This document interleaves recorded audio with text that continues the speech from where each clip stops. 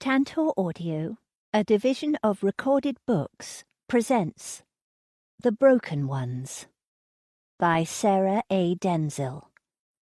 Narrated by Alison Larkin. Prologue. 1, 2, now you. 1, 2, now you. The garden smells nice. Warm leaves, warmth underfoot, sun overhead. Count the birds. 1, 2, 3. Magpies, all of them. Black, blue and white. They sound funny, scratchy and coarse when they sing. I don't like that sound. It frightens me. Maybe I should go inside. I don't want to. I want to feel the sunshine on my skin. When I close my eyes, the after-image of the sun is bright red, like the blood that came out when I scraped my knee last year. 1, 2, what comes next? What did we do? Now you. I don't remember what comes next. Why am I forgetting? What are you doing out here? I tense at the sound of her voice. It's high-pitched and urgent. That means she's mad about something. Her footsteps hurry over. Then her cold hand grasps my arm. We don't have time for this. You need to get ready, she says. I don't want to, I whisper. I always whisper when I disobey her. It's the only way I dare to do it. She yanks me, and I cry out. Her fingernails dig into my skin and tears wet my cheeks. I told you not to play out here, she says. She's sweating. Her hair has come loose from her hairdo and the straggles stick to her forehead. Her blouse is stained and unbuttoned at the top. Her eyes are ringed with dark circles and her lipstick is smudged. But still, she's terrifying to me. Still, she drags me across the grass. What are you doing out here anyway? Who were you talking to? I don't want to say. Well? She insists. Her nails dig harder into my skin. The shadow, I whisper. She stops. I'm afraid now. Afraid of the silence that follows. She sinks down to my height, and all I can think about are her bloodshot eyes. How frantic they are. There is no shadow, she says. There never was a shadow. You need to stop this nonsense right now. I nod my head. I will. I will stop this nonsense. I promise. I just want her to love me. Part 1, Chapter 1. My name is Sophie Howland, and never, not even for one single moment in my sorry existence, have I ever felt like a whole person. There's a part of me that's missing. It's as though a dog tore away a piece of me shortly after I was born. I got eaten all up, like leftovers. Now that I'm older, I believe that missing piece might one day be filled in by having a family. You see, I've always wanted children. I want, more than anything, to belong to a clan. To have it all. Husband, kids, the lot. Mum raised me on her own after Dad died, so I wanted a taste of the normal nuclear life. Perhaps the stars didn't align for me, and it was never part of my destiny. Perhaps at 35 I will be a late bloomer. Everything will click for me all of a sudden. You hear of that happening to women. They're usually rich or famous women over 40, settling down after a glittering career, able to afford a surrogate, not a primary school teacher living with her mother in a small English town. Despite my not finding a husband, you could say that I have the child.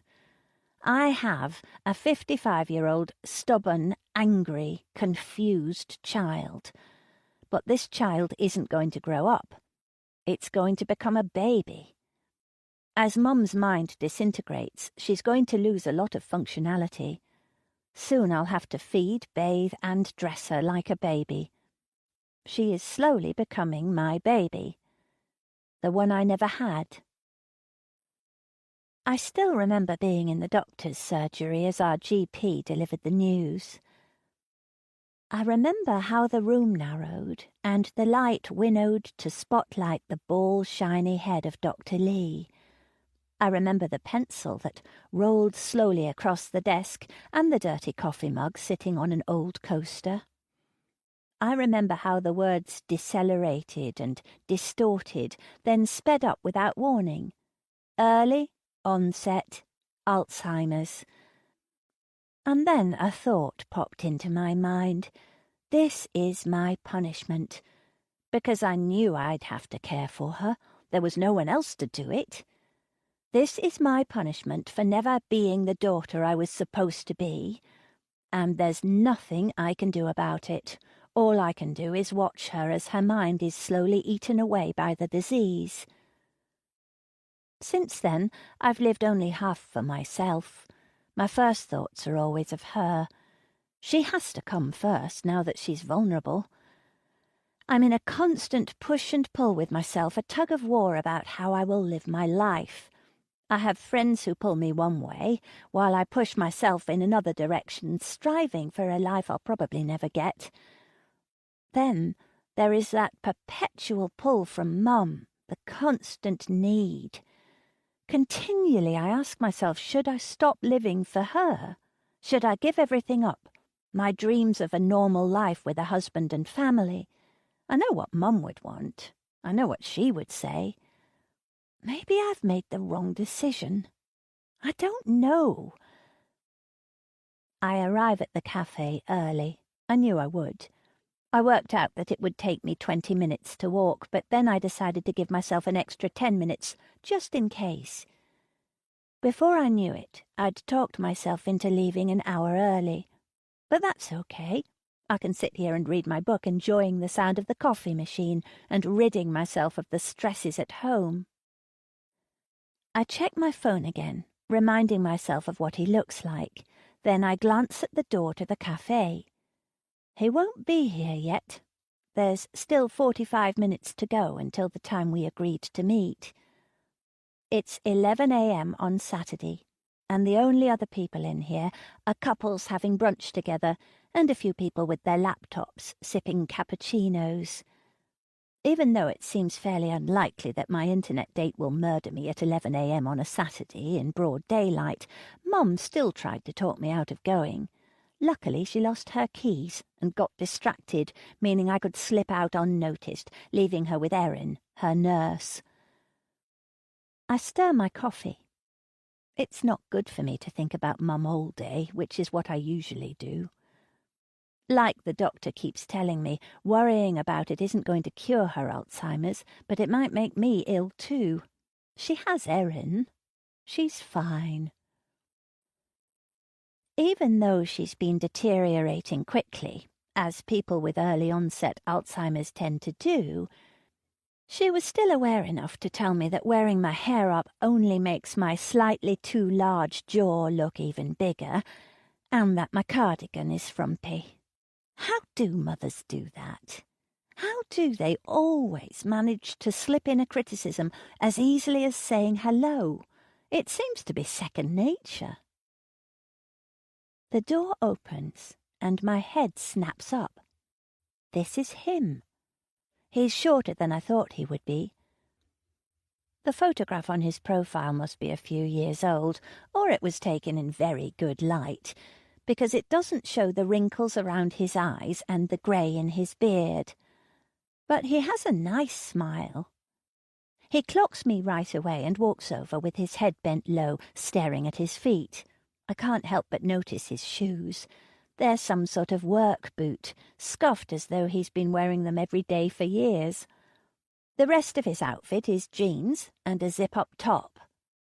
"You must be Sophie," he says. "I'm Peter."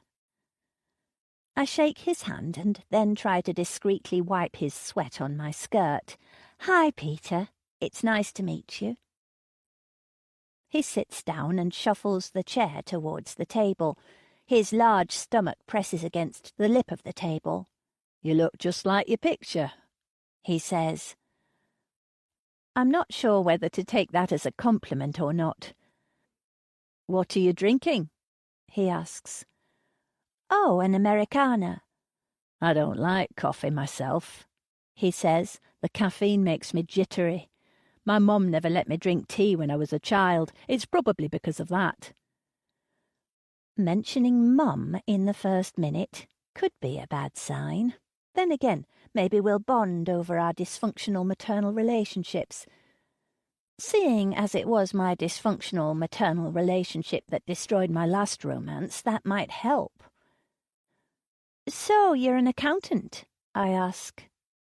Yes, he says. It's a small firm, but we have loyal clients. We get enough work to keep us going. It's mostly self-employed people. You'd be amazed at how unorganized they are. He laughs. Last year I got a bunch of receipts in a plastic bag. I raise my eyebrows. Oh, that sounds... Luckily, the waitress comes over to take Peter's order, saving me from trying to make more conversation.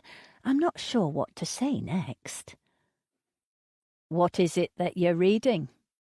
Peter gestures to the upside-down book on the table. Oh! I turn it over. Jane Eyre. It's my third read-through. I tend to read it every 5 years or so to remind myself of why I love it. Peter laughs at this. It's like a big ha! Then he says, I don't like to read. I'd rather play video games. Don't you think it's exhausting trying to imagine all those characters? And writers, well, they're all narcissists. How so?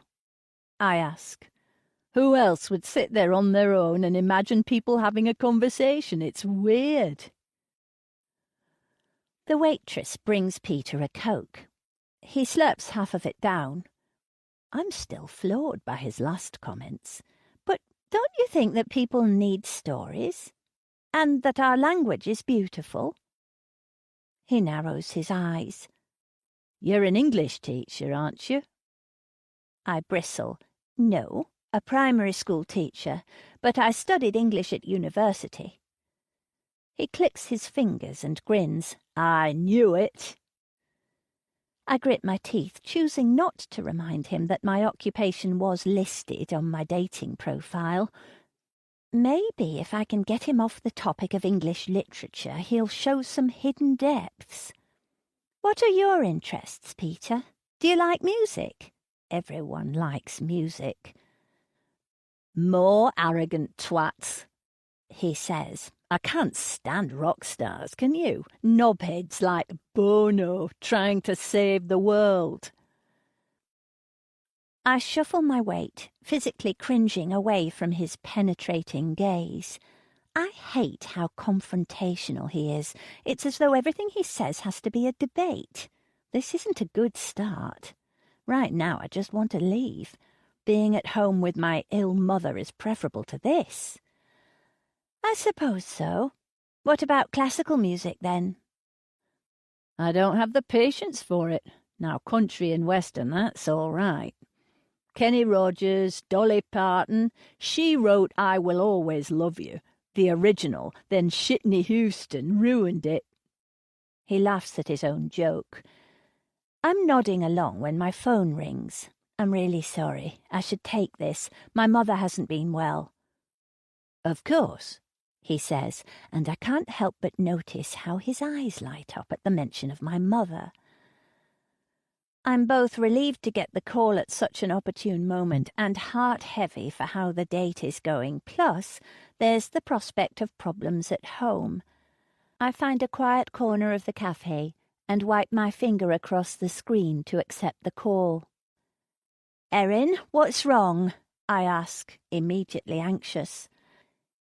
It's nothing to be too concerned about, she says in a voice an octave higher than usual. I can picture her standing by the kitchen work surface, her arms flapping up and down as she speaks. Erin is a decade younger than I am, and sometimes her energy makes me feel exhausted. But Mum isn't doing too good today. She always talks about Mum as though she's a child. That doesn't bother me so much. Mum is so awful to her that I allow Erin any little eccentricity she likes to make the job easier. She's quite agitated. She keeps asking for you. I'm so sorry to interrupt your date. No, that's okay. I jump in. To tell you the truth, I was looking for an excuse to leave. That bad, huh? Erin asks. I glance across at Peter, who waves enthusiastically. I arrange my face into an expression I hope shows concern but not distress, and then shrug my shoulders apologetically. Yeah, he seems nice, but not your cup of tea, she finishes. I sigh. Not really. I'll be home in 20 minutes. I hang up the phone and head back to Peter, sat slurping on his Coke.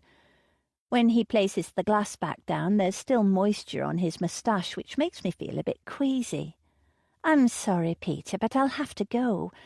My mother is suffering with early-onset Alzheimer's disease, and the nurse has phoned to tell me that she's very distressed. I'm going to have to go home. Oh, what a shame, he says. He finally wipes his mouth and frowns. Can I drive you home? That's all right. I only live a few minutes away. I lie. I don't want to be alone with him in a moving vehicle. I could walk you home. He smiles. It is a nice smile. There's every chance that he's a nice man, just not very good with people. No, you stay and finish your drink. I must hurry. It was very nice to meet you. The waitress winks at me as I hurry out of the cafe. I almost laugh, but then I think about going home, and the laugh fizzles out before it can begin. I will not do that. My shoulders are heavier when I hear her voice. Loud, cockney, mean-spirited. 3 words my mother has embodied for my entire life. Get off me! Mrs. Howland, please, you need to eat something. I open the door as a smash of china rings out through the house. Mum, what are you doing? I hurry into the kitchen to see a broken bowl sitting in a puddle of soup on the kitchen floor. Why did you do that, Mum? This woman broke into my house and tried to feed me poison, she says with her nose in the air. Mum always stands tall and proud. She's thin as a rake, with eyes as sharp as an eagle's. It's only her mind that has lost its edge. Mum, that's Erin. She looks after you. I smile at Erin, who's paid for in part by the Alzheimer's charity. She's a sweet 20-something with a pixie hairdo and a nose ring. Come on, sit down for a moment. I'll get this cleared up. I try to herd her toward the kitchen table, but she bats my hand away. I can't sit down, you stupid bitch. I've lost my keys. Erin's eyes widen at the language, but I don't even flinch. I've got your keys, Mum. They're in my bag. I'll give them to you after you've eaten. Lying to Mum got a lot easier when she started forgetting things every 5 minutes. But when her eyes narrow, I know I'm in trouble. When her eyes flash and she goes quieter, I know she's having one of her more lucid moments. So, how was it then? I see you kept your hair like that even though I said not to. Erin bends down to help me pick up the pieces of broken bowl. When I stand, I avoid eye contact with my mother. It's in these moments that I feel like a 10-year-old child, not a 35-year-old woman. He was nice, I say, but I don't think we'll see each other again. She laughs. Not with that jaw. She turns to Erin, who she's evidently decided is not a murdering burglar anymore. You should have seen her as a baby, chin like an anvil. She tips her head back and laughs. I didn't know whether to feed her or hammer a horseshoe on her. She laughs again. Erin flashes me a pitying smile. She opens a bin bag and we drop the pieces of the bowl into it. Still, at least he didn't rape and murder you, Mum continues. That's what happens on these internet dates. They're all perverts. He probably grooms teenagers in his spare time. I bet that's why he didn't bother. You're too long in the tooth. Mum, I say. My voice is quiet, too quiet to stop my mother. I move across the kitchen to get a rag to clean up the spilled soup. Erin is silent. My insides crawl with embarrassment. I hate it when others witness what she's like. I told you not to go, didn't I? Her green eyes bore into mine. When I was little, I thought lasers would come out of them as if she were an evil Superman. You did, I say, and I was right, wasn't I? She says. Yes, I reply. I'm always right. She moves a few strands of her hair back. She likes to have it set just so. Many hairdressers have been screamed at. Aren't I? Yes. I wring out the rag in the kitchen sink and try not to say anything more. Erin starts on another batch of soup. Did I tell you that I'd lost my keys? Mum says. No, Mum. I'll go and look for them in a moment. After Erin leaves and Mum has been put to bed, I tidy up the kitchen and replace the filled bin liner. As it's early July, if I don't do it right away it will smell, not to mention the fact that I once came downstairs to find Mum's picking discarded chicken out of the bin. Even the memory makes my stomach churn. The evening is pleasant and warm, but the air is full of midges. I pad down the path to the outside bin and quickly throw the filled bin liner into it. Our garden needs tending. Mum always loved to garden, but since the Alzheimer's she's not cared for it as much. I try to get her involved every now and then, but she's too easily distracted. Perhaps I'll enjoy a nice cool glass of wine when I get inside. Or maybe I'll take it into the garden and stretch out on the sun lounger. I don't drink a lot, but there's little that's more relaxing than a glass or two at home. I frown as I step on an oddly shaped object. I didn't bother with shoes to take out the bin, it didn't seem worth it. Now my bare foot is standing on a small round item, too flat to be a stone. I step back, bend down, and pick it up. It's a button from a coat or a jacket.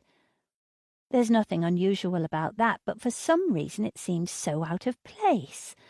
I know it's not from any of my clothes, and I know most of Mum's clothes. I don't think it's hers. I suppose it probably belongs to Erin, so I pop it in my jeans pocket and open the French doors into the kitchen. Has that shadow been hanging around again? I start. Mum is standing in the centre of the kitchen with her hair bedraggled and her face vacant. Her nightgown has come loose, so I can see far more of her chest than I'd like. Come on, Mum. I'll take you back to bed. But before I take her up, I make sure to turn around and lock the door.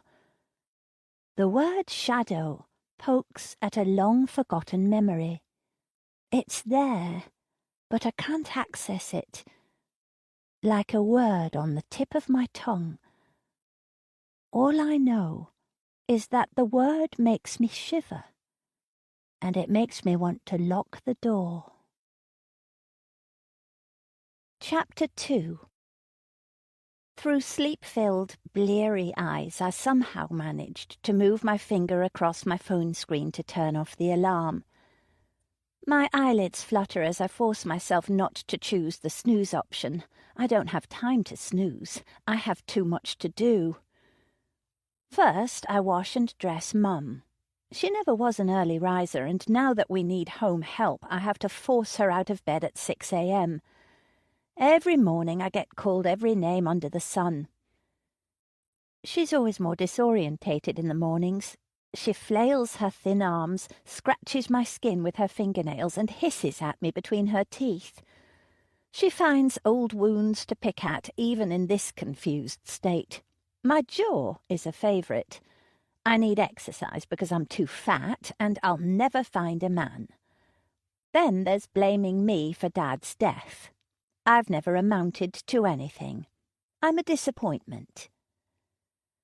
At 6:30, I make us both breakfast. Sometimes Mum still loves her favourite breakfast, which is toast and strawberry jam. Other days she suddenly hates it. I manage to gobble down tea and toast while watching her like a hawk to make sure she eats enough. Then at 7 a.m, Erin arrives and I bomb upstairs to get a quick shower and get ready for work. Sometimes I even squeeze in some marking if Erin is a bit early. It can be hard to leave the house if Mum is being difficult. I know Erin is being paid a wage to care for my mother, but I also know it's not easy, not even when she's more lucid. She's always been a difficult woman, but I suppose I've found ways of dealing with it early on. I fell into a book or into my studies. Mum never wanted me to go to university. She wanted me at home. I think she was afraid of being alone. We compromised, and I lived at home and travelled into Derby to study there. I managed to find a work placement on the outskirts of Derby, and then a position opened at the local primary school. Everything fit perfectly, and I got to stay close to her. That's how it's always been. The two of us.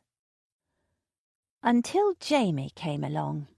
We met in the pub one Friday night at the end of term piss-up with the other teachers. You could say I was a late starter in life.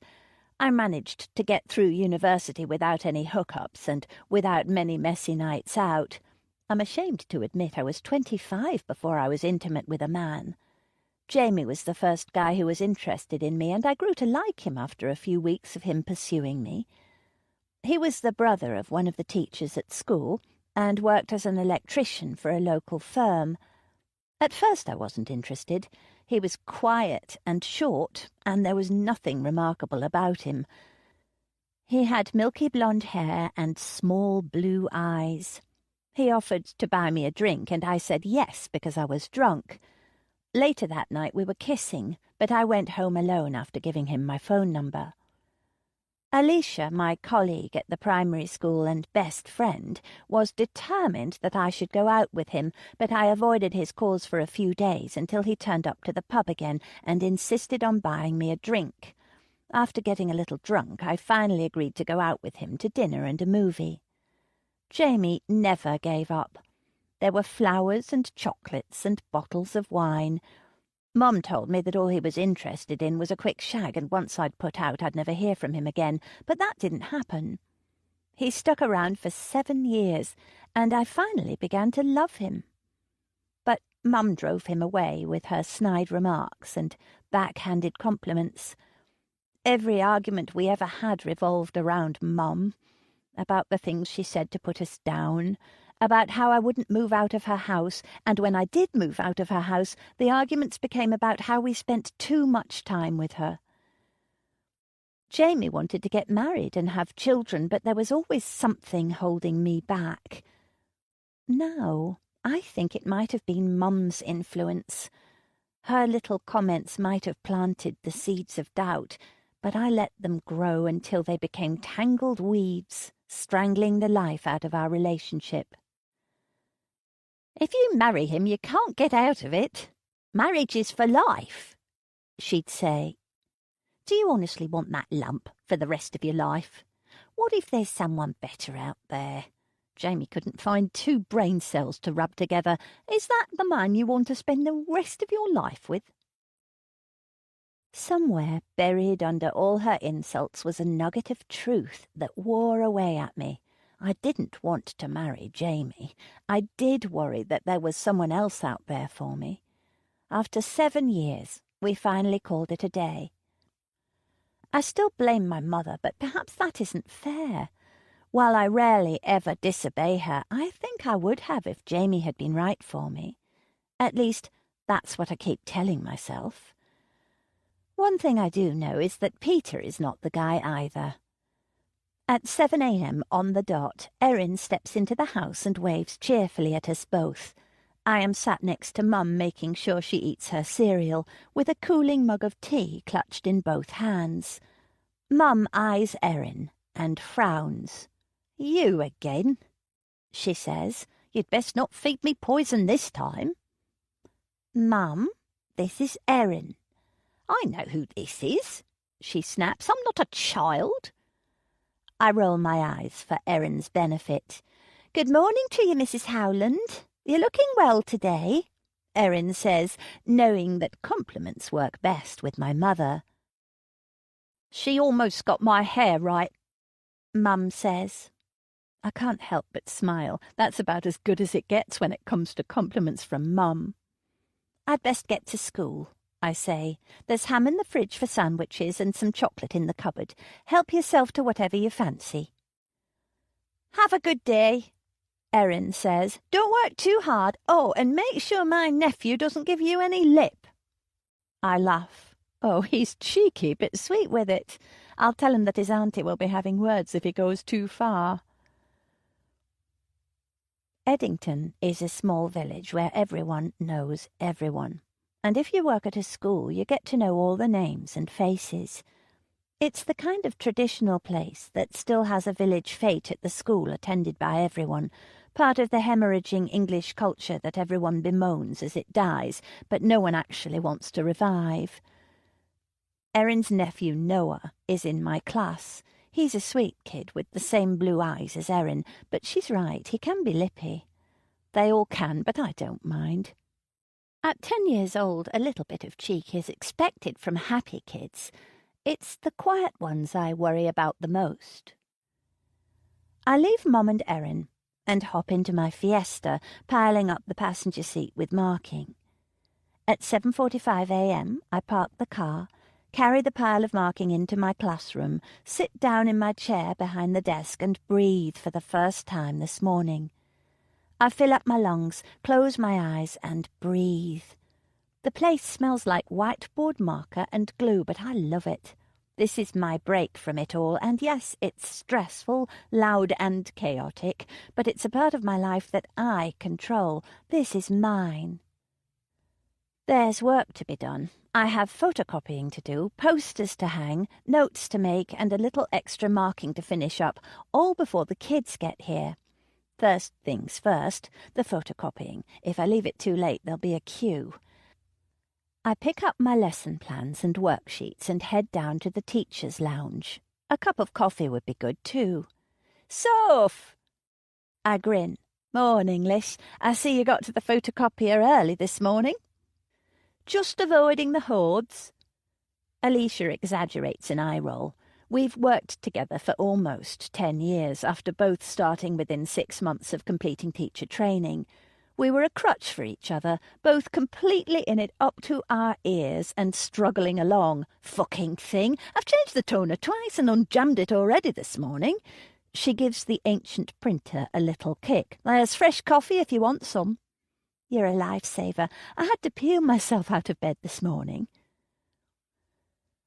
I head over to the small kitchen table to pour a cup into my favourite mug, one with a bust of Shakespeare on the front and the caption "To be or not to be, that is the classroom," a present from Alicia when I first started teaching in 2B.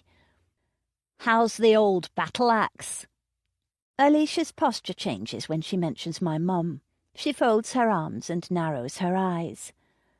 Alicia has only met Mum once, when she picked us both up from a teachers' convention in Nottingham. Unfortunately, Mum talked to Alicia like a child the whole way home, raising her voice and talking slowly, as though Alicia couldn't understand English. Alicia, whose heritage is Indian but who was born and bred in Manchester, gritted her teeth and put on an over-the-top Indian accent to make light of the situation, but I know it annoyed her, rightly so, and she's disliked Mum ever since. I'd never gone into a lot of detail about my childhood, but I think Alicia saw who Mum truly is. Though I already knew Mum's true colours, I saw them reflected back to me from Alicia's reaction. It unsettled me. After that incident, we almost drifted apart. It was around the same time that she became pregnant with her first child. As well as feeling incredibly awkward about how Mum had treated my best friend, and how I'd failed to stand up to Mum yet again, the sight of my best friend going through pregnancy was almost too hard to bear. It took me a long time to realise how jealous I was of her, and then I felt like the pettiest person in the world. So I shouldered the pain and I bought presents for her newborn. I went to the hospital and I took her flowers, and I held her child in my arms. I saw her happiness and I was glad she got to experience it. I loved them both. I tried to shake the thoughts away. Confused, frustrated, difficult. The Alzheimer's is progressing quickly. She has her good moments, where she's exactly as she was, but there are times when she looks at me and I'm not sure she even knows who I am. Alicia's expression softens. That must be hard. She shifts her weight from one foot to the other, and an awkward silence follows. I know exactly what she's going to say next, and I automatically tense up. Have you given it any more thought? She raises her eyebrows, clocking me with a serious gaze. I have thought about it, I say, but I can't. It's almost imperceptible, but Alicia's lips tighten as though she knew I was going to say that, and is disappointed in me. I'm just going to say this. I know it's not my place, but you're my best friend and I can't hold it in any more. Why are you still caring for this woman when I know she's been a terrible mother to you all your life? She holds her hands up when I'm about to interject. It doesn't take a genius to work it out. That woman is emotionally abusive. She tried to talk you out of going to university. She picks on the way you look in front of other people, and she broke up your relationship with Jamie. God knows what she was like when you were a child. This is your opportunity to get rid of her for good and finally move on with your life. Take it. Sell her house, move her into a home, and finally live the happy life you've always deserved. My spine straightens. Opportunity? I'd hardly call watching my mother deteriorate into a child an opportunity. Alicia sighs. You're right. I'm sorry. That was a poor choice of words. She collects her papers and taps them against the top of the photocopier to get them straight. Maybe I overstepped, I don't know. I just want to make sure that someone is on your side. I want to be on your side, and I want you to be happy. You know you deserve to be happy, right? I blink, trying to process everything that's going on. Alicia's sudden plea, Mum's difficulties at home. It's all happening so fast. A few months ago, Mum had mild memory loss and lapses in concentration. Now she's deteriorating faster than even the doctors expected. I know, but I speak quietly, without confidence. Alicia places a hand on my arm. If you need help, I'm right here. I believe her, but I wonder how much help she'd be willing to offer. There's only so much anyone can do when you're in this situation. They can't clean up my mother's urine or put her to bed. They can't fill out the paperwork needed to sort out financial aid or finalise Mum's will. They can't be there 24/7, watching her to make sure she doesn't burn down the house or try to eat uncooked bacon from the refrigerator. No, they can't do any of that. Which is Alicia's point, isn't it? That I can't cope on my own, so I should put Mum in a home. I place my paper in the photocopying machine. No, I can't do that. Mum would give up in a place like that. I wouldn't be able to afford the best, and I'd be leaving my mother at the mercy of people who probably don't give a shit about their patients. There are horror stories in the press all the time detailing how care assistants abuse their patients. I can't let that happen to Mum, no matter what has happened to us, no matter how hard the next few years will be. The classroom is one of the few places I can clear my mind of all the things I need to do to help Mum. This is all about the children and giving them a good start in life. But I'm the first to admit that my head is all over the place today. I even mess up teaching a simple grammar lesson to the children, prompting Isaac, who is very advanced for his age, to question me. My face grows red and all the children make ooh and ah noises when I realise my mistake. Erin's nephew calls out, "Miss! Miss, you got it wrong, miss!" delighted that a grown-up can make a mistake. Lunchtime is a sandwich at my desk, followed by playground duty. I quickly check my phone for messages.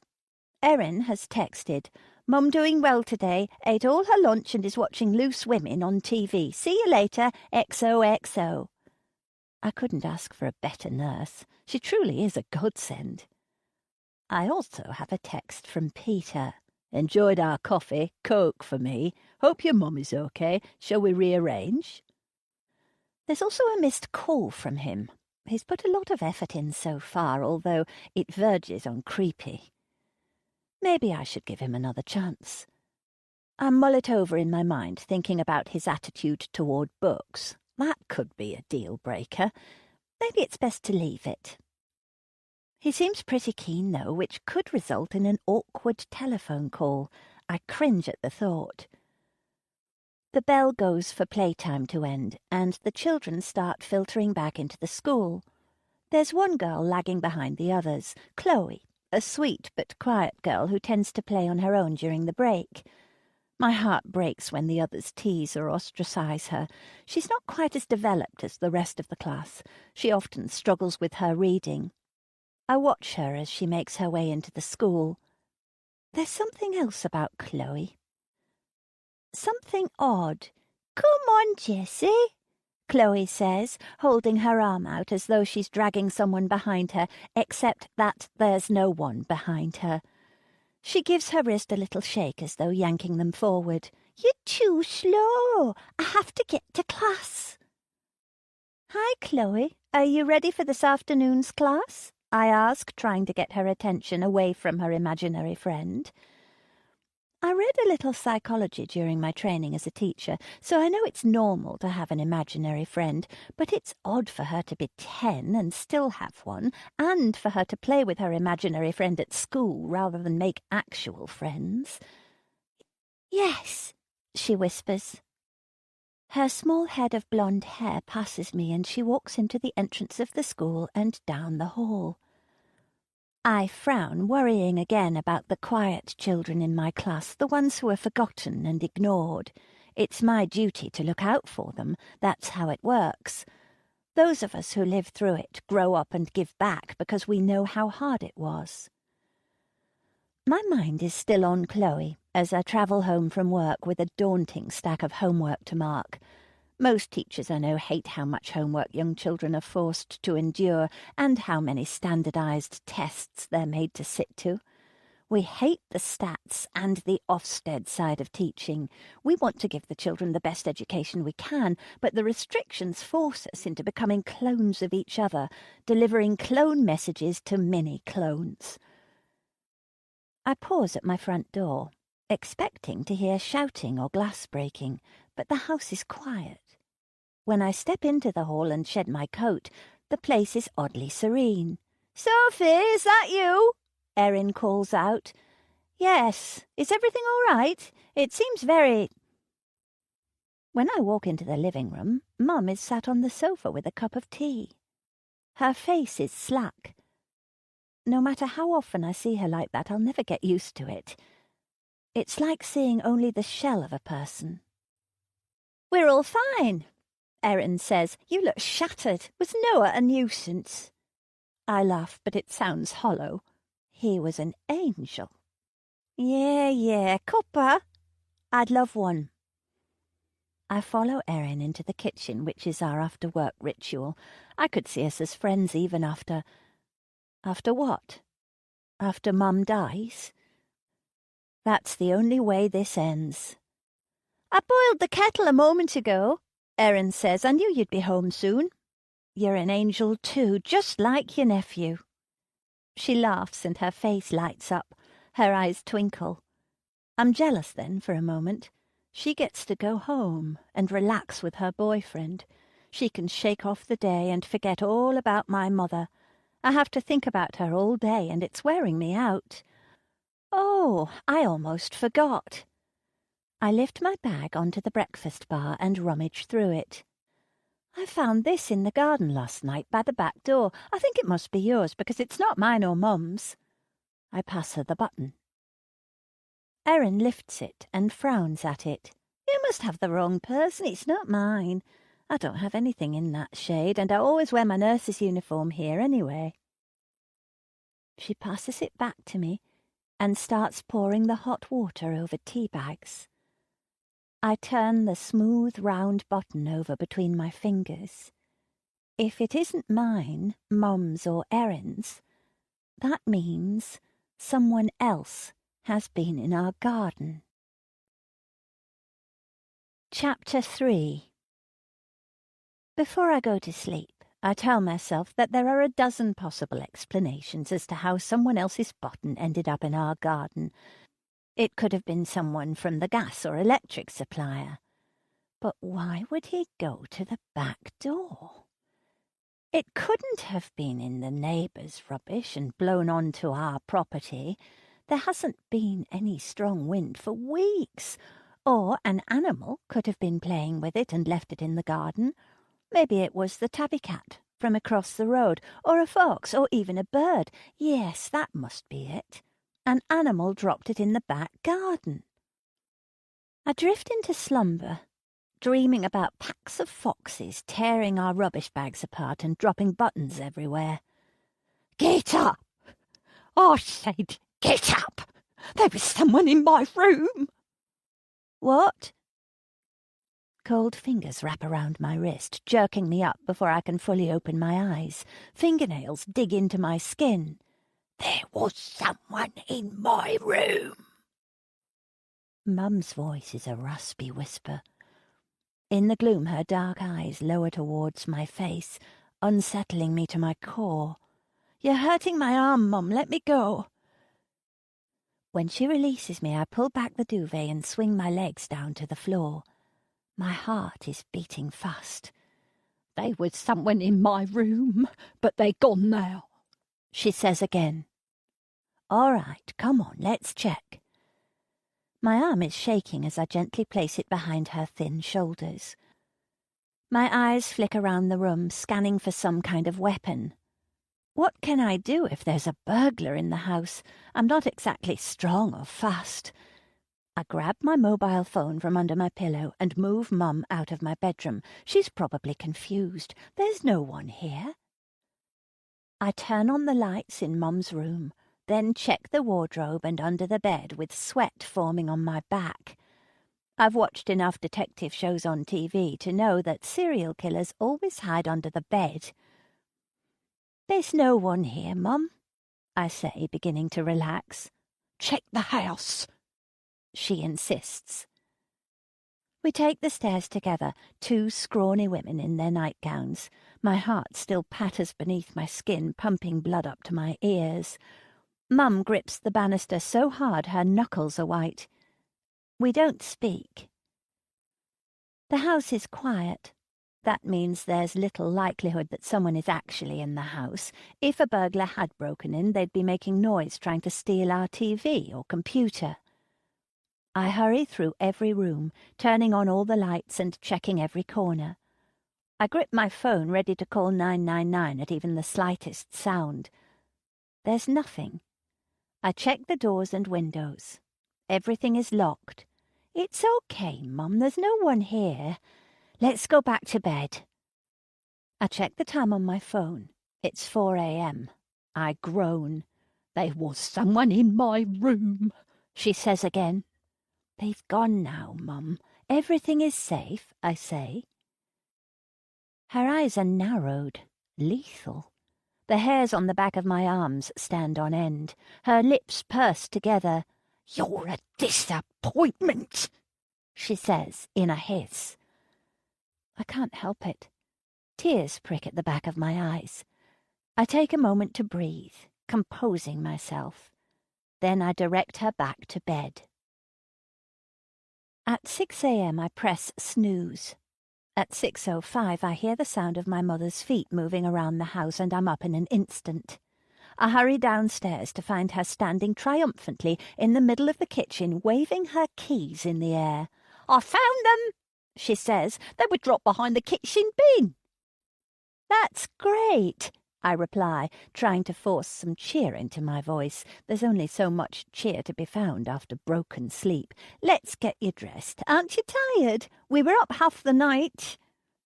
"No, we weren't," she says. "What are you talking about?" "You thought someone was in your room, remember?"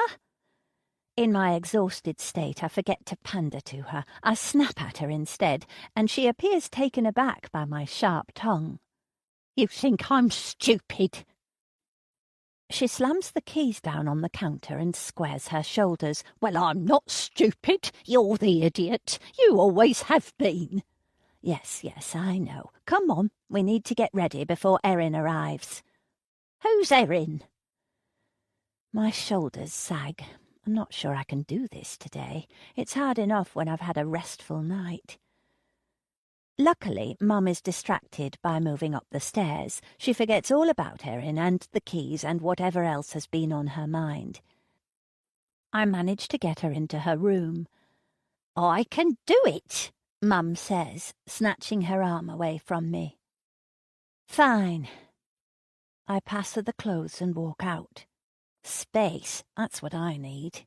A few moments to compose myself, to rid my mind of its crippling stresses. 2 minutes alone. My bedroom is filled with comforting silence until my mobile phone begins to buzz. I retrieve it from underneath the pillow to find another missed call from Peter.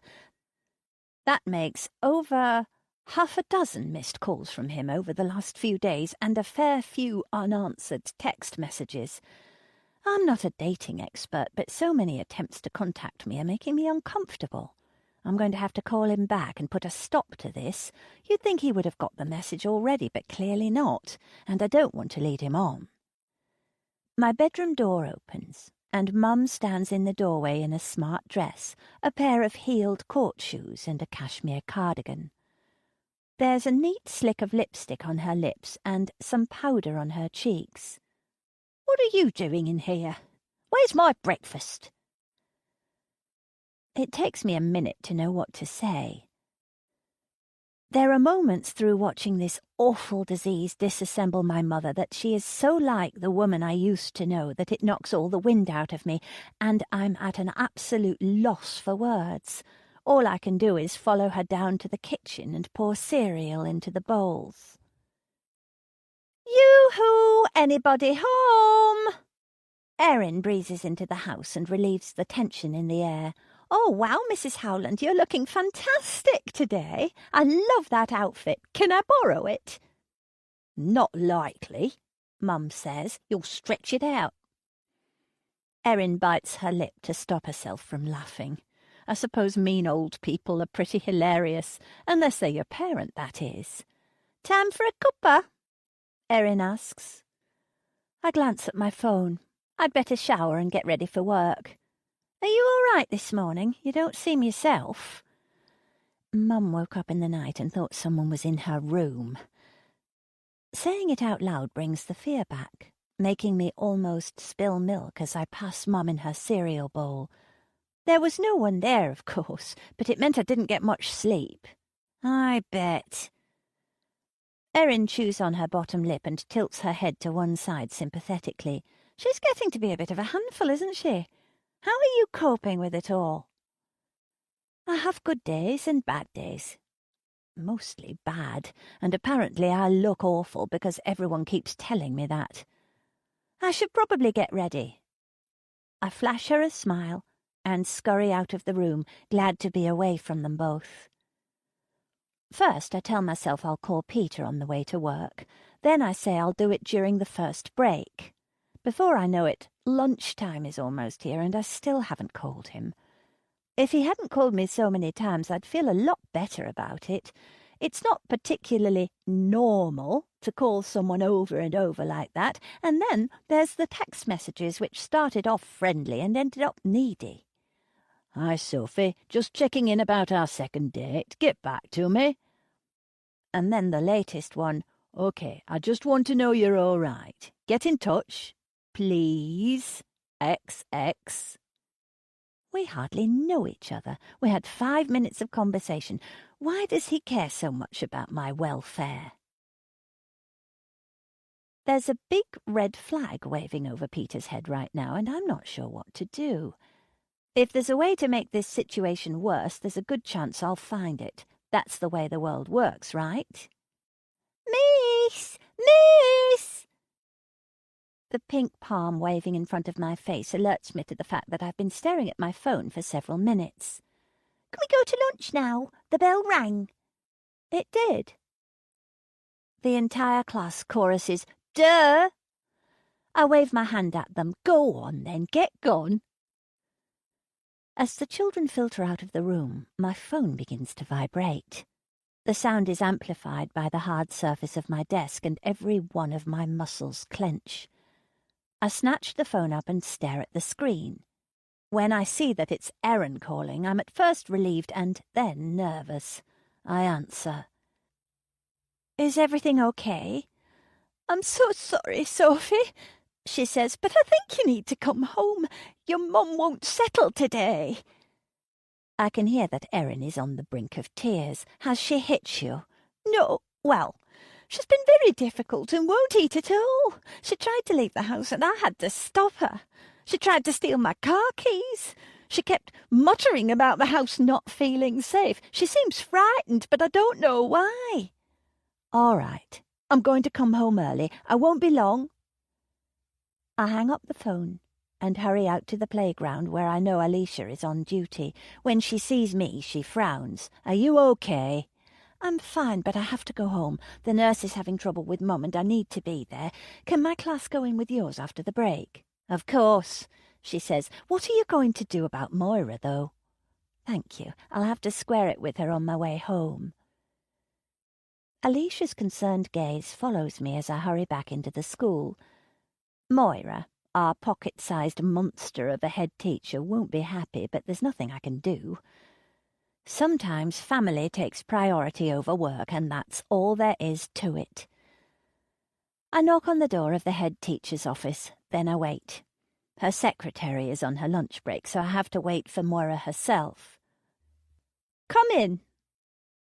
I enter the room and am face to face with Moira's ice-blue eyes, always shocking beneath her sharp cut of black hair. She sits stiffly, with her hands placed on the desk in front of her.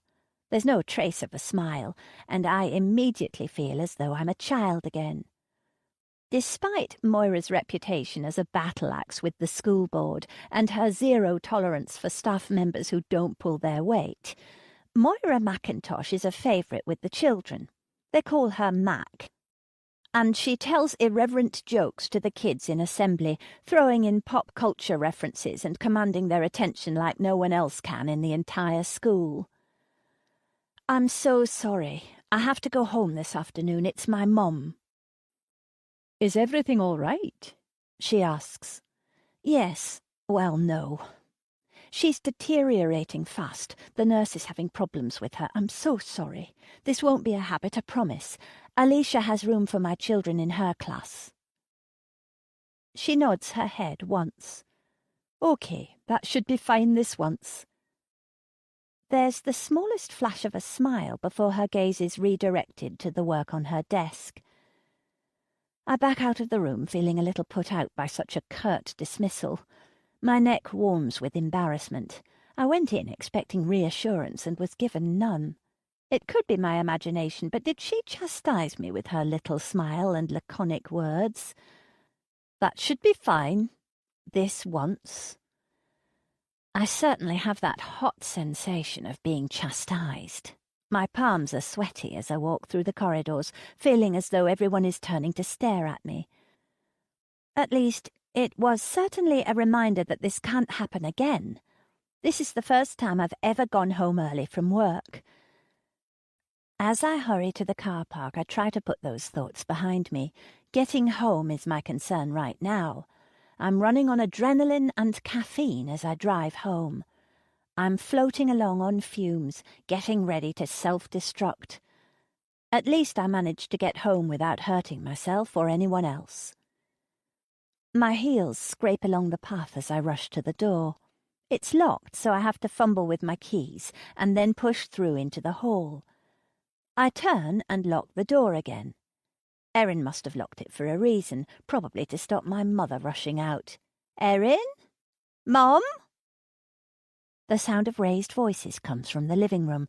Something, you're not welcome here. Something, out of my house. Then there's a sob. When I enter, I find Erin cowering behind the sofa cushion with Mum holding the heavy candlestick we use for church candles above her head. I approach slowly, shocked at the scene before me. Mum, put the candlestick down. She turns to me and her mouth falls open. This woman is in my house and she won't let me drive. I want to go for a drive. If you give me the candlestick, we can go for a drive. Her eyes flash with anger for a moment, and I take a step back, anxious about what she'll do. Then her arms lower, and she blinks. I'm not sure I want to go for a drive after all.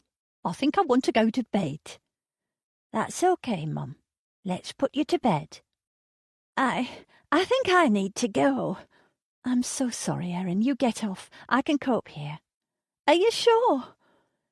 She wipes her wet cheeks and grasps for her handbag on the coffee table. Of course.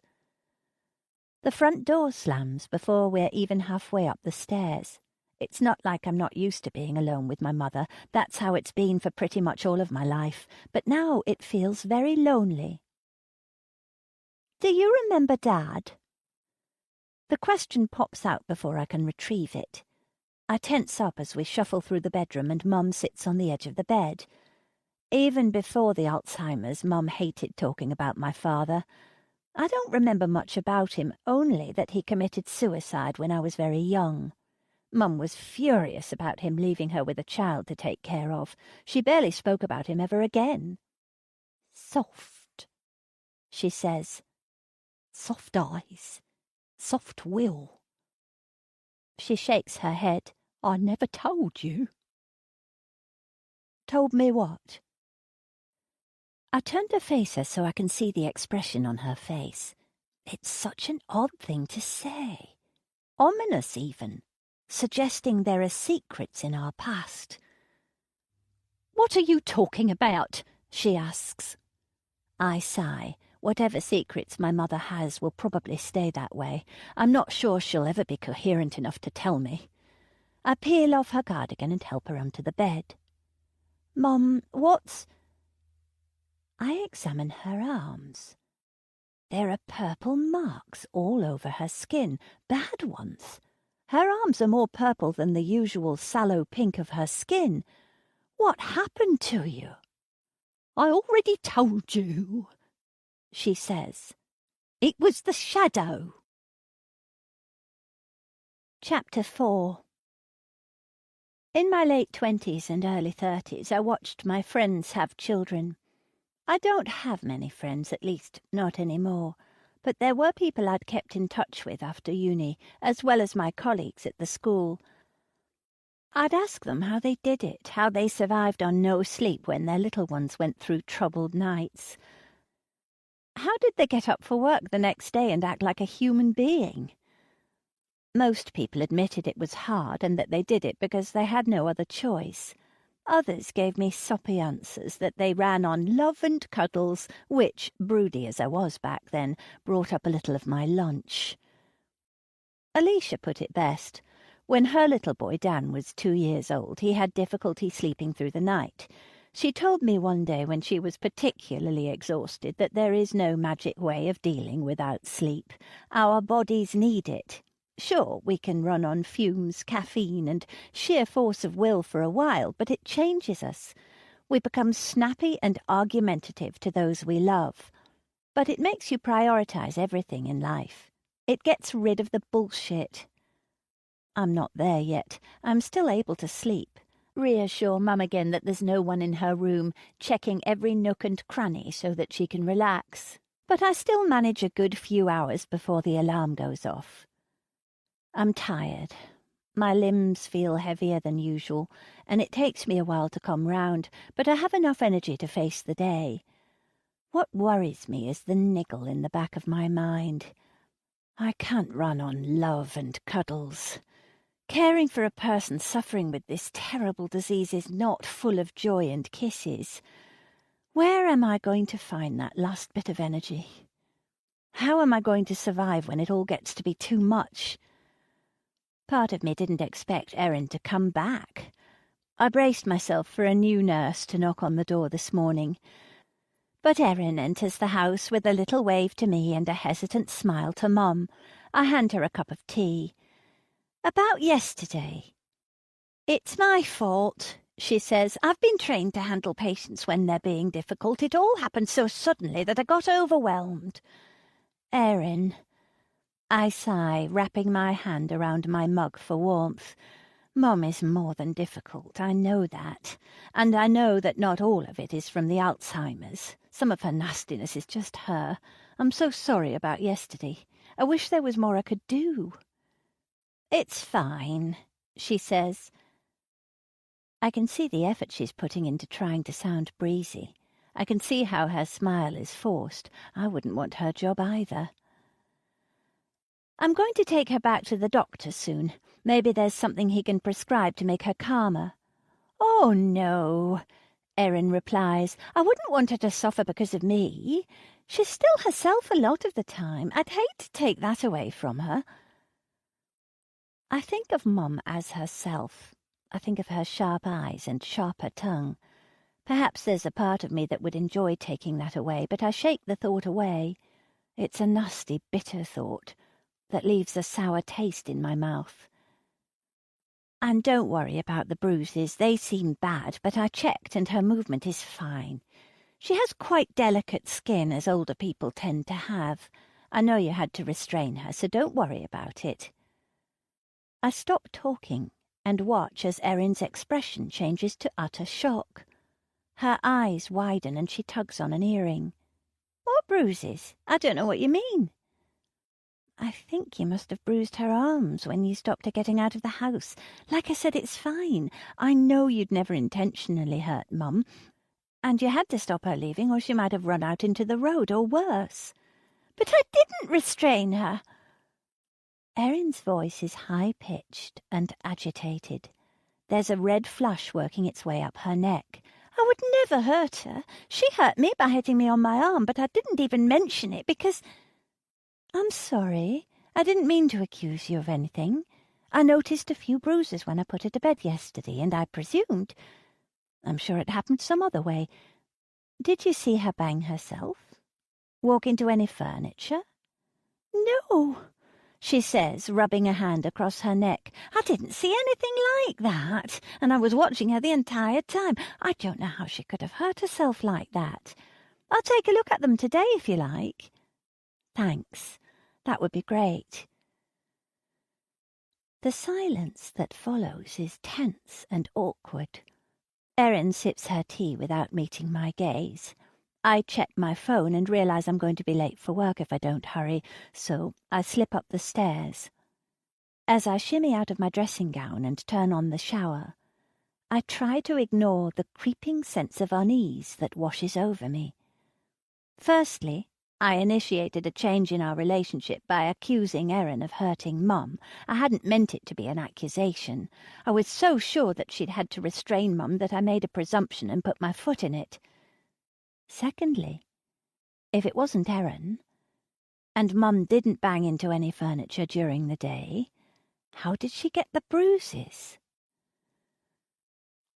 While I usually like to get my kids to interact in the classroom, there are times when it's nice to let them read quietly while I finish marking. Today I decide that the afternoon lesson can be half reading their books quietly to themselves and the other half reading passages aloud to the class with a little discussion afterwards. I know that every teacher tries to get the shy kids out of their shell a little, and pretty much every teacher fails to do so, but I have a few children that I'd like to read aloud today. It's tough for them, I know, but I worry about how they'll interact with the world when they're older. I remember the first time I had to speak aloud in a professional capacity and how terrified I was. I don't want them to feel that way. Okay, I need some volunteers. Who's going to read the first paragraph? How about you, Chloe? I ignore the other hands that go up. I know Ben will read it in a funny voice and probably insert a few fart noises. Alice will sit up straight and put on her poshest voice, showing off for the rest of the class. It's not Alice and Ben that I worry about. It's Chloe, the girl the other ones ignore. The girl who stares out of the window with a woeful expression. The girl who stares at me with a look of abject terror on her face. "Which bit, miss?" She moves around in her seat and picks up the book, pretending to search for the paragraph in question. At the top of the page, Chloe. It starts with "The Penguins." She stares intently at the page. Her fingers pull the book apart, stretching the spine. She finally lifts her head and says, "Can Jessie read it?" The class breaks into giggles. "That's enough," I say in my sternest voice. "Would it help if Jessie read the paragraph?" Chloe nods her head up and down. My heart sinks. She's so behind the others in literacy and numeracy that I'm not sure how I'm going to help her. "Then you can read it as Jessie if you like." I use my kind but serious voice to try to stop any giggling or nonsense from the rest of the class. Off you go. "The Peg-Gids," she begins. Unfortunately, as she speaks as her imaginary friend Jessie, she uses an odd nasal voice that makes most of the class spasm with barely controlled silent laughter. I give Ben an icy stare as he begins to open his mouth to speak. I shush the others who can't keep their laughter quiet. "That's okay, Chloe, you're doing well." I nod at her, encouraging her to go on when she trips over words. Finally, she comes to the end of the paragraph. "Well done, Chloe. That was great. Okay, who's next? How about you, Alice?" A safe bet. Alice is far too in need of approval from me to make fun of Chloe's reading. She picks up where Chloe left off, pronouncing each word with aplomb. I hardly hear her. I'm watching Chloe. She doesn't even appear to be aware of the rest of the class. She's scribbling notes on scrap paper and showing them to an invisible person sat next to her. Then she smiles. "And that is why penguins are the only bird—" The bell goes, snapping me out of my reverie. "Okay, guys, off to break time you go. No running in the corridor." I wait in my seat as the children rush out of the room, finally free to laugh out loud as they want. They're fueled by the held-in excitement. Friends turn to each other and whisper about Chloe. Others imitate her odd voice. I wait until Chloe is passing my desk, and then I ask her to stop for a moment. "How are you, Chloe? You're a little withdrawn from the class today." "I'm okay," she says. "You read well today. I'd like you to keep practicing your reading, okay?" She nods. If there's any trace of embarrassment or sadness from today's class, I can't see it. She's impassive, but clearly uncomfortable talking to me. She'd rather be hidden away with Jessie in some corner of the playground. "What about your parents? Are they okay?" I ask. "They're fine." She stares down at her hands. "Have fun at break today. Are you going to play with the others?" She shakes her head. "Just Jessie." I catch movement in the corner of my eye. Alicia stands in the doorway, waving. OK, well, see you in class after break, I say, dismissing Chloe. Alicia strides into the classroom and perches on one of the front desks. She watches Chloe leave the room, shutting the door behind her like I ask the children to do if they're lost out of the classroom. I like a few moments of peace. That kid gives me the creeps. She unwraps a chocolate bar and tucks in. I'm trying to get her to interact with the other kids, but nothing I do works. In fact, I end up making it worse. Now they're all teasing her. I sigh and run my fingers through my hair. The parents have hired a child psychologist, Alicia says. She seems disturbed, if you ask me. Well, at least the psychologist might be able to do something. They'll be more help than I am, anyway. Hey, you want to go for a coffee after work? I'll get you a mocha and a bun. Alicia waggles her eyebrows at me, trying to entice me out. I can't. I need to be at home after Mum's bad episode yesterday. You need some time away from her and work, Alicia says. You look like you're about to burn out. I'll be okay, I reply, wondering whether that's a lie. Be careful, Soph. You can't fix everyone who makes you feel sorry for them.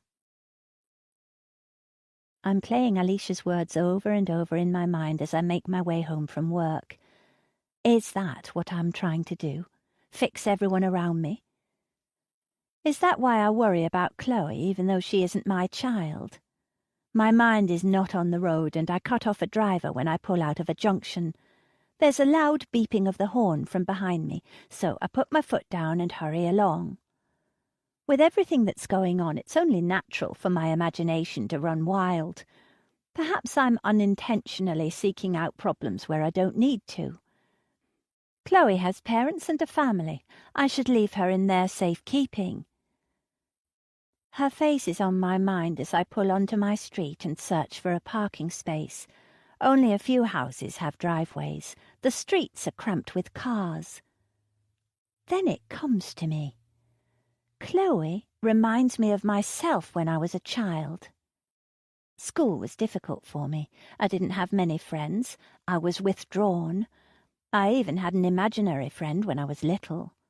What I want is to go back and help the younger version of me. The thought is unsettling, but it's true. I put it to the back of my mind as I park the car, unclip my seatbelt and make my way into the house. There haven't been any calls from Erin, so I assume everything has gone smoothly today. Still, my body is strung tight as I open the door and call out hello. I'm half expecting Erin and Mum to be going at it hammer and tongs, each trying to strangle the other, with their eyes wide and bloodshot. But all is quiet. Mum is on the sofa, zonked out in front of one of her soaps. Erin is wiping down the dining table with a cloth. She spilled her tea, Erin says. I can't help but notice that she's not meeting my eyes, and she's wiping down the table rather vigorously. Can I make you a cuppa? Not today. I've got to get home. Josh is cooking dinner tonight. Sounds lovely. Erin moves across the kitchen and squeezes out the cloth in the sink. I'm sorry about this morning, I say. I got the wrong end of the stick completely. Don't worry about it. She puts the cloth back on the draining board and dries her hands with a towel. Looks like your phone is ringing. She gestures to where I left it on the kitchen side. I'd best be off. I'll see you in the morning. There's not much more I can say, so I let her leave, hoping that she'll forgive me after sleeping on it. Peter's name is on my screen again. I take a deep breath. It's time to put a stop to all this. I try to shake out the nerves and then answer the phone. Hello, I say. Sophie. He sounds so excited to hear my voice that my heart almost skips a beat. I was so worried. I'm sorry I haven't got back to you, Peter. It's just, well, I've been busy with my mum. That's okay, he says without hesitation. Look, I know you were hoping to meet again, but I'm really sorry. The thing is, I have too much going on right now. I'm pretty much caring for Mum full time, and I don't mind. he interrupts. I live with my mum too. I think it's great that you take care of her. Right. And that's nice of you, but I can't fit anything else into my life right now. What are you saying, Sophie? I might be being oversensitive, but it sounds as if his voice has taken on an icy edge. He's annoyed. I'm saying that there won't be a second date. It's nothing to do with you. You're very nice. I can't date right now. When he next speaks, it's as though he's talking through gritted teeth.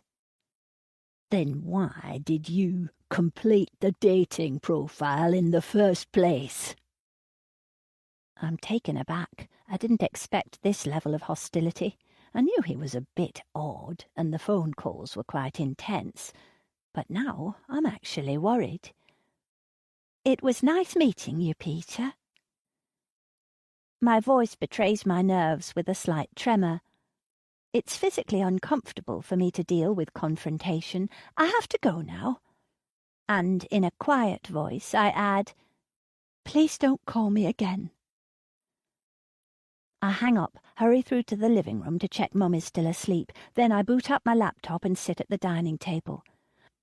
My heart is still beating quickly as I delete my profile from the dating website.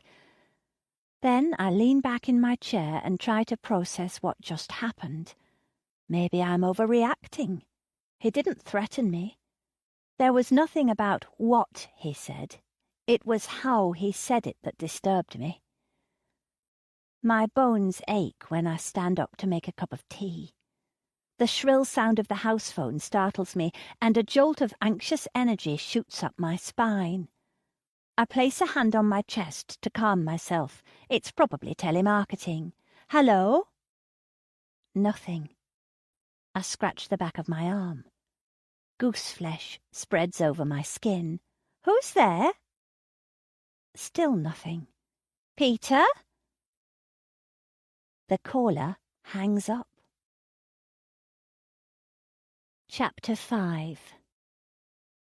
I place the phone back down on its base and step away.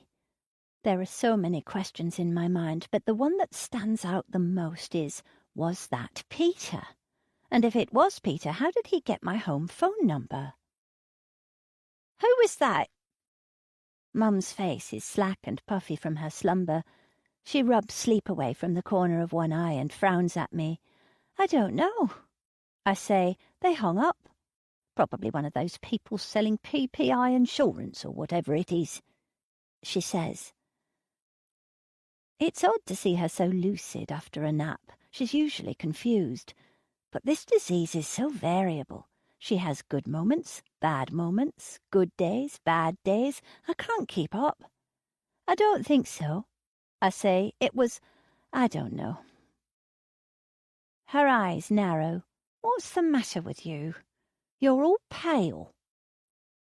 She takes a step towards me, and I try not to cower as her eyes scour my face, inspecting me for clues. She loves to guess when something is wrong because she loves to be right. You know who called? The corners of her mouth twitch up, half smiling. It's amazing how one hard glare from my mother turns me into a 10-year-old girl who squirms as she forces the truth out of me.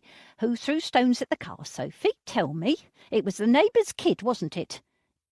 You're covering for him. I cringe away from her, expecting those strong fingers to wrap around my arm and drag me through the house, then storm next door and bang on the door. I can feel her fingernails digging into me. I close my eyes and swallow, forcing the memory away. I don't know for sure, I say when I'm composed. Well, whoever it is, they've given you the heebie-jeebies. Come on, then. Spit it out. Who is calling our house and hanging up, and why are you so scared? Peter, I blurt out. The man I met from the dating website. I think it's him, and I don't know how he got our home number.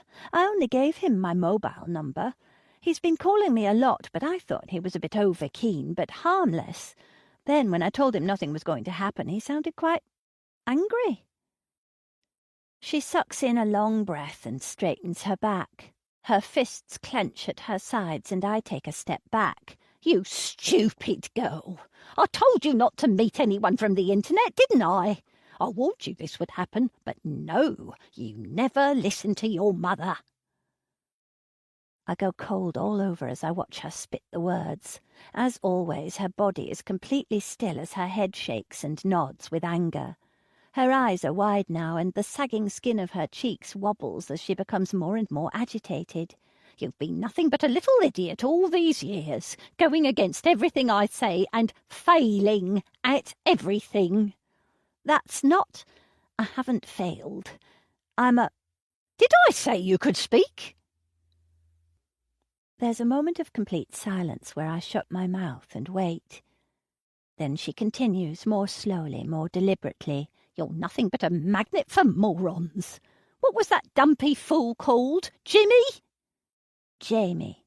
Of all the men you could choose, you went with that fat little man. I told you from the beginning that he was a loser, didn't I? But you let him trample all over you like the good little doormat you are. She laughs. Of course, with that chin, you can't hope for much more than an egg-smelling fatty like Jamie. She imitates my voice as she says his name. I find myself staring at my feet like I have my entire life. Tears burn at the backs of my eyes. In the past I've broken down completely and begged her to stop, but I know now that these outbursts are inevitable. Whenever she's stressed about anything, she takes it out on me. If I can just take it, if I can let her get all this vitriol out of her system, it'll stop, and I won't have to worry about it for a little while.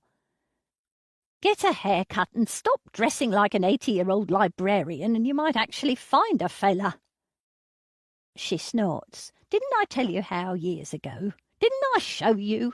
I could have any man in the village if I wanted. This was perhaps true 10 years ago when Mum was still an attractive 45-year-old woman. Also, she's already had nearly every man in the village. Her affairs are the worst-kept secret in Eddington. How did I raise you? How did you end up this frumpy prude who needs the internet for a date and only attracts perverts and idiots? What did I do as a mother to deserve a daughter like you? The last sentence hangs in the air. It's nothing I've not heard before, but the vitriol always surprises me. I shut my eyes, and a memory floats into my mind. It's afternoon in winter, and the low-setting sun floods the kitchen.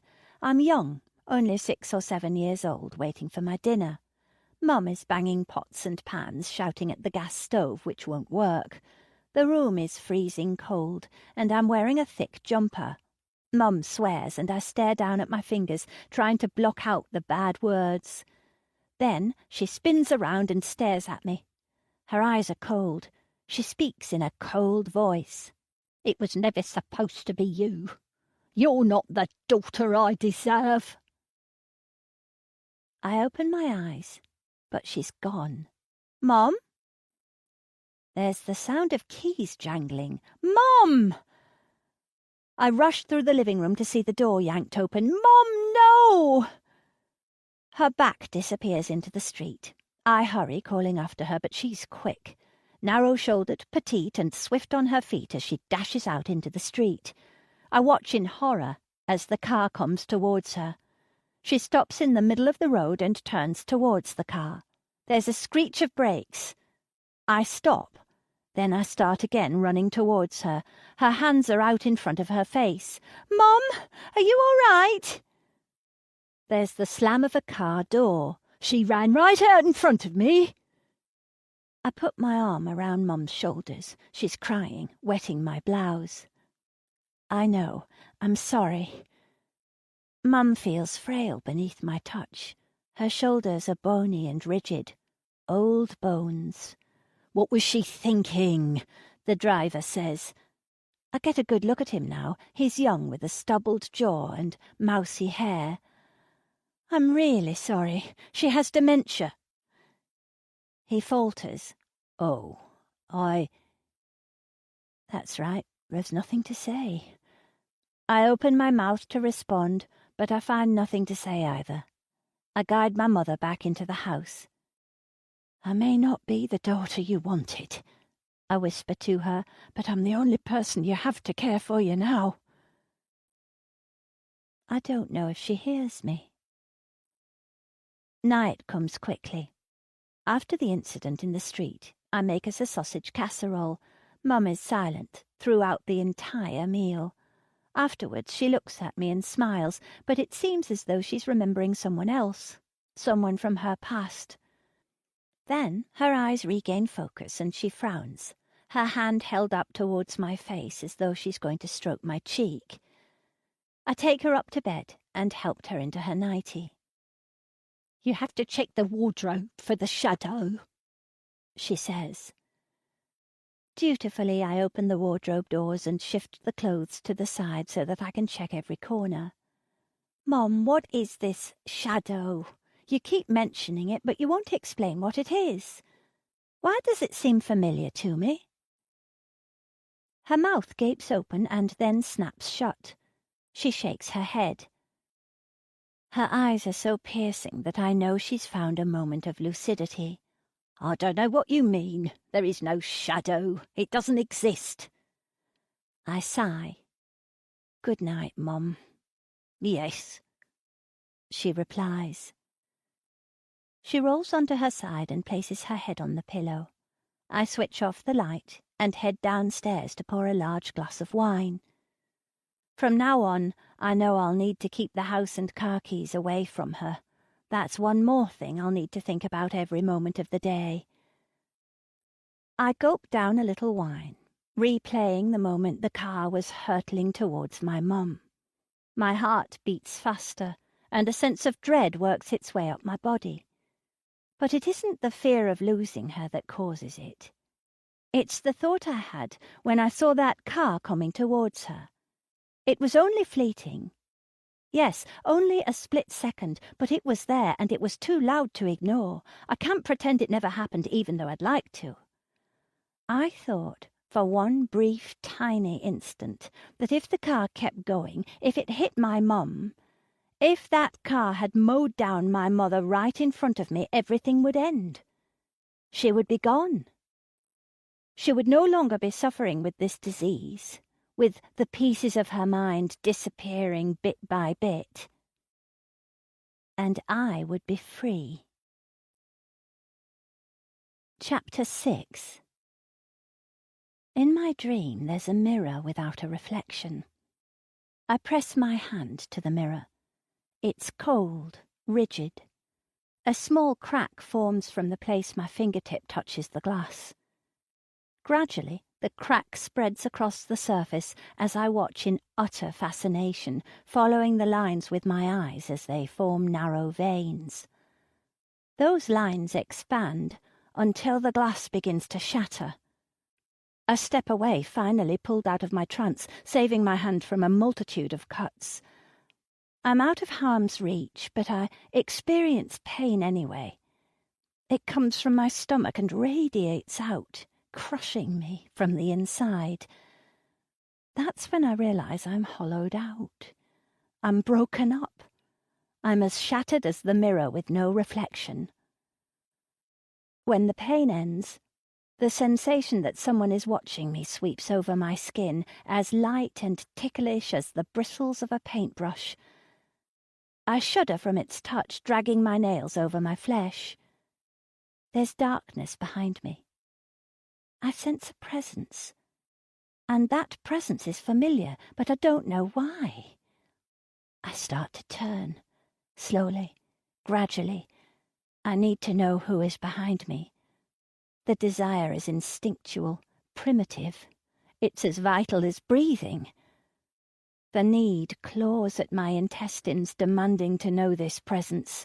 But this is where the dream ends, with my body half twisted, my chest rising and falling in anticipation, and the whisper of darkness reaching out to me, but not quite finding me. This is where I wake. I open my eyes. My skin is slicked with sweat. It's slippery and cold when I rub the dreams from my eyes. The alarm blares and I lash out, tangling my hands in the bedsheets. It's 6 a.m., and my day has begun. I find my phone and switch off the alarm. Then I swing my legs out of the bed and heave my weight up. Despite eating less and less each day, I feel heavier. It's not body fat that's weighing me down, it's stress. It's the knowledge that I'll spend another day worrying. The pressure of caring for my failing mother is dragging me down, and I can't deny it any longer. At least the soft cotton of my dressing gown is comforting. I walk across my room and open a window. There's a bitter scent in the air. Perhaps it's my body odour from the nightmare. Perhaps it's the basket of laundry overflowing from neglect. The morning breeze is fresh and pleasant on my skin. I could linger here for another minute, maybe 3 or 5, but I can't. I need to get ready. My feet drag across the carpet on my way out of the room. When did my steps slow to a crawl? I used to be swift. On school trips, my pupils complained that they couldn't keep up, but I'd tell them not to dawdle because there was so much I wanted to show them. So much art, so much literature, so much technology. The door shuts behind me with a firm clunk. The handle of Mum's door is cold, and it triggers an image from my dream of my fingertips pressing the glass of the mirror. I shake the image away and open the door. The smell hits me first. It fills the room. Vomit. Then I hear her. I hear the strangled sound coming from her throat, like a growl bubbling through soup. Her skin is waxy and pale. There's foam seeping between her lips and a spray of food on her pillow. My hand rises to my mouth as my stomach lurches. My mother is choking on her own vomit. I stop breathing. I don't move. The temperature in the room seems to plummet. I stand there in my dressing room listening to that strangled noise. Then her head tilts towards me and her bloodshot eyes open. I spring to action, turning my mother onto her side, opening her mouth and performing the disgusting task I would not wish on anyone, clearing her airway of the vile mixture clogging it.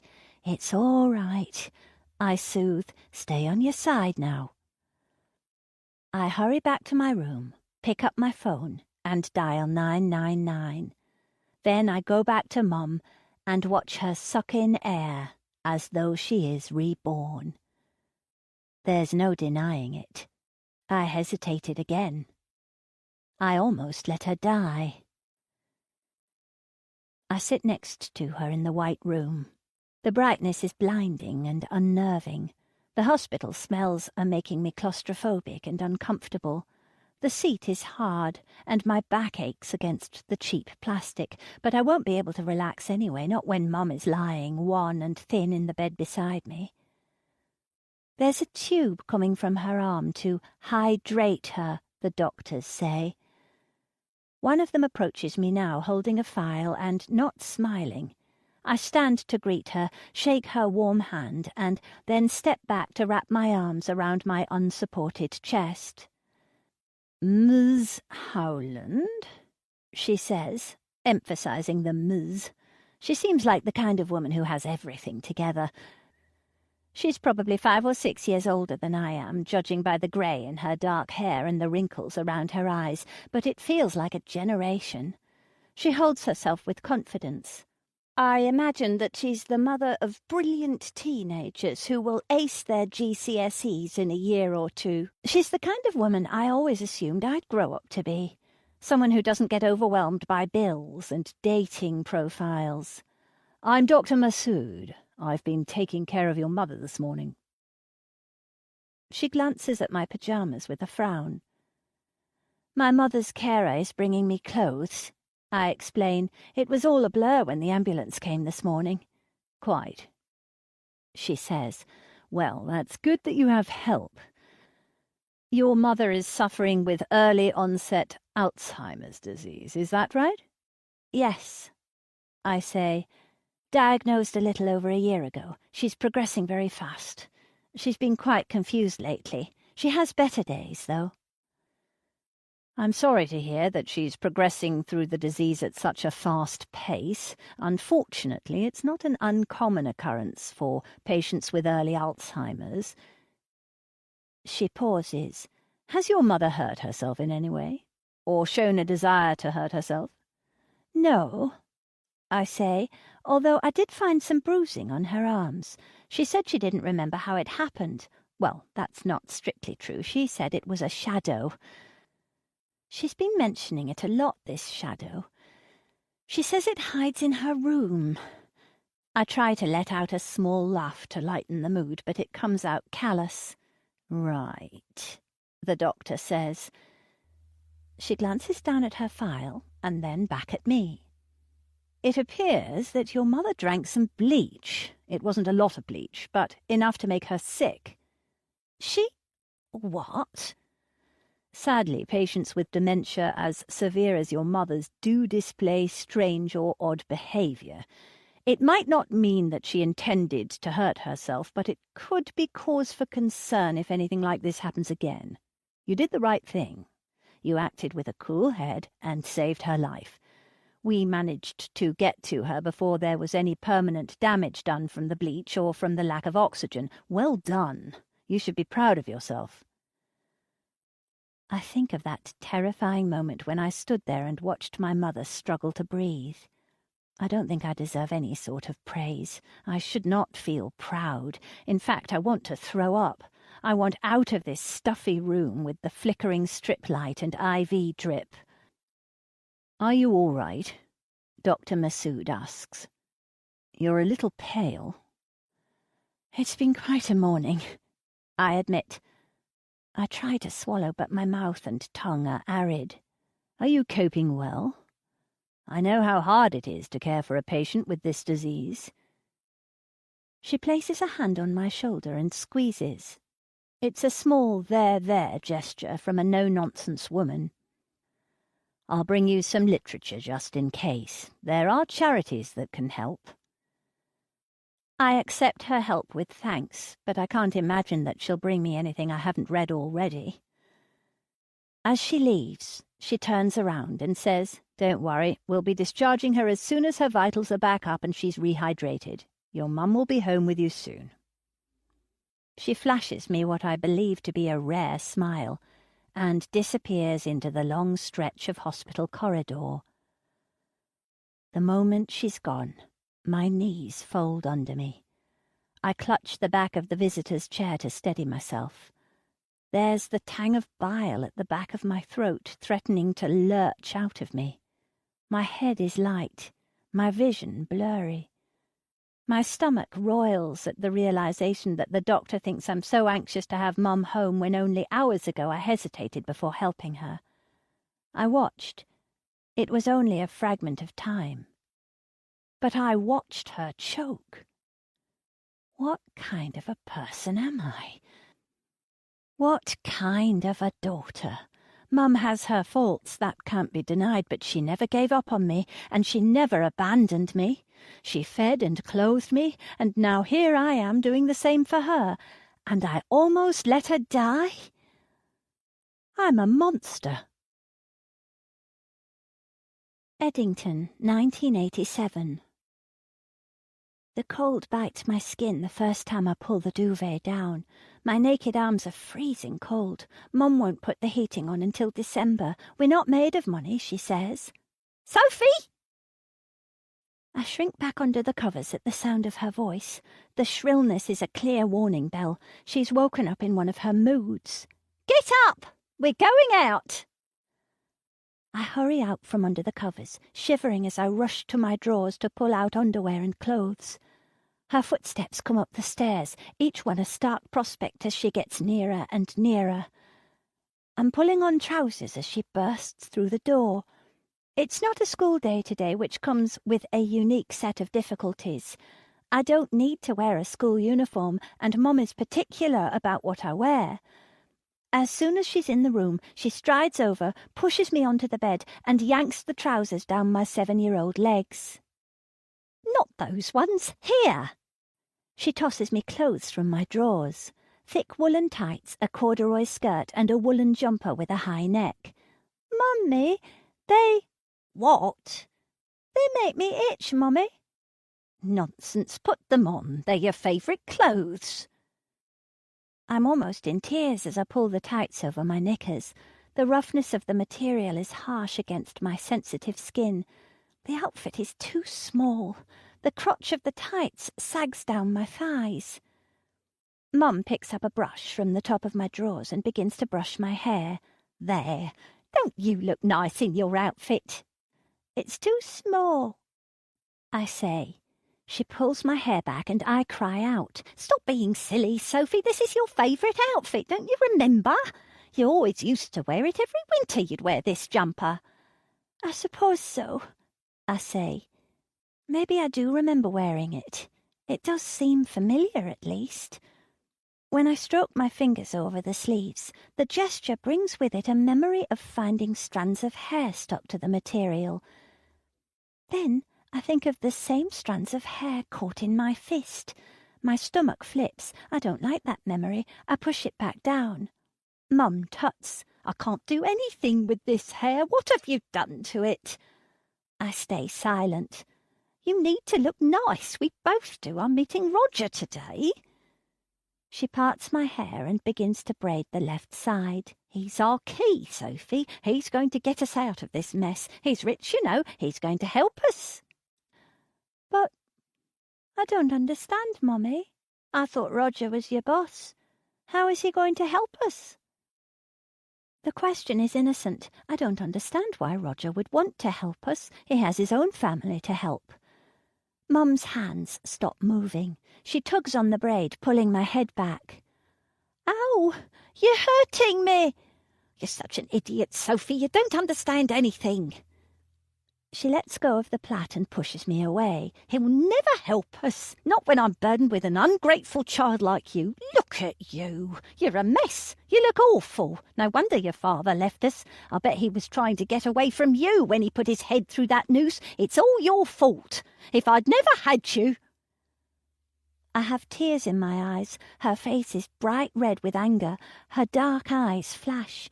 She throws the comb to the floor and stands up, clenching her fists at her sides.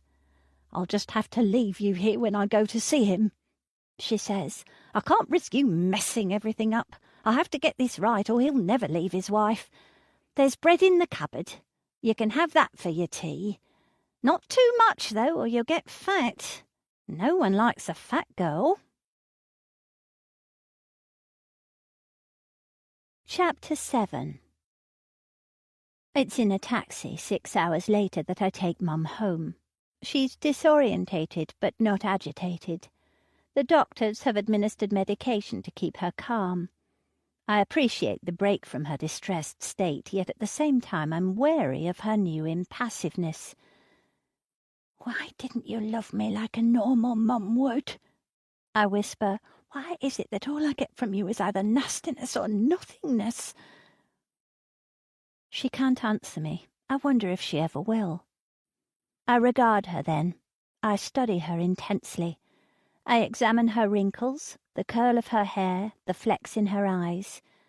I see the sagging chest beneath her top, a long-sleeved T-shirt brought by Erin, the thinness of her legs, the veins on her hands.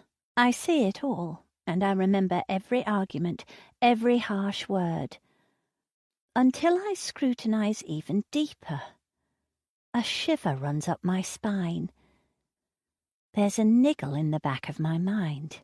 I stare at her, and I get the strongest feeling that she's hidden a part of my past from me. Why do I think that? "Mum, why did you drink the bleach?" I ask. Her eyes move in my direction, but there's only the faintest glimmer of recognition. "Mum, why did you drink the bleach?" I know she's in there. I know it. A woman like Maureen Howland never goes away. She's endurance itself. Even in death her spirit will be within me, criticizing me, keeping me from reaching true happiness. Tell me why you drank it." Her eyes open and close as though she's trying to focus on me. Her mouth begins to move. Her hand twitches. I lean across the seat, angling my ear closer to her lips. The expelled air from her lungs wafts against the hair by my ear. I hear her trying to form the words. I hear her lick her lips and swallow as though her throat is dry. "Tell me," I prompt. "Tell me now." I can't help it. The hardness is inside me. I want to be better, but my resentment towards this woman will always be there, and I can't stop it. It's only the fear of her that keeps it in check. I try to love her. I've tried over and over again. She starts. After a pause, I prompt her again. "The what? Mom?" "Shadow." I sit back up straight. The driver glances up to watch us through the rearview mirror. When his eyes meet mine, he turns his head away. "Mom, what is the shadow? You need to tell me." Again, there's that niggle at the back of my mind. Some sort of recognition, someone from my past. But who? They're all dead, our other family members. Dad killed himself when I was 4. My grandparents never featured in my life, but they died several years ago. There's no one else. There were my mother's boyfriends, but they never lasted long. They were usually married and wealthy. We often survived by selling Mum's jewellery from past lovers. She says that's how we managed to afford to move from East London to Eddington. I'm not sure how much of that is true, though. I've never been sure where Mum got the money to move. We were so poor we were living on bread and butter at that point. Mum worked as a cleaner. She wasn't trained for much. In Eddington, she managed to get a few jobs as a secretary or a receptionist. We struggled in a freezing cold flat for a while as she slowly saved up enough money to buy a house. Roger came along at the right time. She swindled him for enough to get us on our feet. Roger. He'd be in his 60s now. I still vaguely remember his fat hands and thick-rimmed glasses. "Shadow," she says again. She blinks a few times as though waking from a deep sleep. "Where are we going?" "We're going home, Mum," I say. "Can you tell me who the shadow is?" "Sophie, why are you wearing that horrible outfit? I didn't raise you not to understand that you have to comb your hair in the morning." "Mum, listen to me. Who is the shadow?" The driver pulls onto our street. I can see the cat from across the street pooing in the front garden of 3 doors down. "But where have we been? I don't understand." "We're on our way home from the hospital. You drank some bleach and hurt yourself." "Oh, yes. The shadow told me to do that." She nods to herself. "But who is the shadow?"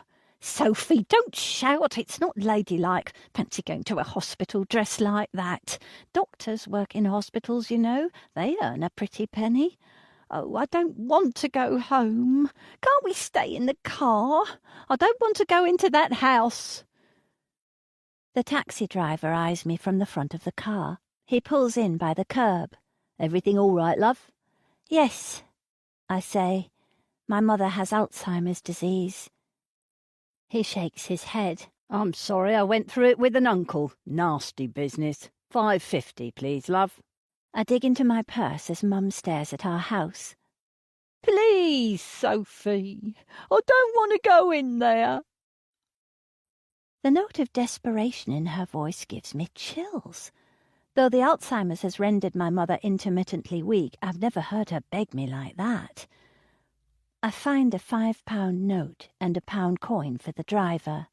"It's going to be fine," I say, forcing cheer into my voice. "This is our house. You're safe here."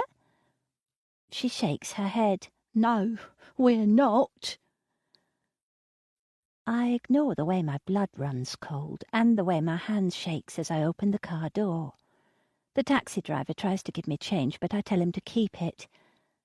I make my way around to Mum's side and help her out. Still she continues to stare at our house, a normal, semi-detached house on a very boring street, as though the thought of setting foot inside fills her with dread. I take her bag in one hand and her elbow in the other and guide her to the front door. She's pale as a ghost as we go inside. I close the door behind us, and we're alone in our home. I'm running on empty. I haven't quite managed to repair my relationship with Erin after accidentally accusing her of hurting Mum, but she feels sorry enough for me that she makes me a strong cup of tea the next morning. She's 10 minutes early and offers a weak smile when I leave for work. I'm exhausted from the emotionally draining day, but I have responsibilities. As hard as I try to focus on work all throughout the morning, my mind drifts back to the conversation in the taxi. I can't stop thinking about this shadow. It's as though I'm being haunted. At lunchtime, when I tell Alicia about the weekend, she suggests I actually am haunted. "My Nana had a ghost, you know," she says, "an old man who used to stand in the corner of the guest bedroom. I saw him once. He stood there staring and didn't say a word." "Are you sure it wasn't a coat hung up or a wardrobe door left open?" "I swear on my little boy's life that it was a ghost. I woke up in the middle of the night. My eyes adjusted to the dark. There he was, standing straight at me. He wasn't smiling. I remember the whites of his eyes like it was yesterday." We're both on playground duty. It's a warm day, but with a blustery wind. Her dark hair is whipped up around her head. She rubs her arms through her shirt. "It frightened you?" I reply, "I nearly pissed myself, Soph. It was the single most terrifying moment of my life. I'll never forget it." I purse my lips, quelling the desire to tell her it was probably a nightmare. There are times to correct people and times to be quiet. This is one of those times where silence is the best option. Besides, who am I to say her experience wasn't genuine? I don't believe in ghosts at all, but does that mean they don't exist? Who knows what's out there in the world intangible to humans? "Hey, what happened to Peter?" she asks, suddenly. I get the odd missed call from him, but not much else. Right after I deleted my profile, I received a prank call on our house phone. I assumed it was him, and it shook me up a bit. Then all this stuff happened with Mum, and I didn't really think about it anymore. Be careful, it's all too coincidental that your mum mentioned a shadowy figure hanging around and you're getting bombarded by calls from an internet weirdo. Make sure you keep your doors locked at night. I shake my head. It can't be anyone getting in at night. There's no sign of anyone breaking in, and I check all the windows and doors before I go to bed. I think it's a figment of Mum's imagination. It's probably the Alzheimer's. Do you think she's hallucinating? Alicia tilts her head in my direction, her attention peaked. I've noticed how people's eyes glaze over when I talk about Mum's disease in general terms, but if I mention an odd or erratic behaviour, they're all ears. No, I don't know. The word shadow is so familiar to me. I suppose it's this new context of using the word as though I'm being followed. I get this sense of déjà vu every time I think about it, and I'm almost certain it's to do with my childhood. I take a sidestep to avoid a football. The kids wave at me before the regular raucous playground activities continue.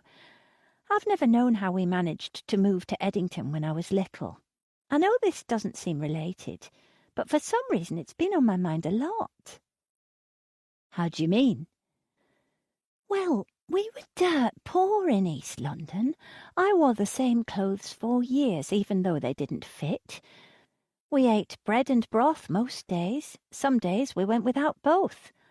Mum worked as a cleaner to pay the mortgage after Dad died without leaving us any life insurance. I pause, suppressing a shudder at the thought of those years. They're such a blur, but I can still remember the itch of the wool jumpers I layered up to stay warm in winter, and the ache in my belly when it came to dinner time. Then we moved to Eddington, a pretty wealthy little corner of England. For the first few years we were as poor as we were in London. I remember the tiny flat Mum used to rent, but it was Eddington. The house prices are touching the sky. Even after a few years and after Mum managed to save up somehow, we were never as well off as the rest of the people here, but we still found a small house to buy. She managed to find half the married men in the village, too. Alicia raised her eyebrows. She told me that she sold jewellery from an old boyfriend to move here, but I don't remember any boyfriends around that time, or any jewellery. Having said that, I don't remember a lot from those days. I barely remember Dad.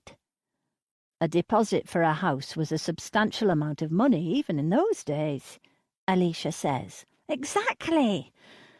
So what the hell is going on?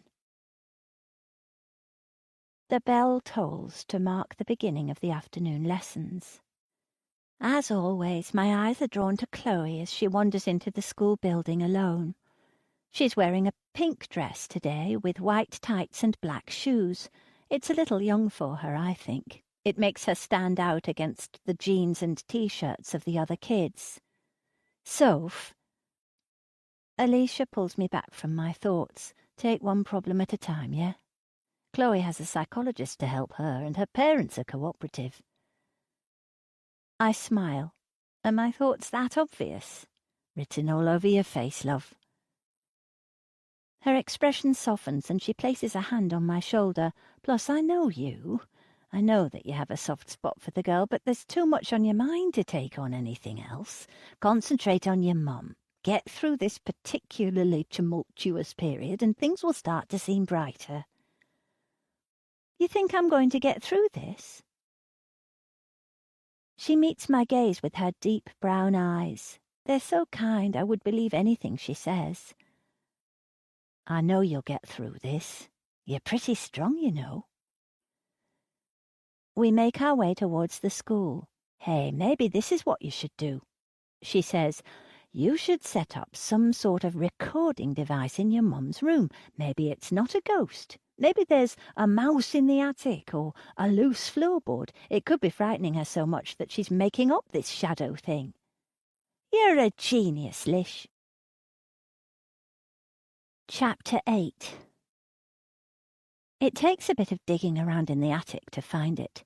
I'm covered in cobwebs by the end and my nostrils are clogged with dust. At the back of the small space is a box of Mum's old belongings. There are old clothes, broken jewellery boxes and some notebooks she used when she was a secretary in the late 80s, before computers became the norm.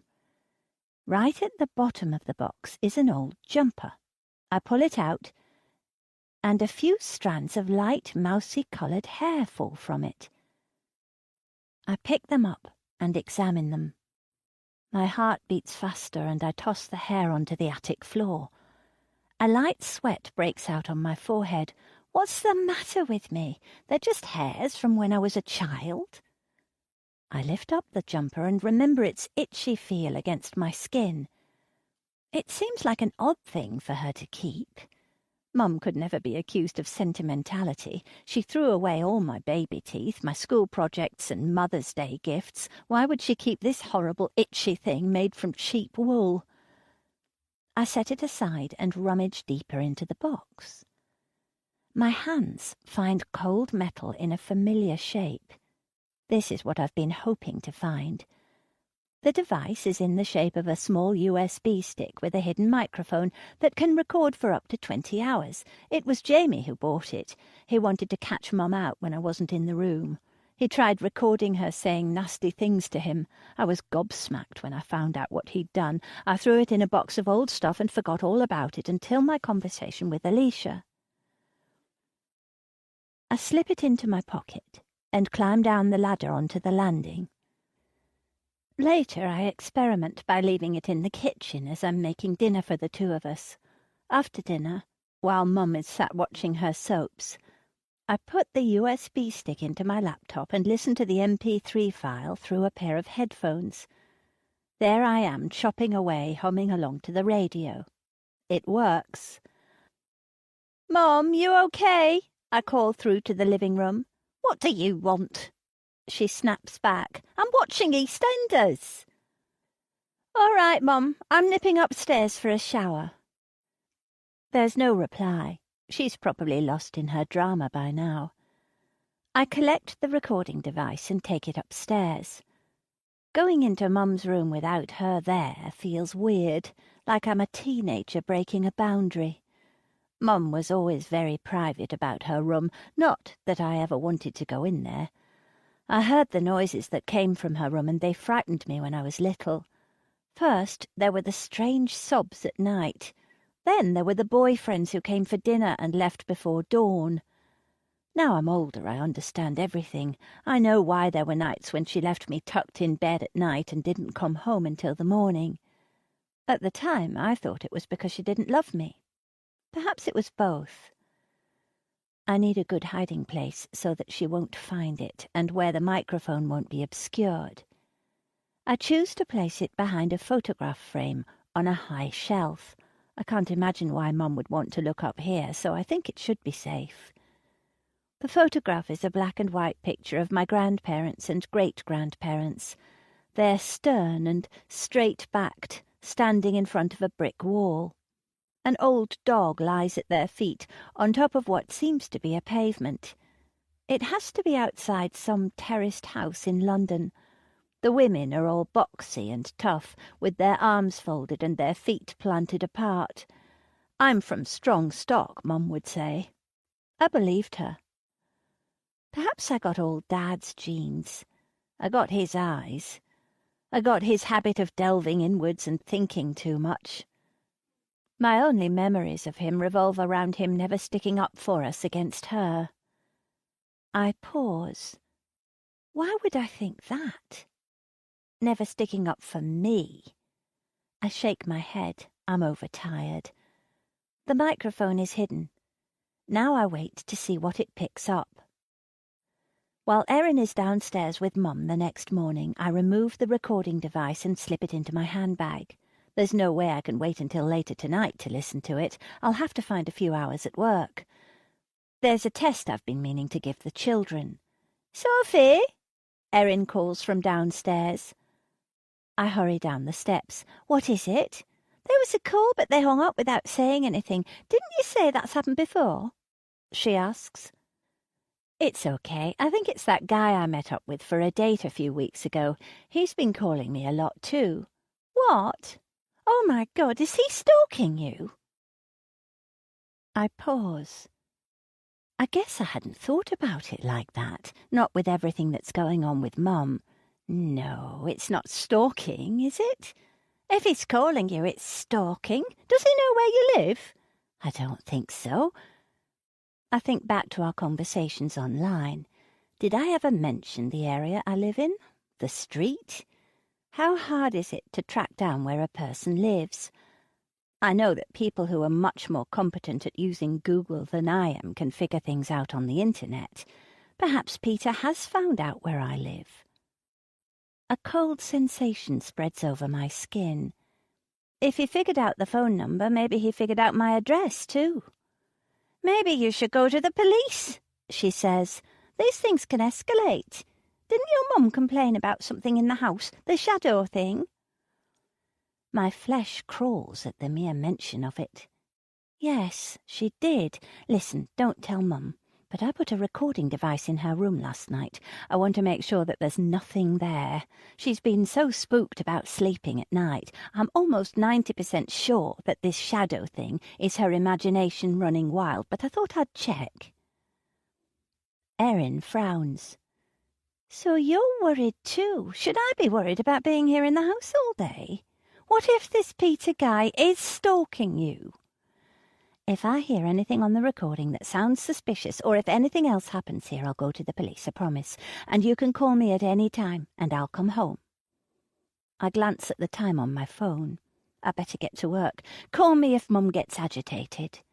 I'm going to watch her all day, Erin promises. I still can't believe what she did with the bleach. I know she's deteriorating, but it still seems so out of character. Hearing her say it only highlights the grim reality of the situation. Mum is losing her mind. She's coming undone, and her character is slowly slipping away. She's nothing like the person she used to be. I'll see you later. Bye, Mum. I wave to her, but she's lost somewhere in her mind staring out of the kitchen window. Bye, Becca. That's a new one, I say with a laugh. Sophie, not Becca, Erin says, pronouncing each word as though she's teaching a child to spell. That's what I told them. They got it wrong, and I paid for it. Mum shakes her head. I bite back tears as I leave the house. Now she doesn't even know who I am. A collective groan swells across the room. It's a 2-hour test, I tell the children, raising my voice over the squeaking of chairs, the shuffling of pencils, the whispers between friends, and it's only going over all the subjects we've covered so far. But, miss, it's boring, exclaims Noah. There are smudges of mud on his face again. No amount of sending him to the bathroom to clean up actually seems to work. It'll help you for your test at the end of the year. It's not strictly a lie, but I have tested them more than is necessary so far this year. I usually throw in a lot more practical activities and, well, fun lessons, but I'm itching to listen to the file from the recording device. I can only get through 2 hours at work, and then the rest I'll have to listen to while I'm at home. We hate tests, miss. A tall boy called Sam puts his head in his hands dramatically. Kids can be very dramatic over the most ridiculous things. I don't hate tests. Alice has a smug smile on her haughty little face. I know I shouldn't dislike her, but... All right, that's enough, everyone. Settle down now. The longer they faff around, the longer it will take for me to sit down and listen to the MP3 file. I raise my hands for silence before quickly handing around the materials for the test. With the children finally organised, I pull the recording device out of the top drawer of my desk, where I put it for safekeeping while taking the register. I open my laptop and place the USB stick into the correct port. Noah is the first to look up at the noise. He watches me put the headphones on with interest. I shoot him a hard stare, and he gets back to his work. Chloe was the only child not to react to the news of the test today. Instead, she scribbled in her notebook and giggled to herself. I had to turn away, repeating what Alicia had said to me. It's not my place. I can't get involved. I play the file. Before I left for work, I managed to find the part of the recording where Mum was going to bed. I fast-forwarded to a few moments after I'd helped her into bed and left her alone. That's what starts when I click on play. There's silence, then a small sigh followed by the sound of bedsheets moving. I imagine her trying to get comfortable, rolling from one side of the bed to the other.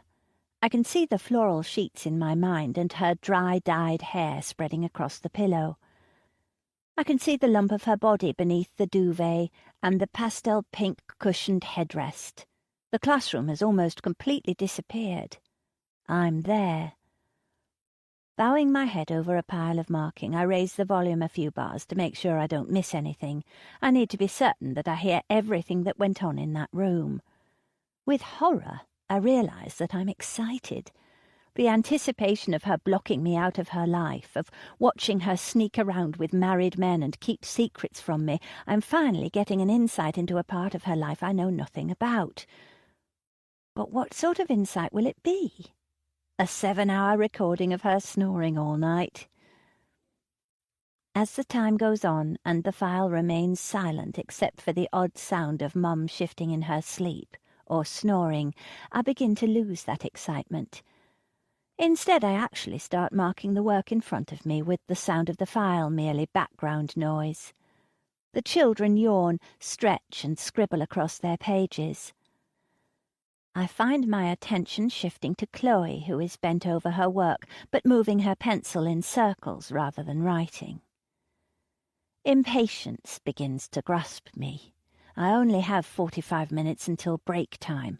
When I set the recording, I told myself I would listen to it all, but maybe I don't need to. It was in the early hours of the morning when Mum came into my room, frightened. Perhaps I can fast-forward the file to about 2 a.m. I work out what time I put Mum to bed and what time I went to bed myself. Then I fast forward the file a number of hours until I think it's about 2 a.m. Then I click play. Still nothing. I answer a question from a student and go back to my marking. Noah's homework has an orange mark on it that I can only assume came from a glass of orange juice or squash. I write him a note in the margin reminding him to take pride in his work. Chloe hasn't completed the assignment. Instead, she's drawn a girl in her book. I examine the girl and wonder if it's Jessie, her imaginary friend. It's hard to work out because the illustration resembles Chloe herself. They both have long hair pulled into a ponytail. The girl in the drawing wears a skirt similar to the one Chloe is wearing now and has a rucksack the same shape. There's a tug at my stomach. I want to help this child. But are my desires to help her selfless or selfish? Am I projecting onto this young girl because all I've ever wanted is a daughter? I've longed to read to a child, to teach her how to spell, to go on walks into the countryside and point out beautiful flowers. The ticking time bomb of that sexist metaphor, the biological clock, has slowed right down. It's time to accept that motherhood will probably never happen for me, and maybe that's okay. Maybe that's what was supposed to happen. I switch up the volume. Still nothing. Only 15 minutes to go until break. Noah wants to use the bathroom now. I roll my eyes and nod. I move on to the next exercise book. And then I hear it. "What are you doing here?" The sound makes me jolt. I quickly turn down the volume a few bars. Some of the kids turn to stare at me, so I put my head down and pretend to mark. The voice is my mother's, but who is she speaking to? "Tell me what you're doing here. I want to know." There's a pause. A long, agonizing, pregnant pause. Silence. I... Mum stutters. "I know you." The thud of my heart is almost audible. The nerves and anticipation feel like bugs crawling under my skin. There's a creeping feeling of nausea rising from the pit of my stomach. I want an answer, and yet I don't want an answer. My fingers hover over the mouse pad, trembling. I can't breathe. "You will know me." A scream rips from my body. Chapter 9. Alicia bursts into the classroom. There are children crying on the back row. Noah stares at me with his jaw dropped. My fingers grip the seat of my chair and I attempt to suck in deep breaths that rasp through my lungs. Alicia runs toward me, blurry and frantic. I try to tell her about the upset children, but I'm paralyzed by the beating of my heart. It's so loud I think it might burst. "It's on the recording." I finally find my voice. "It's on the recording." Alicia lifts one of my arms, examines me. "Are you hurt? What's wrong? Breathe, Sophie, breathe." I can barely hear her over the voice in my head. "You will know me. You will know me." That harsh whisper sets my teeth on edge. My heart pounds against my ribs, threatening to come out of my chest, burst forth and escape. I wouldn't blame it. I would jump ship too if I was part of this broken woman. I'm a mess. A complete and utter mess. "It's all right, children. Miss Howland isn't feeling well right now. You can go into my classroom if you like. Go on, that's right." Alicia's hair brushes over my hand when she leans down to me. "Jesus, Sophie, come on. Pull yourself together. You're at school teaching children." She pats my hand. I feel sick. Moira sends me home, citing exhaustion. They wanted to call an ambulance, but I wouldn't let them. No, I need to get home. I need to see that room, to imagine the voice again, to feel what's real and what's not. And I need to make sure Mum and Erin are safe. I have no idea who was in the room with Mum. The voice is so low and hoarse that it could be male or female. On the way home in the car, I put my laptop on the passenger seat and listened to it again. After a whisper, Mum makes a few whimpering sounds, but then seems to ease back into sleep. I wonder if she even remembers it. You will know me. You will know me. I keep playing it over and over in my mind. She knew the person in her room. She's never met Peter, so it can't be him. It could be anyone she used to know, anyone from her past. Perhaps it's someone I've never met before. The shadow. Why didn't I take her seriously? How long has this person been breaking into our house at night? How did they get in? The nape of my neck prickles as the memory comes back to me. I can't find my keys. Mum lost her keys not long ago and then found them the next morning. What if they were stolen from her, taken overnight, and the thief made a copy? Erin said Mum had been out in the garden that day. That was the night I found the button. I pull sharply onto my road, narrowly missing the neighbour's cat. Handbrake up, seatbelt unclipped. I rush towards the house. My frenetic fingers miss the keyhole twice before I open the door. When I burst into the hallway, I catch a glimpse of the wild woman in the mirror, shambolic and undone, all pink-faced and bloodshot. "Sophie?"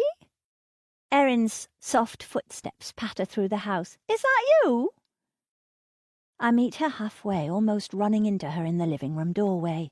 Her eyes widen in fear at the sight of me. "Has anyone been in the house? Have you noticed anyone hanging around?" I ask.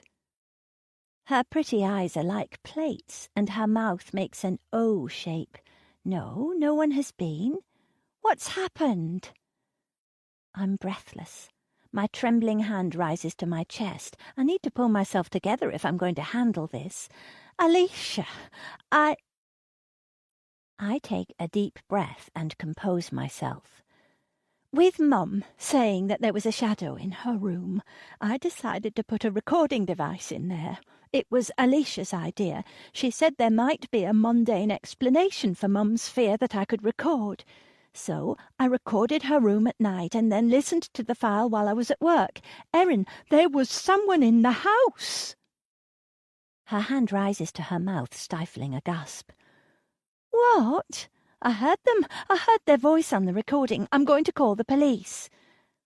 Erin nods. "Good. Do you remember the day Mum lost her keys? You said she'd been in the garden." "Yes, that's right." She lowers her head as though reliving the day. Then her head snaps up. "It wasn't long after she came inside that she said she'd lost them. We searched all over the garden, but they weren't there. I remember she was playing with them that day, walking around and jangling them up and down. It seemed to keep her occupied, so I left her to it." "Did Mum say anything about seeing someone in the garden?" "No." Erin scratches the back of her neck. "No, and I didn't see anyone." I rummage through my bag, looking for my mobile phone. On the recording, it sounds like she knew the person who broke into the house. I'm almost certain of it. Erin wraps her arms around her body. I get chills just thinking about it. Then she pauses. "What time was the person in the house?" "Sometime after 2 a.m, about 2:45, I think. Why?" "Well, it could be nothing, but—" "Go on," I prompt. "Sometimes your Mum takes a nap in the afternoon. When she wakes up, she's very disorientated. She'll stare at her reflection in the window and say things like, 'What are you doing here?' and 'Do I know you?' If it was the middle of the night and she'd just woken up, she could have said that to anyone. So it could have been anyone." That's when it hits me. If the intruder could have been anyone, that means I can't trust anyone. I turn away from Erin with the phone in my hand. Erin has more access to Mum's keys than anyone. Maybe I can't trust her either. PC Hollis and PC Chowdhury are polite but serious. Hollis is older with grey stubble, a wide jaw and a boxer's physique. He resembles the kind of police officer you see on TV. The good cop who works with the maverick. Chowdhury is leaner and has small dark eyes that can't rest in one spot. He sits quietly as Hollis leads the investigation. His only reaction is to the recording when his eyebrows lift up his forehead. "Did you hear it?" I ask eagerly. "The voice?" "Miss Howland, may I ask why you decided to put a recording device in your mother's bedroom?" PC Hollis asks.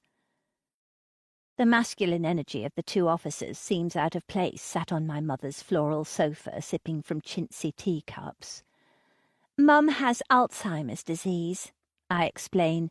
"She gets disorientated and confused at night. Her sleep has been very disrupted and she keeps complaining about a shadow following her, which I know sounds a bit crazy." I let out a nervous laugh and feel my skin heat with embarrassment.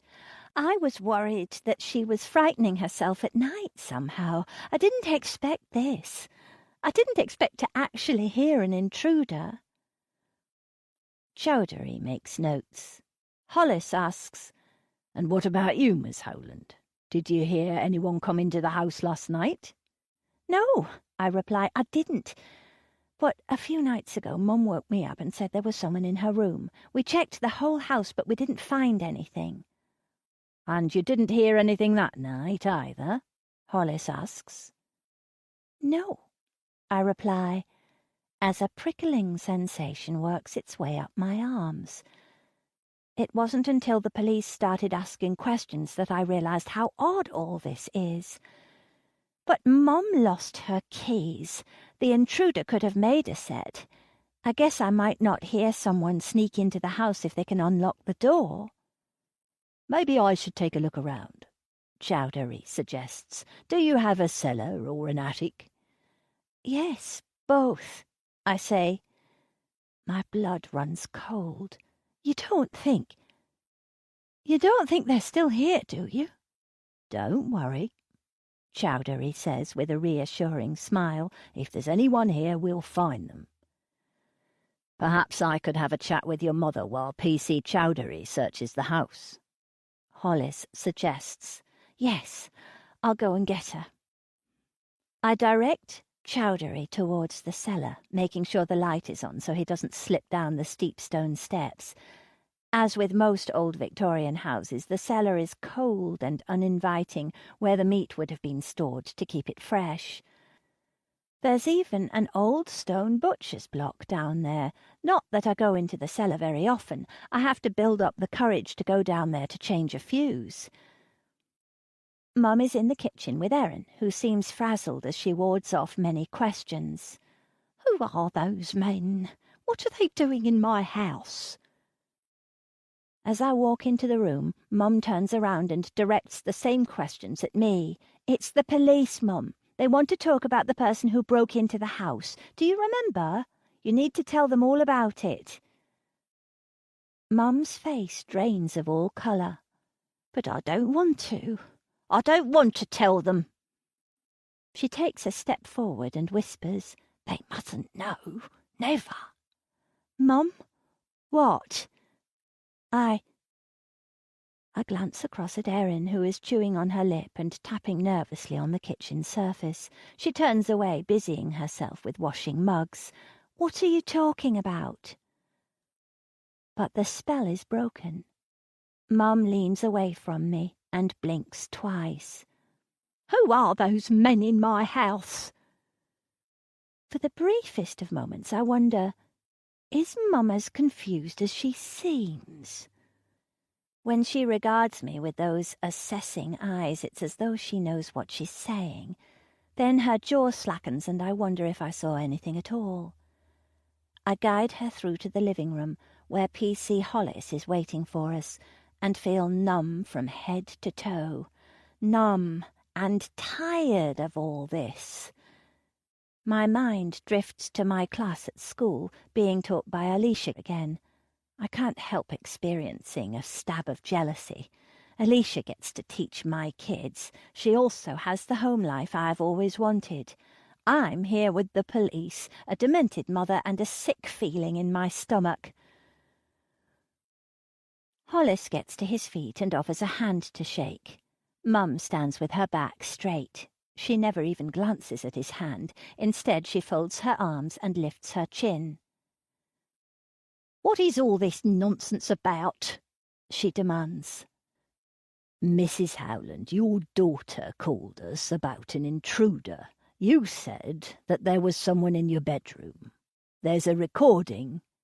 "I don't like you being in my home." Mum, I'm very sorry, it's the Alzheimer's, not her. I lie. "That's okay. I don't like the police in my home either," Hollis says with a laugh. "But we're here to help, Mrs. Howland. I know this is all quite distressing. Perhaps we should listen to the MP3 file that your daughter recorded. Maybe it will jog your memory." File? What's an MP3?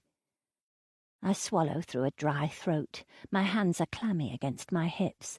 Mum, I put a recording device in your bedroom because of what you said about the intruder. I know I should have told you, but I wanted to make sure you were all right at night. You've been so disrupted recently. "You recorded me?" I cringe away from her, and Hollis shuffles his feet and stares down at the mug of tea on the coffee table. No one wants to gaze at Maureen Howland's wide, frightening eyes, accusing me of 100 crimes. Crime 1, betrayal. I thought, "You disgust me." Hollis clears his throat. "Maybe we should discuss the intruder. There is a voice on the file that does sound like a second person. Mrs. Howland, do you remember talking to someone in your room late at night? Did they hurt or threaten you?"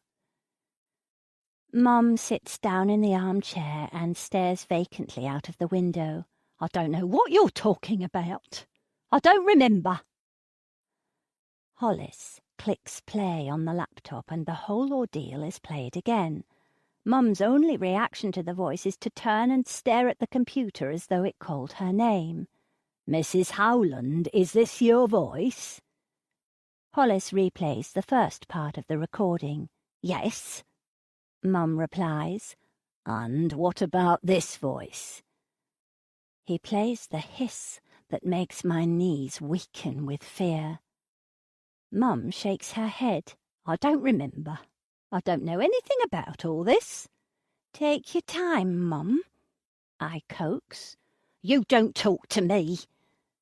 Mum's words cut me to the bone.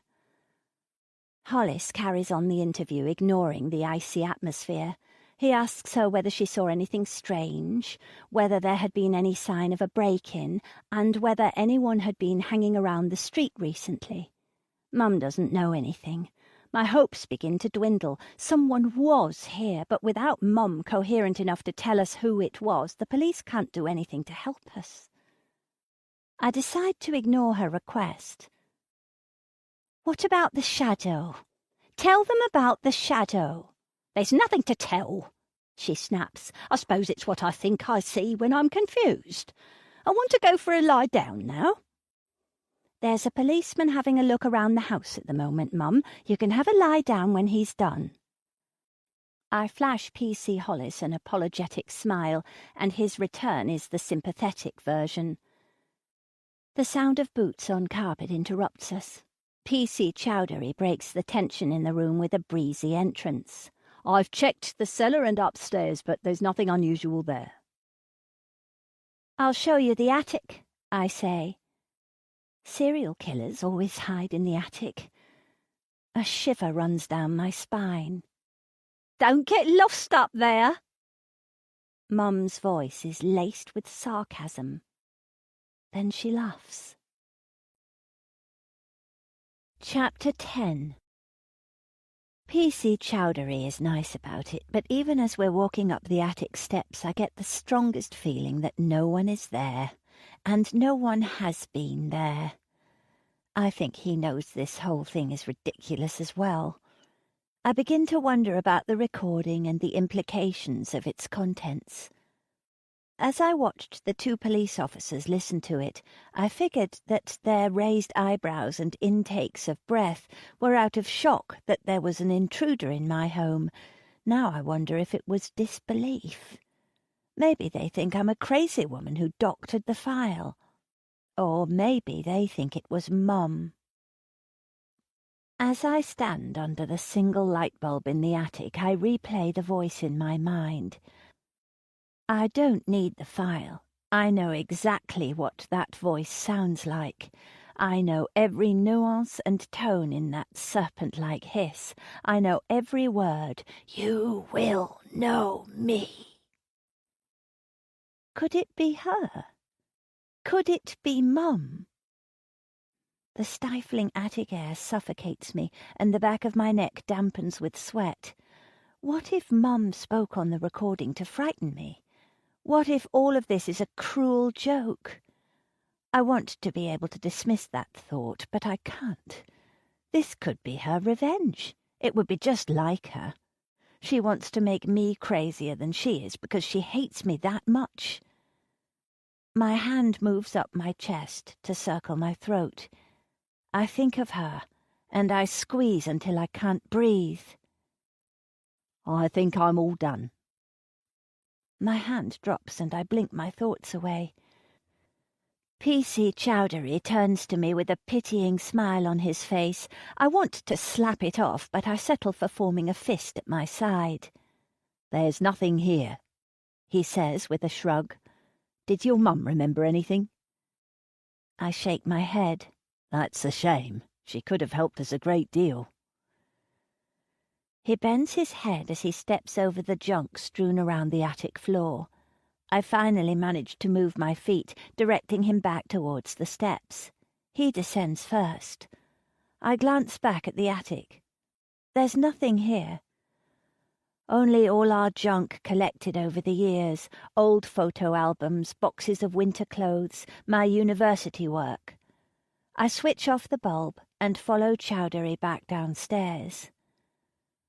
The police are kind enough to open an investigation, but by the time they leave, I'm already doubting what I heard on the recording. They tell me to keep a log of anything unusual and to write down or print out records of all inappropriate phone calls. The words make me shiver.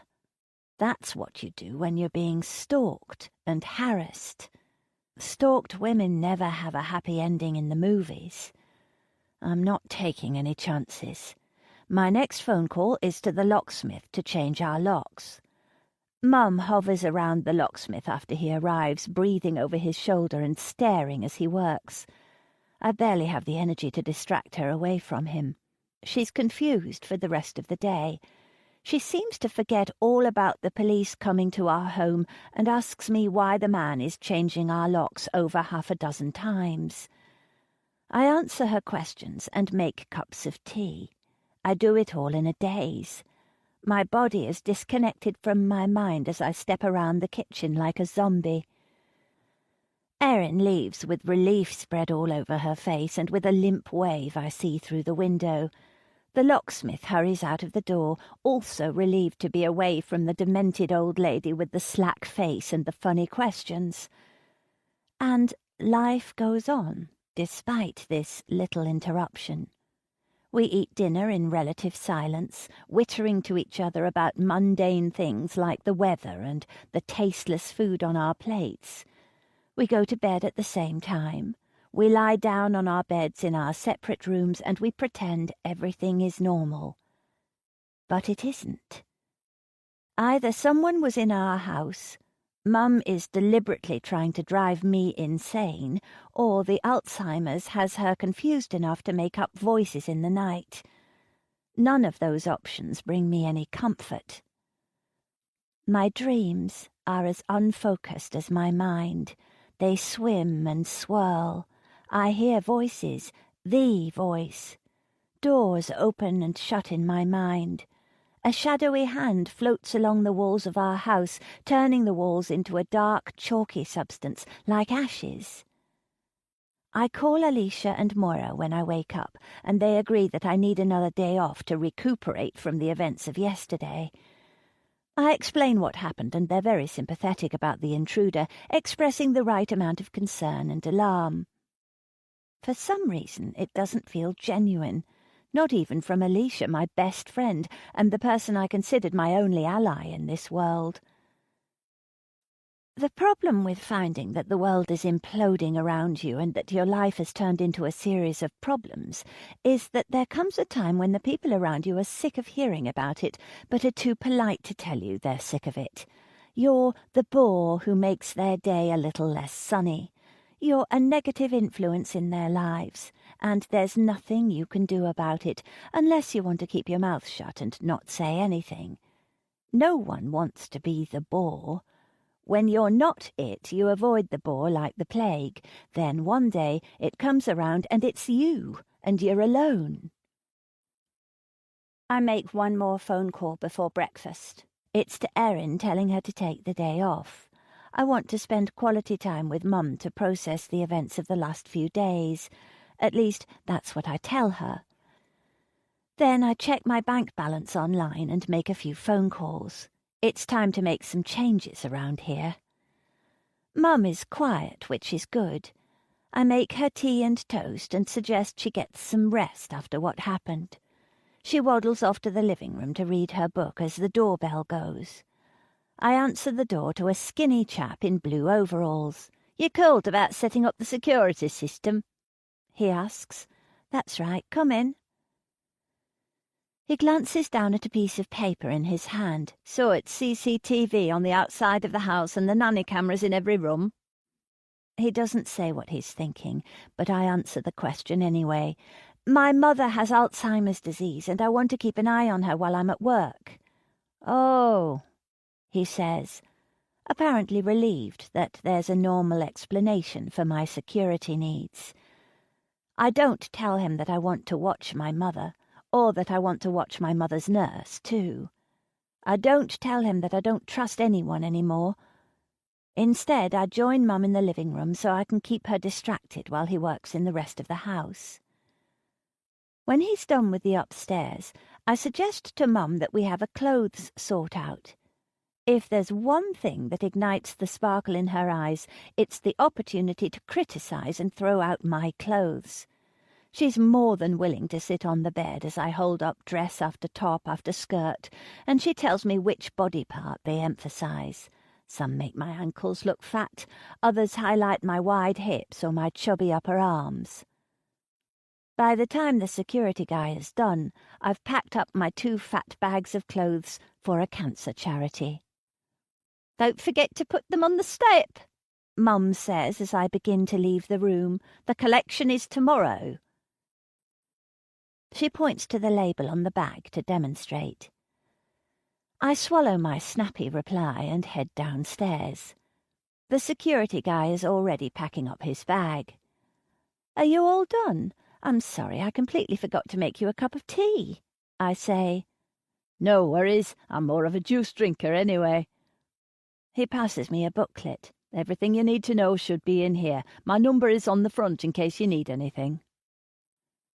I thank the man and show him the way out of the house. When the door has closed behind him, I can't help but wonder whether I've done the right thing. Have I crossed a line? If Mum or Erin find out about this, I could burn my bridges as quickly as a forest fire. But when I examine things deeper, I can't help but wonder whether either relationship is particularly strong anyway. When Mum's footsteps sound on the stairs, I slip the booklet into the top drawer of the cabinet and try not to stare at the hidden cameras. No, I think, I need to establish order in this house. I need to get to the bottom of whatever is going on. I'm not overreacting. This has to be done, even if I have to spend money on an expensive security system to do it. "Was there someone in the house?" Mum asks. "No," I reply, "but I heard. There was no one here." "Was there, Mum?" For once, she's the one who shrinks away from me.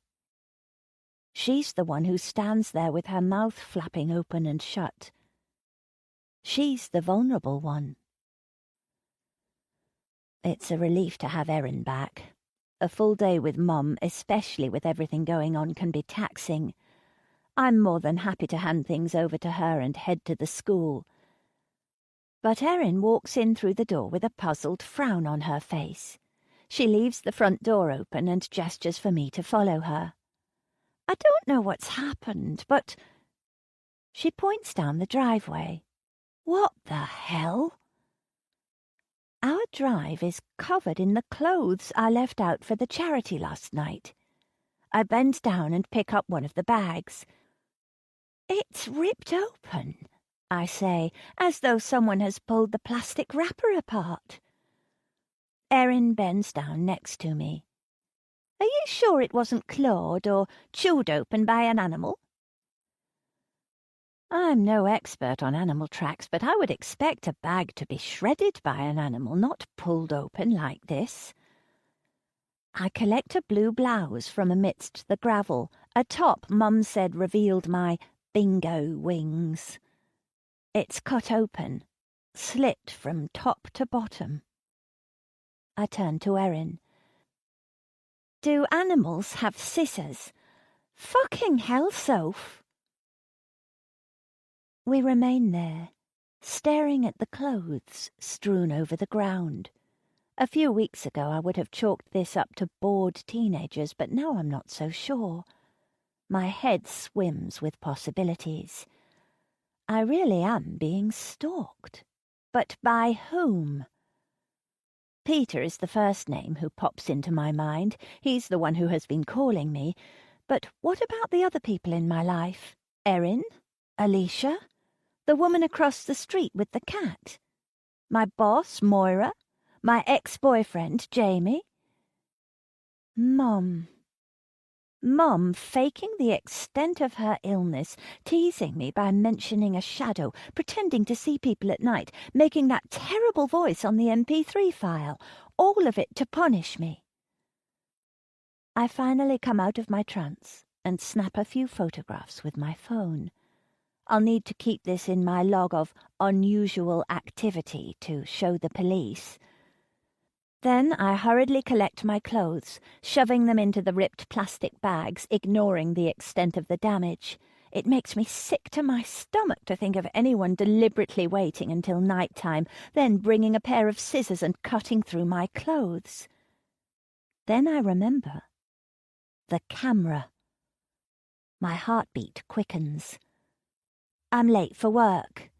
I can finish up here, Erin says. I'm sorry this happened. I just don't understand it. Why would anyone do this? I fold my arms across my body, flinching at the reminder of how creepy this situation is, how violating it feels. Be careful today. Keep the doors locked, okay? Whoever this is only seems to come at night, but you never know. You be careful too, she says. The early morning sun highlights the fine hair on her skin. She runs a hand through her pixie cut. They could be following you. I hurry to my car, wanting nothing more than to leave this house. Chapter 11. Sophie, how are you? In my haste to get to my classroom, I almost walk straight past Alicia. She frowns when she sees me, a telling testament to how frazzled I must appear. I run the back of my hand over my forehead, smearing sweat across my skin. My left arm is filled with books and my laptop. My shoulder bag is hanging from my arm. I daren't glance down at my clothes. Did I even iron them this morning? I can't remember. Much better, thanks. I force a smile. Alicia does not seem convinced. Her frown only deepens and a furrow appears between her eyebrows. Either she's worried or she's disgusted at my dishevelled appearance. Are you sure? You seem stressed. Want to get a cuppa in the teacher's room? We have 10 minutes until registration. It pains me to see the hopeful expression in her eyes. I love Alicia, she's my best friend, but there will always be a barrier between us, a wall that I keep failing to pull down. It's jealousy. I'm jealous of her life, of her husband and her children, and the fact that she doesn't have a bitter, slowly decaying mother to care for. Right now, I'm the bitter one because I have to go into my classroom, plug in my laptop, and watch security camera footage to find out if that same decaying woman ripped open my bag of clothes and cut them into ribbons to spite me because she hates her own daughter so much. I can't. Sorry, I have marking to do. My tone is brusque and unfair. I'm walking away from her as she stands staring after me. All she ever does is try to help me, and I can't find a way to be grateful. It hurts to be around her while my life is falling to pieces. It hurts to be around anyone happy because I see the way I suck the happiness from the room. It's a relief to open the door to my classroom, and a relief to close it behind me. I dump the books on my desk and quickly set up my laptop. I don't have a lot of time, and I've got a complicated system to work out. I spent most of last night reading and rereading the booklet I received with the installation. I log in and pull up the camera feed from the front of the house. It takes me a couple of attempts, but soon I'm able to rewind the feed and play short busts through the night, rewinding and fast-forwarding until I find activity on the recording. There's the neighbour's cat again. A fox comes sniffing up to the bag, and I freeze, wondering if my paranoia was just that. But then the fox turns away and runs into the night. It's not until about 4 a.m. that there's movement again. It's so quick that I almost miss it. I rewind and watch again. It's almost a blur. A figure darts from the hedge on the left of the screen towards our door. Then it disappears. I catch my breath, try to calm my heart, and watch again. The figure is almost completely in shadow and little more than a black blob in the darkness. But, despite its being hunched over, it's almost certainly a person. The problem is the person disappears directly underneath the camera, which is affixed to the wall above the door. They must be crouched down next to the step where the charity bag is still sitting. I keep watching the recording. For almost 30 seconds, nothing happens. Then I start as a gloved hand reaches out and snatches the bag of clothes. The sickness in my stomach rises to my throat. I clamp a hand over my mouth to keep it down. I need to keep a clear head. I need to watch the rest of this recording and find out exactly who is stalking me and why. But there's little else to see. At one point, some of my clothes fly up into the air, making me gasp. I'm watching a person destroy my things for no apparent reason. More of my clothes are thrown into the air, and then there's another blur, and the vandal is gone. I sit back in my chair, covered in cold sweat, defeated and drained. I was so convinced that this would show that Mum was playing a cruel joke. Instead, I know no more than I did yesterday. The figure was so hunched and moved so fast that it could have been anyone. I didn't even assess their physique. They could be fat or thin, male or female. The children begin to filter into the classroom as I start to watch the footage from Mum's room in fast forward. About 2 hours in, the camera goes blank. I pause the feed and try to rewind it. "Miss, are you going to do registration? Shall I do it for you?" Alice being a goody two-shoes again. I pick up my register and read out the names of the students.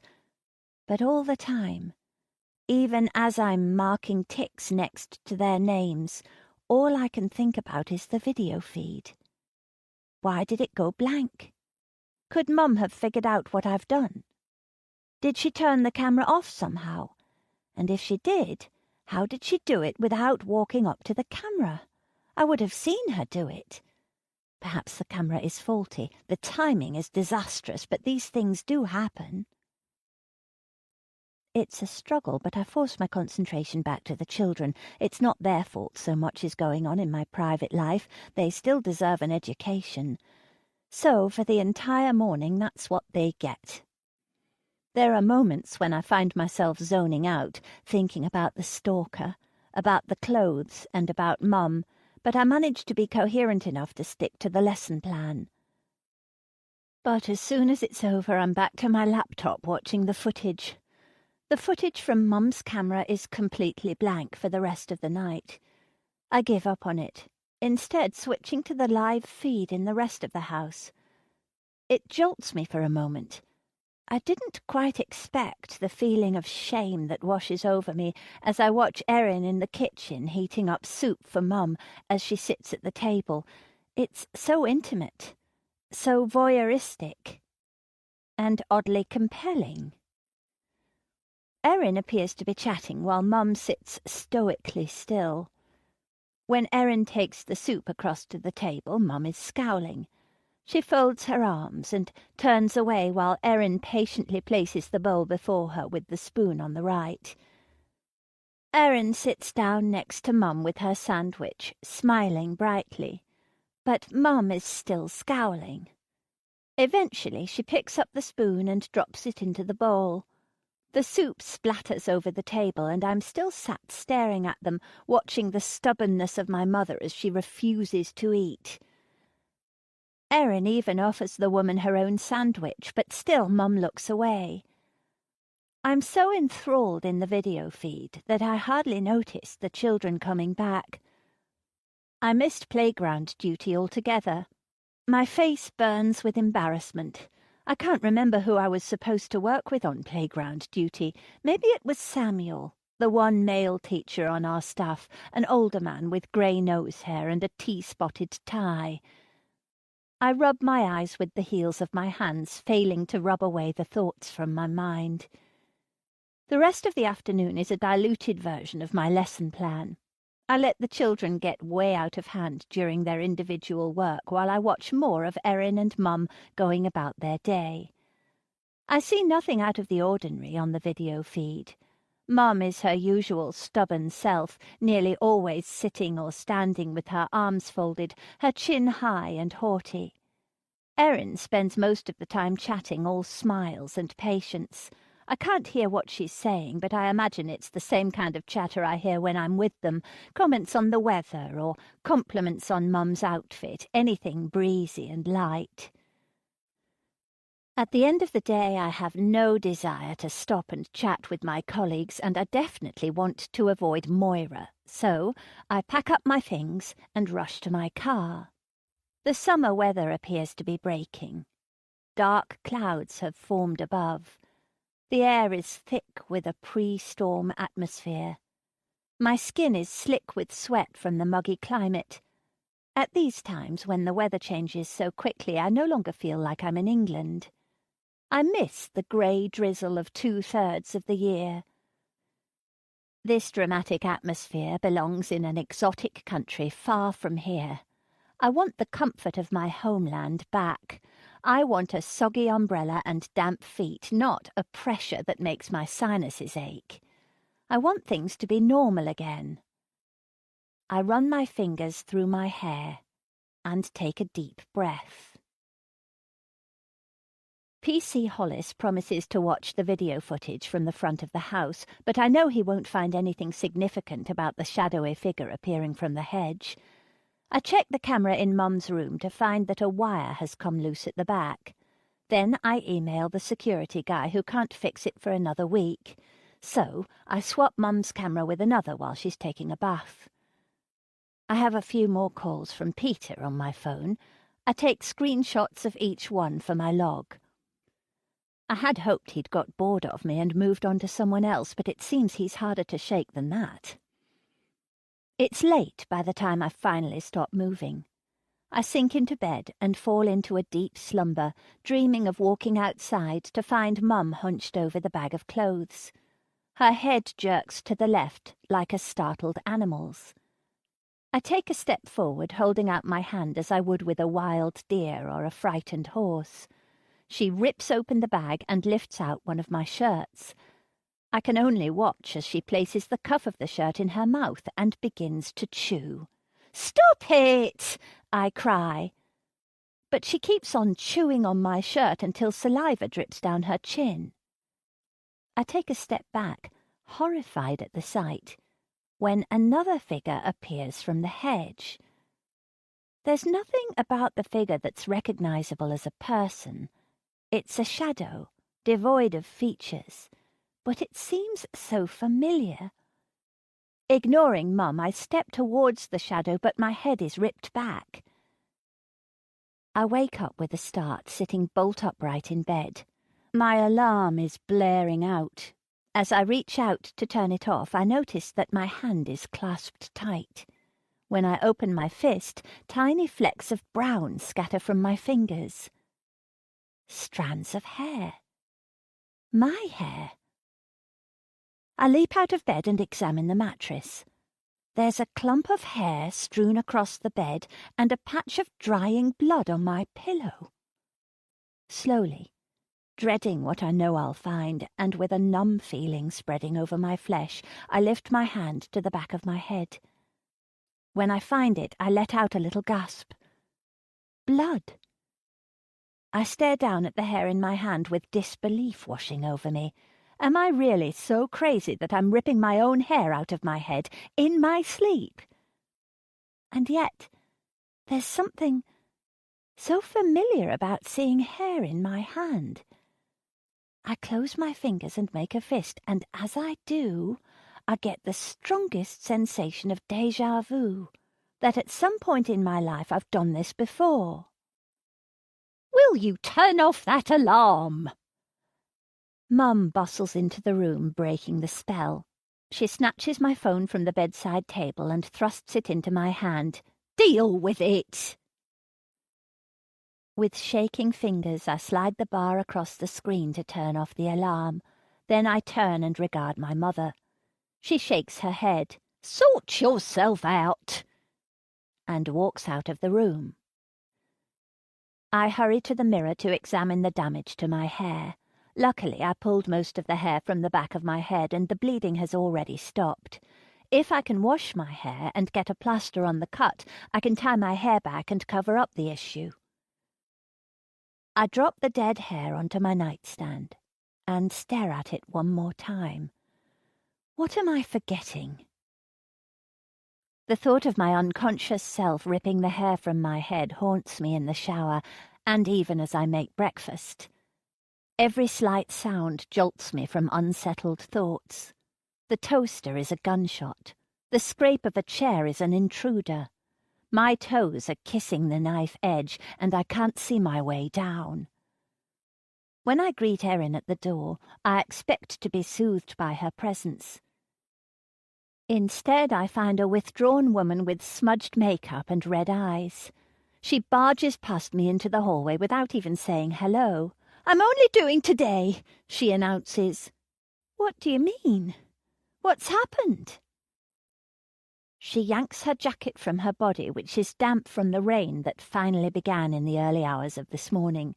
"I don't know how you have the gall to ask me that." I don't understand. You made it perfectly clear in the email. I don't understand how you could have accused me of anything like that. I take good care of your mum. I've never done anything. I thought we were friends." "Erin, slow down. Tell me what you think I've done." "There's no point denying it," she says. "I know you didn't mean to send it to me, but you did. We're done, Sophie. I work today because I know you can't find another nurse on such short notice, but tomorrow you need to find someone else. I'm sorry, but I've made up my mind. I can't work with someone who would stab me in the back like that."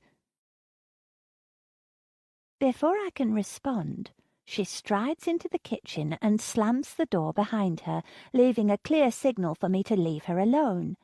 And I'm late for work. But on my way out, I check my email account to figure out what she could be talking about. There, in the sent items, is an email from my account going to Erin and her boss, with the subject, "Erin Jones is abusing my mother." Eddington, 1997.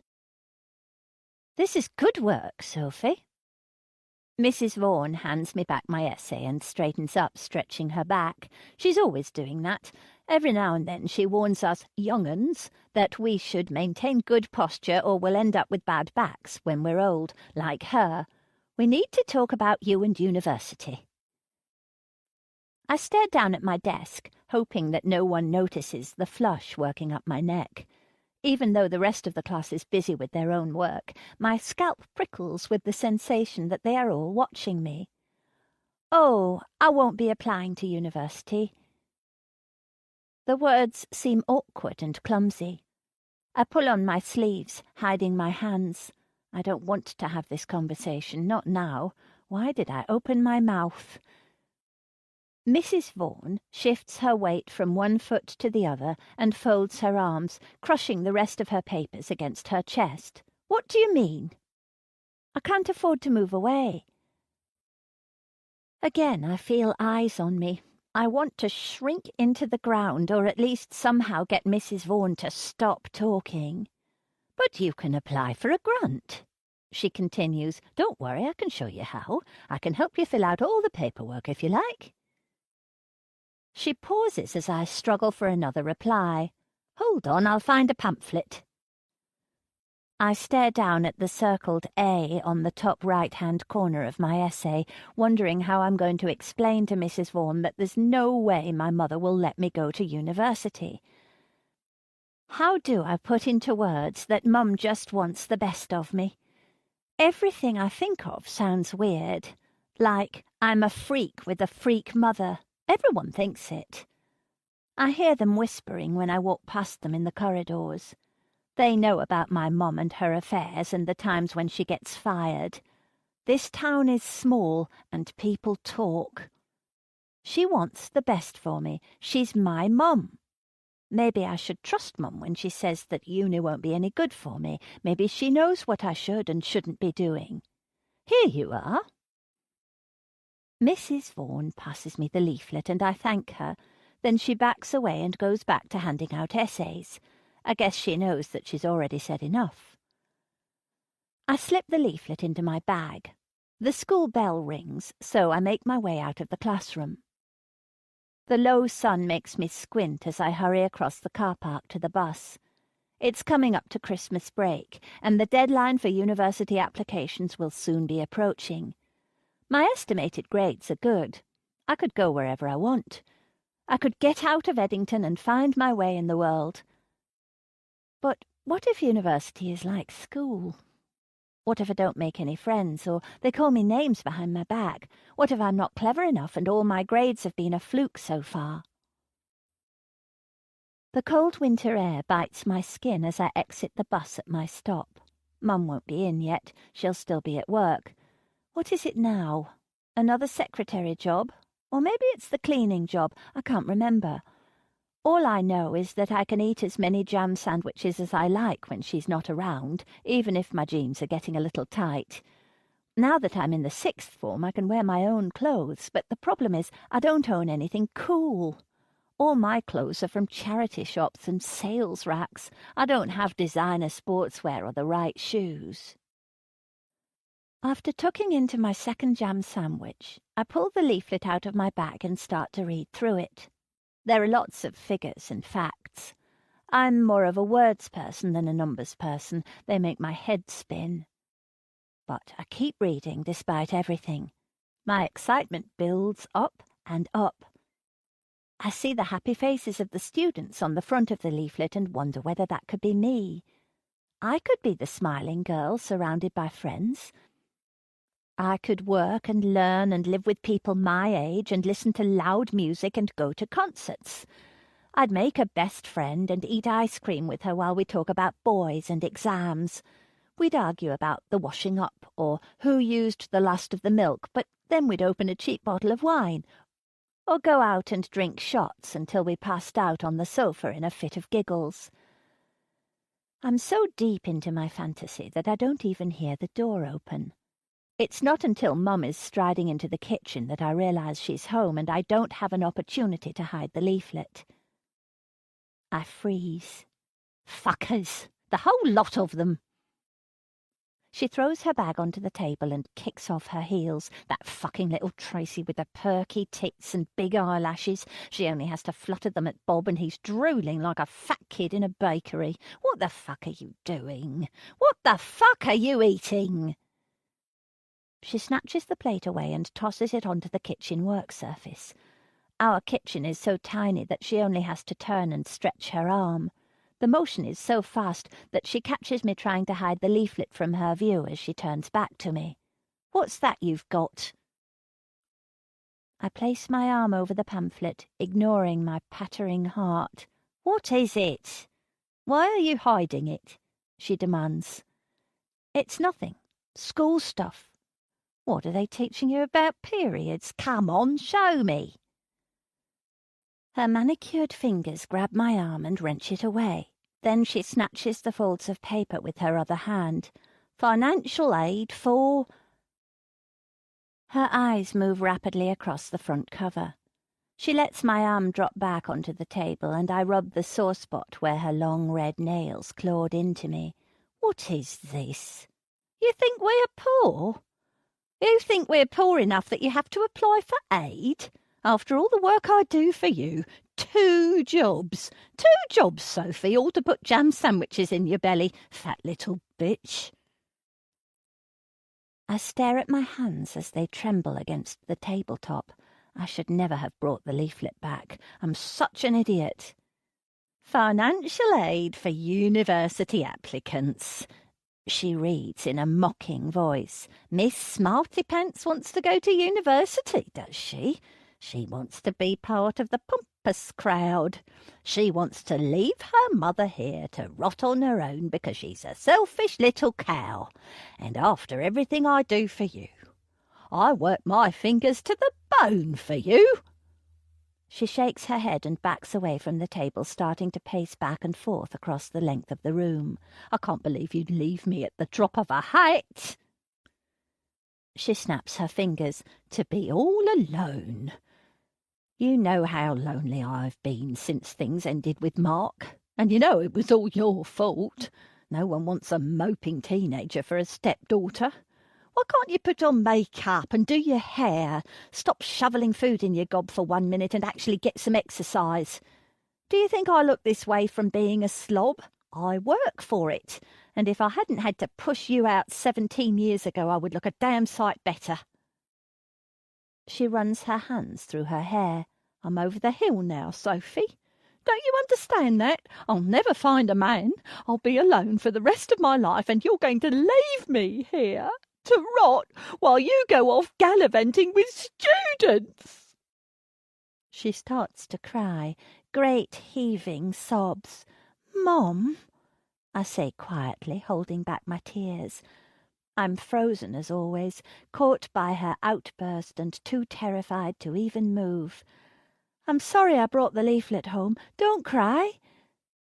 I can't bear it when she cries. The guilt is unbearable. I never meant to make her feel this way. She wipes her eyes, smearing mascara across her temples. I just want to protect you, honey. I want to keep you safe because I love you. Don't you know what happens to girls like you who go to university? There are men there, predators. They wait until you're drunk and put drugs in your drink. Then they take you home and rape you. Mum, stop! It's true. It happened to my friend, Sophie. If you go there, you'll be hurt. I don't want that to happen.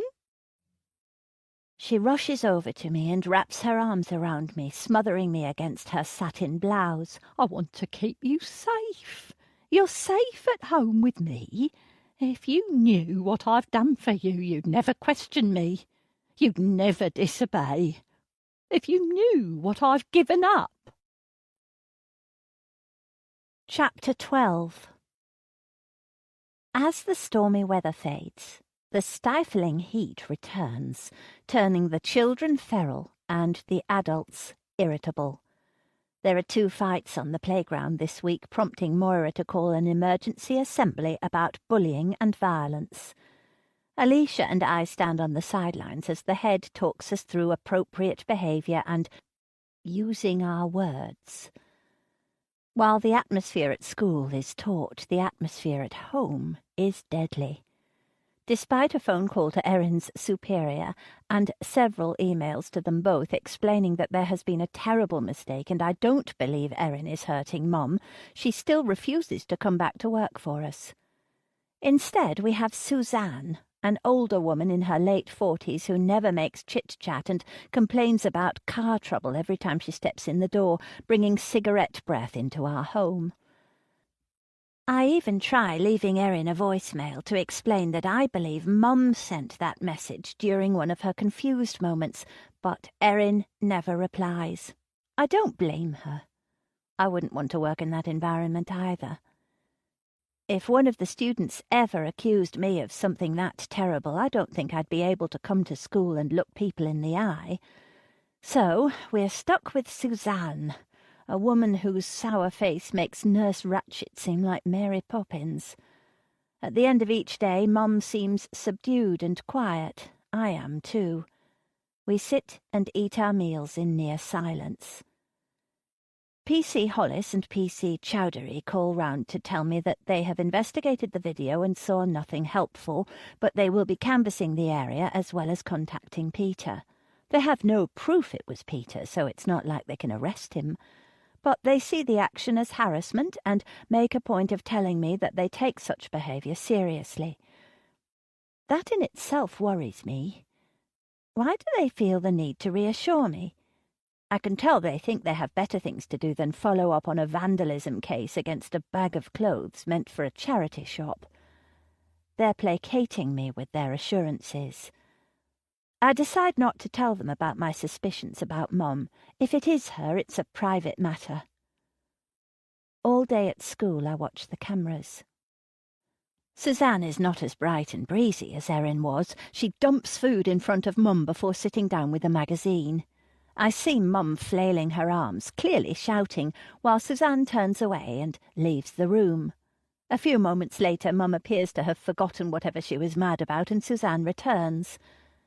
I need to take notes from this woman. She doesn't take any of the crap that I've been dished out from Mum. But most of the time I think about everything that has happened. From the button outside the house to the time Mum drank bleach, to the voice on the recording and the shredded clothing. Do I honestly believe Mum could be responsible for all those events? Can I imagine her orchestrating each one? Taunting me about the shadow because she knows there's a hidden memory from my past that I can't access? Finding a way to break the camera? Logging into my email and sending that nastygram to Erin's boss?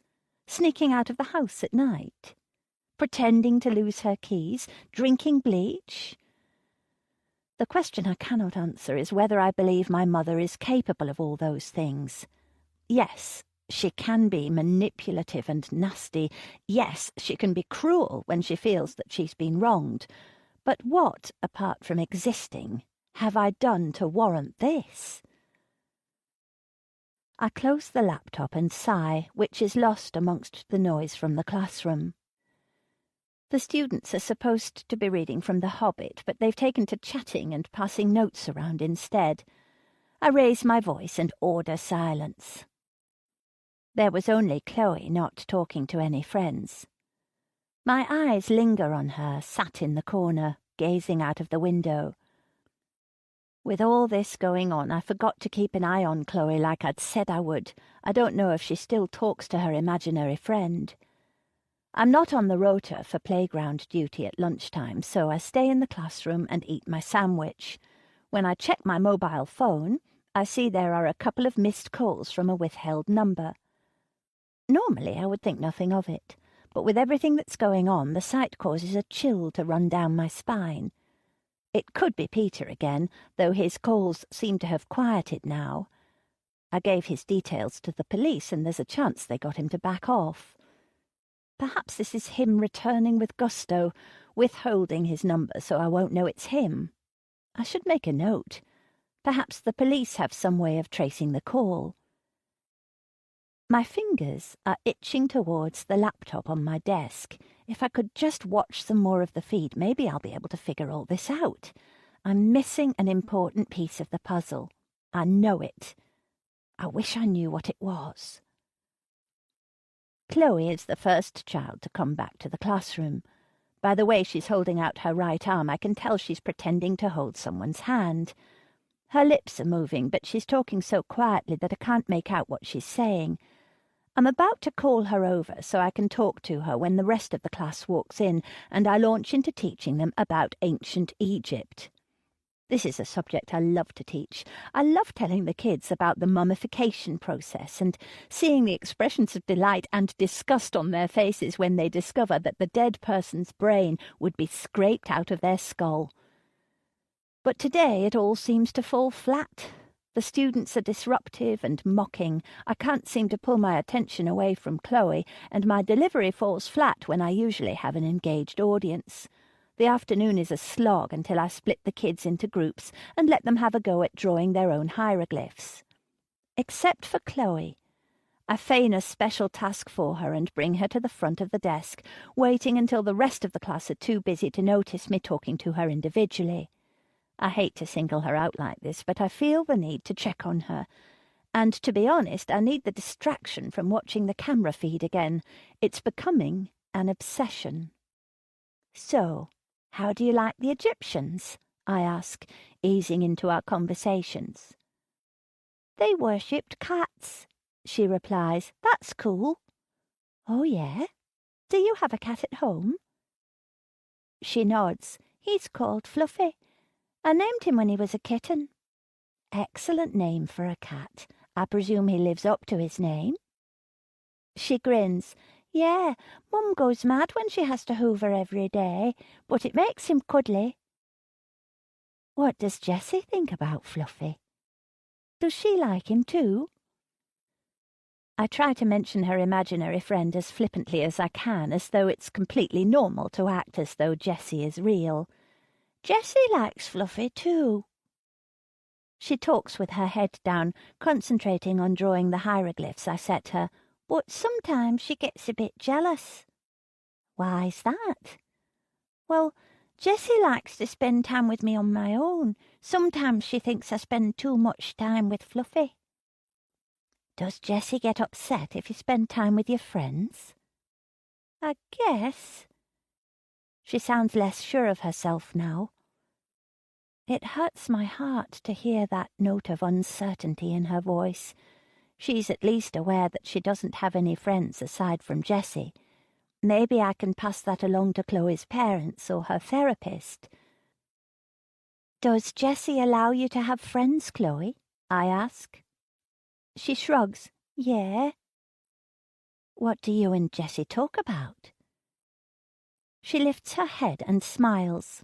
I can tell she feels more comfortable talking about her imaginary friend. Everything. What we have for lunch. Oh, and we play games too. Like, I hide things and Jessie has to find them. Or we play hide and seek where Jessie has to find me.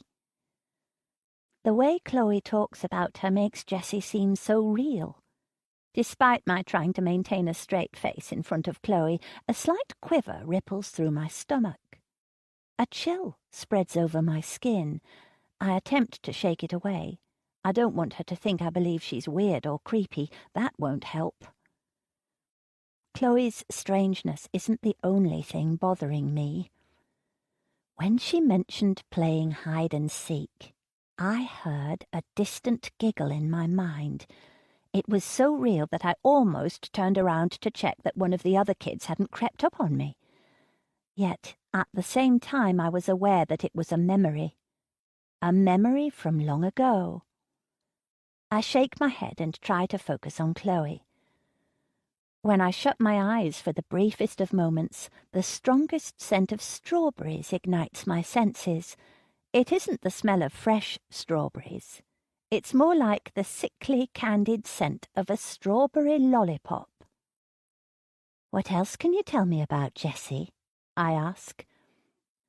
She likes the colour purple, Minecraft and One Direction, but she hates Little Mix and Elsa from Frozen. Sometimes she likes to cut my Barbie's hair or paint my nails red. Mum hates that, though. I nod and smile, trying hard to concentrate. All I can think about is that fleeting moment where things suddenly started to make sense. I force myself to think back, to remember. There's a garden and some sunshine. It isn't our garden in Eddington.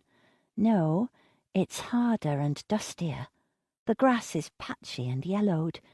There's a rusted old bucket in the corner and we make tea together. Chloe says, we have tea parties in the garden with the teddy bears that Mum says I'm too old for. 1, 2, now you. 1, 2, now you. I'm on my feet. My hands are in my hair, pulling it free from the bun at the back of my head. The room goes quiet. Every child turns to stare at me. Chloe slinks away to the back of the room. 1, 2, now you. I hear the childish voice speaking to me in my mind. Who is that? Is it me? The memory hits me. It lasts only a few moments, but it's enough to have me rocking back on the heels of my shoes, amazed by the emotional power that resonates within. The pain is like a stab to the gut. It's a short memory.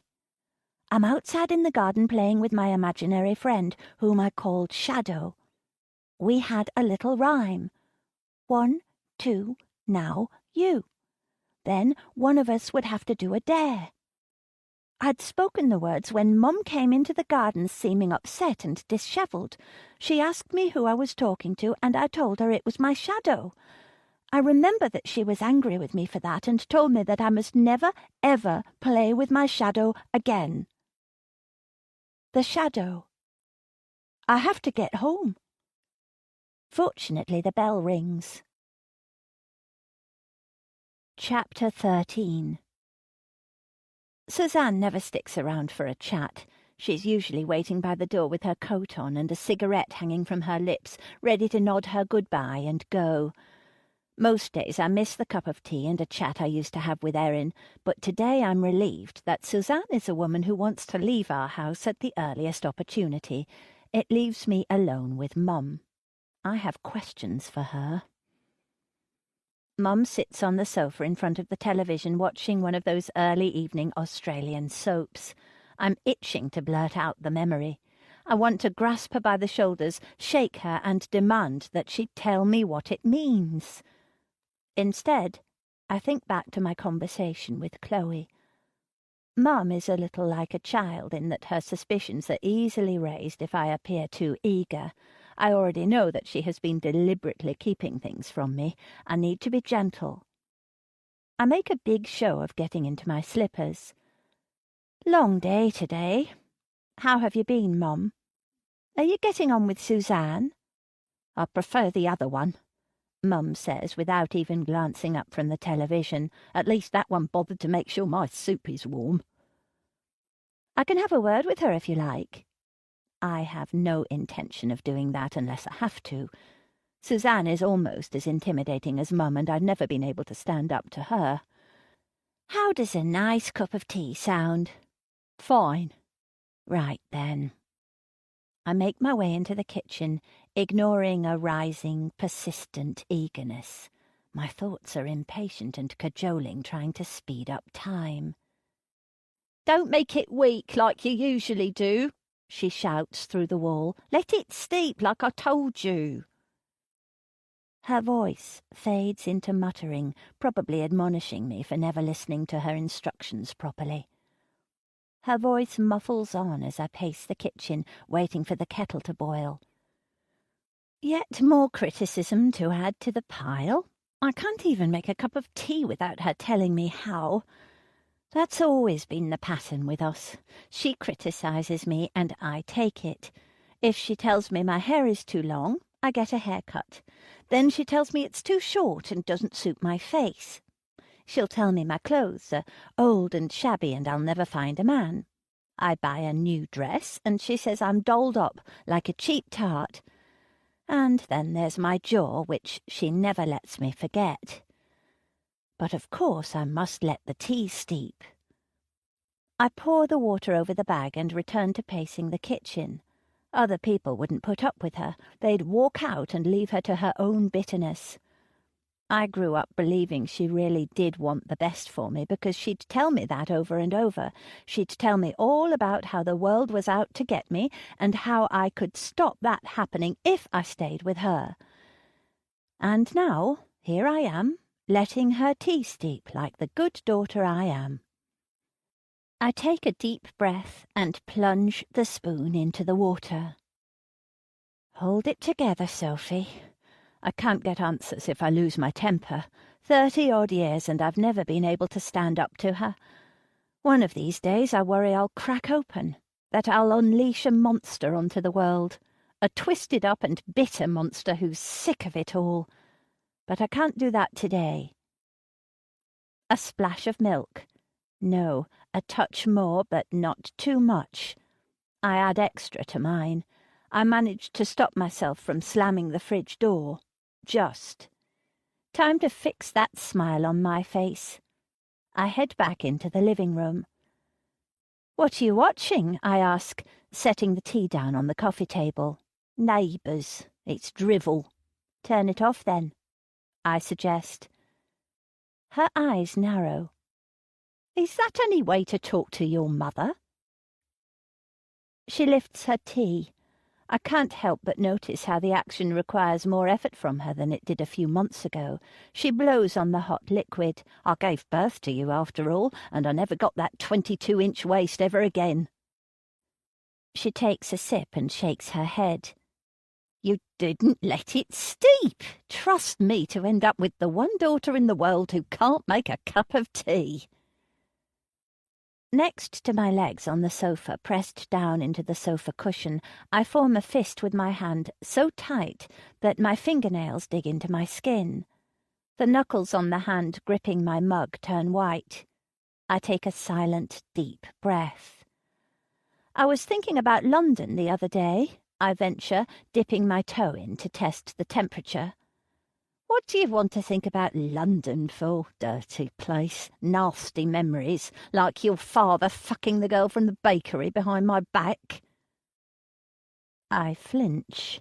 It's a bad sign for Mum to mention Dad. She can easily get off track wandering down a road of suicide, caused by me, of course.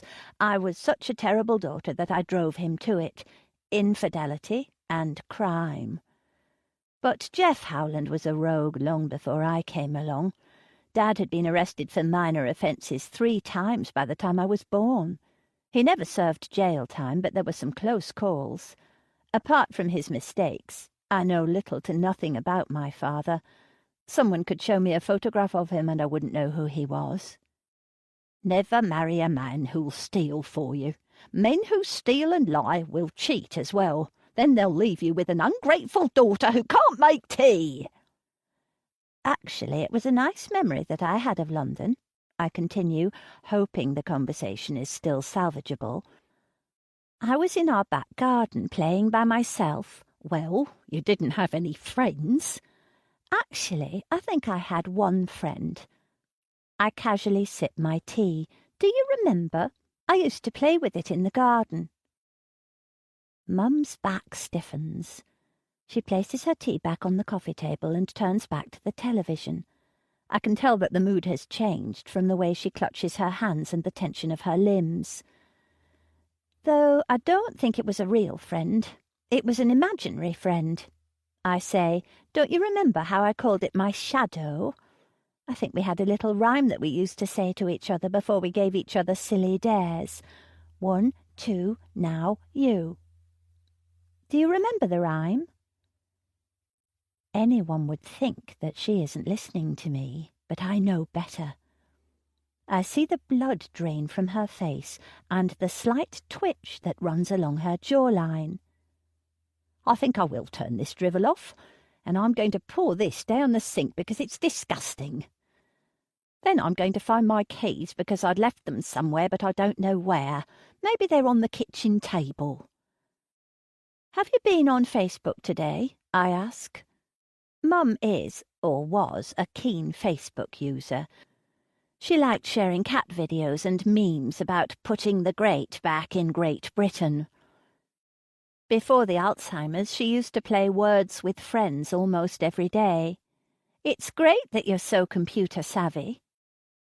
I sip my tea nonchalantly. She makes a guttural sound before replying. That's when I can use the damn thing. These days I forget all my passwords. She laughs, but it doesn't sound real.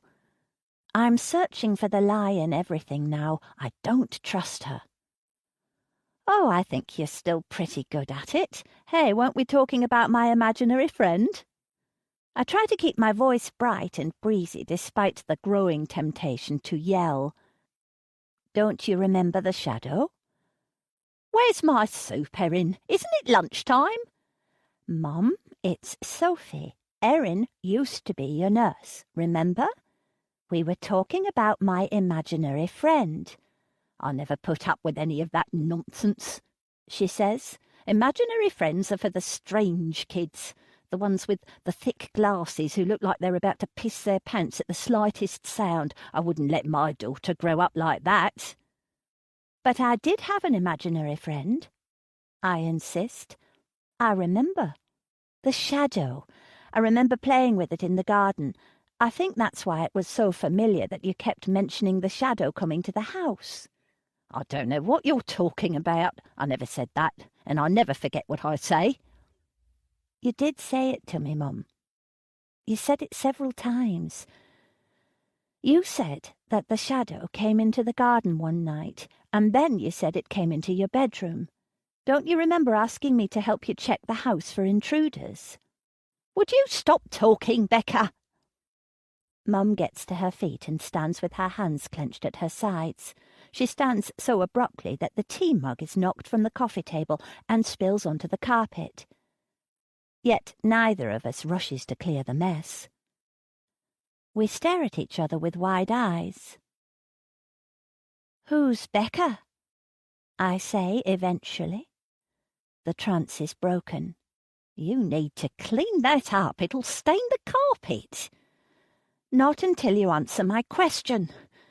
I'm shaking so much that ripples appear in the tea I'm resting on my knee. Who is Becca? Some old friend from when I was a child, back when I had friends. Fine. If you won't do it, I will. She bends down, making a big show of her aching back. I slam my tea down on the coffee table. No, I'll do it. After Mum goes to bed, I return to the living room with a large glass of Pinot Grigio. Before I settle onto the sofa, I glance at the reflection in the mirror hanging above the fireplace. That woman is a mess. Stress, age, and exhaustion have been etched into her skin, like claws dragging across flesh. But that's not everything I see. There's a new spark of determination in her eyes. The slack, vacant expression she used to wear to try to get people to like her is gone. And instead she frowns. This woman is going to put all the pieces together and figure out what is going on. And she's going to start tonight. I place my wine on the coffee table and pull 2 fat photo albums from the shelves above the television. Despite the bulgent weight of the large albums, they seem a meagre offering for a life. They're dusted and unused, spreading dirt onto my shirt. I wipe my hand across the top album as I sit down on the sofa, then shake the dust onto the carpet. Mum would have a fit, but she isn't here right now. She wouldn't approve of the large glass of wine either. I take a big gulp and lift the glass as if in toast. Then I open the cover of the album. It's filled with photographs from before I was born. I can't say I'm not disappointed. This one is the thicker of the two, and I was hoping to see more of me as a child. But I remind myself of the mysterious Becca and begin searching through Mum's old photographs to see if I can find pictures of her old friends. The album begins with black and white photographs of Mum as a child, with her hair in ringlets and her cheeks chubby. I had hoped to see her as a baby, to see if she looked like me. Not that I remember what I looked like as a baby, but as a child I see myself in the way she smiles as though she's unsure. It's strange to see Mum with that expression because she's always seemed so sure of herself to the point of arrogance. Could it be that my Mum started out life as insecure as the rest of us? I can't quite believe it. For a little while, I get distracted by the photographs of my grandparents. They died when I was too small for me to remember them. These pictures are a fascinating glimpse into a part of Mum's life that I've never seen. We've never been a family to sit around photo albums and reminisce. We're barely even a family. Both of my grandparents were smart people with nice clothes and neat hair. They're attractive too. Normal. I know there was a big fallout between Mum and her parents when she married my father. They never approved, and frankly, I don't blame them. I flip through the pages, paying close attention to any photographs where Mum seems to be with other children, but there aren't many, and someone has been through the album writing dates and names next to the pictures. It can't be my grandmother's writing because the album doesn't feel old enough. Though I can't imagine her doing so. At one point, Mum must have sat down and pasted these photographs into the album, writing diligently next to each picture. There are no Beccas, not even a Rebecca or a Becky. I move on to the next album. It begins with my parents' wedding picture. The first thing I realise is how young they both were. Mum was only 20 when I was born, but I was in her belly when this photograph was taken. She isn't showing yet. I'm the size of a bean, sat waiting in her womb, waiting to be born. I push the album away for a moment, choked by a sudden urge to burst into tears. Another gulp of wine and a deep breath, and I pull the album back. I need to hold it together if I'm going to get anywhere. After the wedding picture, there are a couple of my parents with Mum wearing early 80s maternity wear. The photographs are hazy and often barely in focus.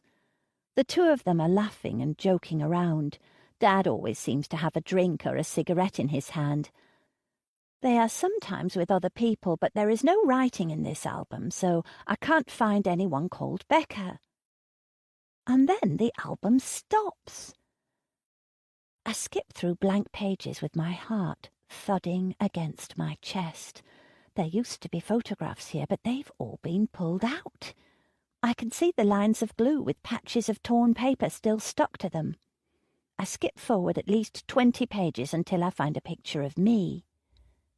I pause. With trembling fingers, I reach out and touch the photograph of me. I'm alone, perhaps 6 or 7 years old, and I'm dressed in my school uniform. My hair is in a long plait, and I have a wonky fringe that I remember Mum cutting for me. Hold still or I'll slap your bare bottom. I'm smiling that same smile I saw Mum smiling as a child, unsure, hesitant and anxious. I flip the page. There's another photograph of me. This time I'm 10 or 11, and I'm holding a trophy. Mum stands next to me. I remember what the trophy was for. I won a prize for a science project about volcanoes at a school fete. I remember one of the teachers suggesting that she take a picture of the event, and Mum reluctantly letting her. The next page is a photograph of me, Mum, and one of her boyfriends. Bob, Bill, Frank. They all had names like that. They were usually married, so I don't expect to see many more photographs of them. Sure enough, the rest of the album is a mishmash of awkward photographs of me on a rare day out to Blackpool, or taking part in some sort of school event, or Mum drinking wine and smoking with the girlfriends she used to fall out with every week. There is the occasional boyfriend, nearly always bald and burned from holidays in Spain or the sunbed. There aren't any photographs of me after the age of about 15. We barely celebrated birthdays when I was growing up, and we never had a big dinner on Christmas Day. I suppose it hasn't really hit me, not until this moment, how strange that was. But what stands out the most are the missing photographs, which would have happened right around the time I was born. There are no baby photographs of me at all. There's nothing until I'm at least 6. Where have they gone? Chapter 14. I'm searching, but I don't know what I'm searching for. Yes, I do. Evidence. I need to see it for myself. I need to see my mother faking the extent of her illness and doing these things to hurt me. I need the proof. At school, I can't wait to open my laptop and plug in my headphones so I can listen to the file from that night. I listen to it while I watch Mum over the camera feed. I listen to that voice over and over, imagining her leaning towards the recording device and hissing out that rasp to fool me. You will know me. Maybe that's what it means, her final reveal. I get to see the true vileness of her nature. I get to know who she really is. What's her secret? Betrayal? Murder? All kinds of dark thoughts flit through my mind when I think about the missing photographs, the shredded clothes, the voice in the night. At night, I take my laptop to bed with me and keep a bottle of wine on my bedside table. I watch the cameras and sip my wine and almost will my mother to act suspiciously. One night she actually does get out of bed. I get so excited I spill Chardonnay all over the bedsheets. It turns out she's going to the toilet. But the interruption in her sleep causes confusion, and I find her asleep on the landing. I have to wake her up and take her back to bed. At first she doesn't know who I am. At least, that's how she acts. Back in my classroom, I put my head on my hands and rub my tired eyes. What am I thinking? She's had tests and scans. There's no doubt that Mum has Alzheimer's. But there is a chance that she's making it seem worse than it is, pretending that the disease is progressing faster while she's actually still relatively lucid, all to drive me insane before the dementia washes her clean. The bell rings and the students filter out for lunch. It's only at that point that I realise I haven't set them any work for the last 20 minutes. I've been sat at the front of the classroom staring at my computer screen while the children talked amongst themselves. I watch Chloe follow the rest of the students out of the classroom and don't even have the energy to worry about her anymore. When the door opens and Moira walks in, I quickly shut down my laptop and smile, hoping it doesn't appear too fake. "Good lesson?" she asks. "It sounded pretty boisterous in here." "Oh, yes, it was a great lesson today," I lie. Everyone was having a lot of fun. We were acting out scenes from Romeo and Juliet. I hope my bright red face isn't an obvious indication of my inability to tell a convincing lie. Good. Good. Moira's sensible heels click against the classroom floor as she walks towards the first row of desks. I usually straighten up the classroom while the kids are at lunch, but I haven't bothered today. Chairs and desks are askew. I watch her trace a finger over the backrest of a chair with a pattering heart and a dry throat. She pulls one of the chairs away from the front row and drags it towards my desk. She sits on the chair and leans over my desk, giving me a pitying smile, followed by a sympathetic head tilt. "How's your mum doing?" I feel like this is going somewhere. In fact, I know it. I pull at the sleeves of my top, nervously searching to give my hands a task. The disease is progressing more quickly than I'd hoped. And we've had some problems with the nurses. We recently had to switch to a different nurse, which has been a difficult transition for her. I fail to mention that there's a possibility I'm being stalked by my own mother.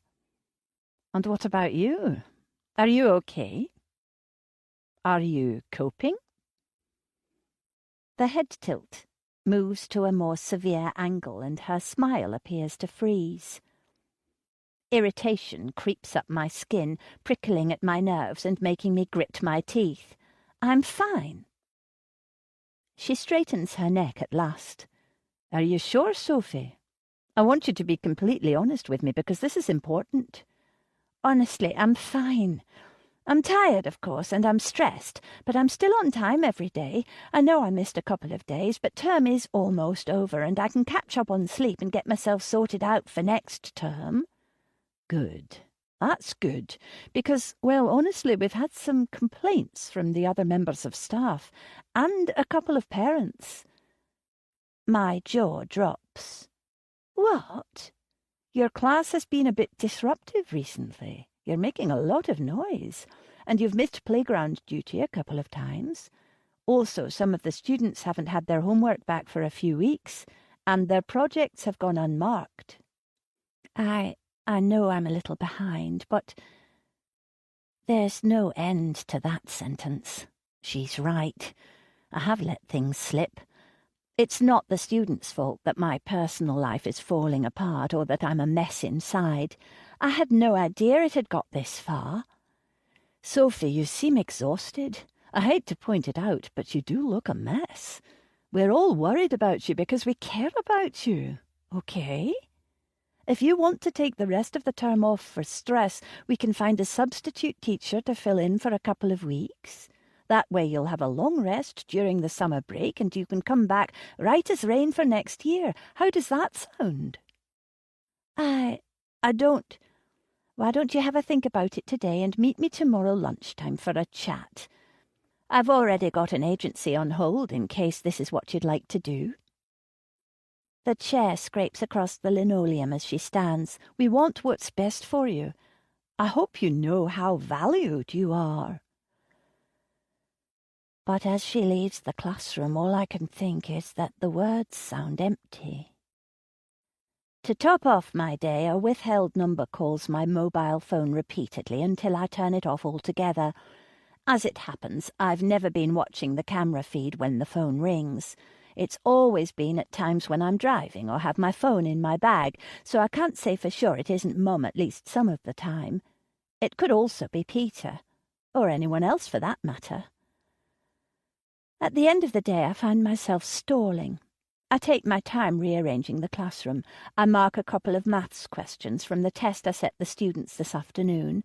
I glance at my sparse lesson plan for tomorrow, which I should have fleshed out but haven't bothered with. And then Alicia walks in. Hey, Soph. She wrings her hands together and stands awkwardly a few feet away from me. That's not like Alicia. She's a hugger. She's someone who has no clue about personal boundaries. That was one of the things I liked about her, the fact that she would always be close to me, always liberal with little touches and kisses on the cheek. After a lifetime of coldness, her warmth was refreshing. But not today. All that warmth has gone, leaving us with a huge gap where our friendship used to be. "Did you know the head was going to have a little chat with me?" I ask, not bothering to keep the venom from my voice. "Were you one of the staff members who complained about the noise coming from my classroom?" No, I didn't complain, but I did say that I was worried about you. What? Hear me out, okay? You've not been talking to me much recently. In fact, you've barely spoken to anyone. You're always cooped up in this classroom, staring at whatever is on that damn laptop. I thought we were friends, but you're shutting me out of everything. I want to help you." She takes a step forward, holding out her hands. The pleading expression on her face makes me turn away. "Then find a way to support me, because every time we talk, all you do is try to make me dump my mother into a nursing home." As I say the words, I realise they have become an instinctive defensive reaction and nothing more. I've changed so much over the last few months that I no longer desire to help Mum. No, that's not why I want to keep her at home. It's because I want answers from my mother. I want the truth. But Alicia doesn't know any of that, and I can't tell her. If I tell anyone, they might think I'm even crazier than they do right now. Sophie, I'm sorry. Oh, Sophie, don't cry. But I've finally cracked, and I don't know how to patch myself back up. I fold into Alicia's arms and sob on her shoulder, letting at least some of it out, while holding a little back because I worry that if I let it all out, I'll never stop crying. "We're broken," I whisper as the sobs finally begin to calm. "We're both so broken and I don't know how to fix it." "I'd do anything to make you realize that you can't keep this woman in your life. Anything," Alicia says. I turn down an offer of a cup of tea and head to my car, even though the tea is more than tempting. I want nothing more than to sit with my friend and chat. I want to talk until my jaw is tired. I want to offload everything that's pressing me down, but I can't. This weight is for me to carry alone, and I can't shed it until I've found out that last piece of my past. It's only Mum who can provide that, but I have to get it out of her gently before she shuts everything down forever. Sometimes I wonder who is hunting whom. There are times when I feel like an animal stuck in a trap, and there are other times when I feel like a hunter stalking a dangerous wild animal, treading softly through the forest. "You're late." Suzanne speaks with her lips moving around the cigarette dangling down. She lights the fag as she bustles out of the door. I'm almost sad to see her go, because while she's here I don't have to be alone with Mum. I can't stand that woman. Mum appears in the doorway between the hall and the living room as I'm taking my shoes off. She smells like an ashtray. "You used to smoke," I remind her. "I thought you wouldn't mind the smell." "Well, I do. What's happened to the other one, the one with the piercings? I didn't like her much either, but at least she didn't smell as bad." "We upset her," I reply without going into too much detail. "Young girls scare too easily these days. We're made of tougher stuff." Her gaze travels up and down my body. "Well, I am anyway. You look terrible, by the way."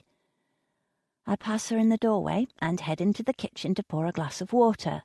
That's because I have you to look after and a job to hold down. "Oh, I'm a burden, am I? Why don't you throw me in a home, then? Condemn me to death, like I know you want to." Her eyes sparkle. She's found something to fight against, and that's what she loves more than anything. Just let me die and have done with it. I lean against the kitchen table, digging my fingernails into the wood. The heat spreading over my skin is daring me to let it all out, to scream at her, tell her what she's done to me over the years, to accuse her of driving me mad as she plays on her illness as cruelly as she can. I want it more than anything. My fingernails dig harder until the tips of my fingers are in pain. We stand there, squaring off. Two women with irreparable damage spreading out like a canyon between us. She stands with her shoulders wide, arrogant, almost daring me to fight back like she has my entire life. The only difference is that her sardonic smile, the one that spreads across her face when she realizes I'm too chicken shit to stand up to her, never comes. There's only a wariness about her. I'm not acting as beaten down and pathetic as usual, and that frightens her. When the phone rings, we both start. But for me, it unleashes a molten pot of boiling rage. All I can think about are the missed calls and the constant texts from Peter. I'm sick of being bothered. I snatch up the receiver and bark down the phone. "Leave me alone!" Only, instead of the heavy breathing that I've come to expect, a meek female voice replies. "Is that Sophie Howland? I'm so sorry to bother you. My name is Eileen Woods. I'm Peter's mother. I think we need to talk." Chapter 15. Eileen is the kind of woman you expect to find in a library stamping books. She has a meek mouse appearance, complete with thick-lensed glasses and short greying hair set in loose curls around her face. She waves to me as I enter the cafe. When I frown in confusion, she explains that Peter showed her my profile picture from the dating website. I know my son is a complicated man. She fidgets in her chair as though the words make her uncomfortable. I'm sorry if he's been bothering you. He tends to latch on to people, but you should know that he's harmless. I keep stirring my tea to waste nervous energy. Are you sure about that? Someone broke into my house. I left a bag of clothes on my step for a charity, and someone cut them to shreds. Eileen leans back, her eyes wide with shock. That doesn't sound like Peter at all. He's never done anything like that. That you know of, I point out. Yes, that's true. She breaks a cookie in half and stares at me. He's always been an odd duck. I know people are always afraid of loners.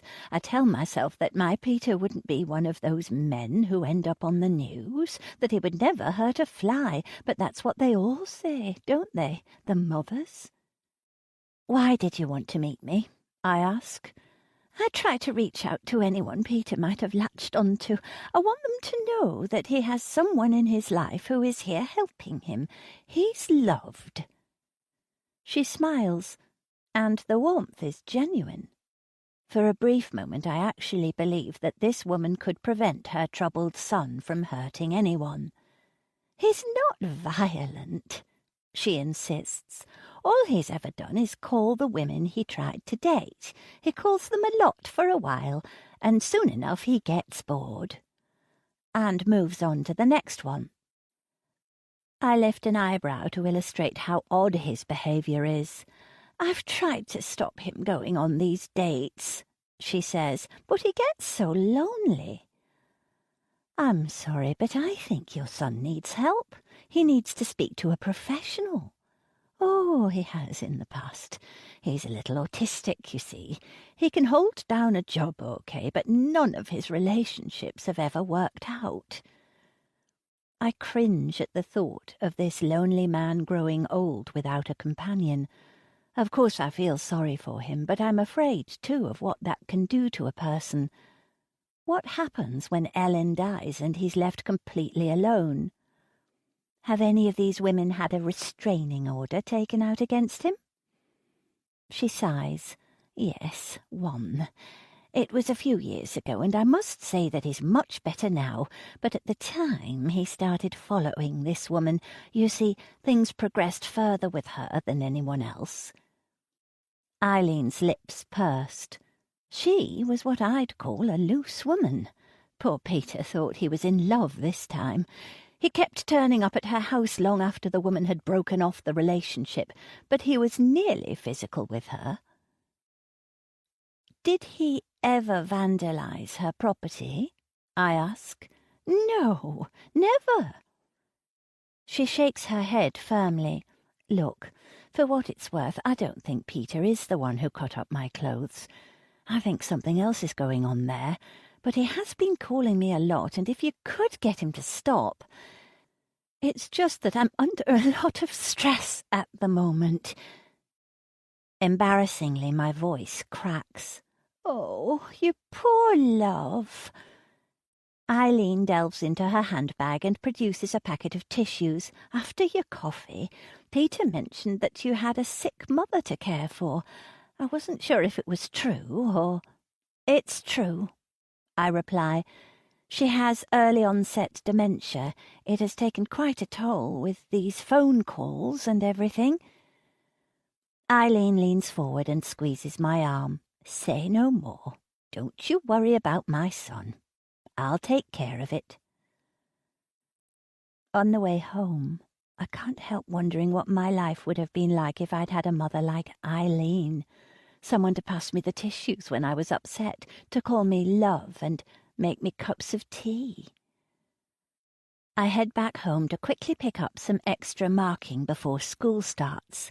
Eileen had agreed to meet me at 7:30 before we were both due at work, but as I pull up the car, Suzanne is storming out of the house, yanking a cigarette from her packet. "She's tapped that one," she calls out. With the front door wide open, Mum stumbles out onto the drive in her bare feet. "Don't you ever come back, you whore! I know you stole him from me!" I'm not sure who to address first, so I turn to Suzanne. What's happened?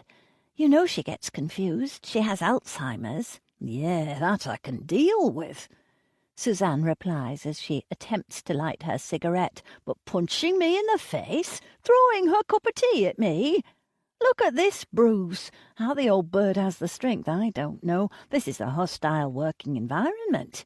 Your mother needs 2 people around at all times. I need to go home." I sigh, completely deflated at this next turn of events. I can't argue with Suzanne, not when the shadow of a bruise shines along her left cheekbone. "All right, you go. I'm sorry that she hit you. She's not been in her right mind." "That's the thing," Suzanne says. "She wasn't even confused at the time. She was plain old mad at me for getting her tea wrong.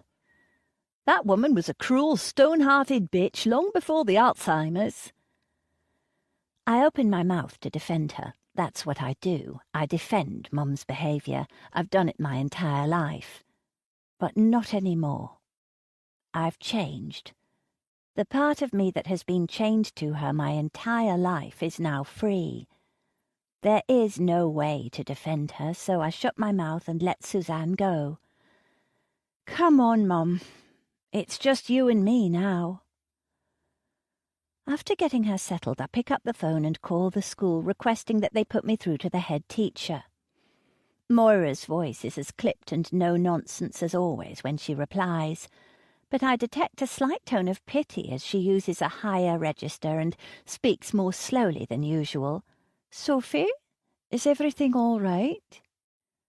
"That offer for sick leave. Is it still on?" "Of course," she replies. "I'd like to take it, and I'd like it to start today." I tell her about the nurse, about Mum's assault, and how I have to stay with her all day now. She's calm, patient, and kind with me, traits that I've never expected from her. When I disconnect the call, I know I should be relieved, but I'm not. Aside from the sadness, I feel cheated, as though a gift has been snatched from my fingers. All my life I've felt uncomfortable in my own skin, as though I'm not truly who I say I am. That's the real reason why people avoid me, and why most of my friendships and relationships have fizzled out. I think Jamie saw that in me, but was attracted to it, attracted to my insecurity. But being at school gave me an identity. I was Miss Howland. I was well liked and respected by my students. Now that's gone, at least for now, leaving me feeling like a lost teenager with no direction in life. "I've wet myself." I turn around to find Mum standing in the kitchen holding her crotch. The air is filled with the tang of urine. Mum's bare feet are in the centre of a puddle of pee, her skin covered in the urine. "That's all right. It's only a little accident. Let's get you cleaned up."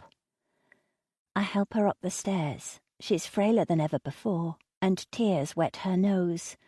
I pity her. But most of all, I wonder if this woman, this bent-over, piss-stained person, could also be the same person who's been stalking me and driving me crazy. She drank bleach a few weeks ago. She forgets my name and forgets the name of her nurses. She wet herself and needs help getting into the bath. How can this be the same person sneaking around the house, cutting up my clothes and hacking into my email account? I bundle up the soiled clothes and put them straight into the washing machine while Mum soaks in the bath. Then I clean the pee from the floor and disinfect everything she touched. Then I help Mum back out of the bath, dry her off and help her into a nightgown.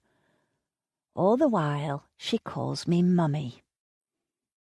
This will be the only time I hear that word, uttered by my own mother. Yet even in this dark moment they make my stomach ache for a little girl to say them to me. After I get Mum back into her bed, I slip downstairs, run the taps to fill the sink, and cry until my eyes are sore. I want that ache to go away. I want more than anything, more than I want to know the dark secret in my past, to feel whole. Because I never have felt whole. I've always felt as though a part of me is missing. When the breakfast pots are cleared away, I take a glass of water up to Mum. She sits upright in bed when I see her. For once, there's a bright smile on her face. I set the glass down on the bedside table and watch as she opens the top drawer and takes out a bottle of pills. "Look, Sophie, I'm taking them all at once, like you told me to," she says. I watch as she opens the pill bottle and takes one out. She slips it into her mouth and swallows it down with the water. Then she takes another pill from the bottle and opens her mouth to take it. I snap out of my trance. "No! Mum, no! Don't take that! I never told you to take all the pills at once! Don't ever do that!" With shaking hands, I remove the bottle of pills from her fingers and leave the room. Chapter 16. My laughter echoes. Every time I laugh, I hear it sung back to me, like a bird imitating the human voice. That laughter makes me feel lighter. It's a young laugh, a child's laugh. I'm a child. There's a hand in mine pulling me forward. "Come on, Shadow." I trot along faster. I'm running. It's the end of summer and I'm thinking about ice cream, the kind with the flake and strawberry sauce. But I'm also sad. I feel forgotten.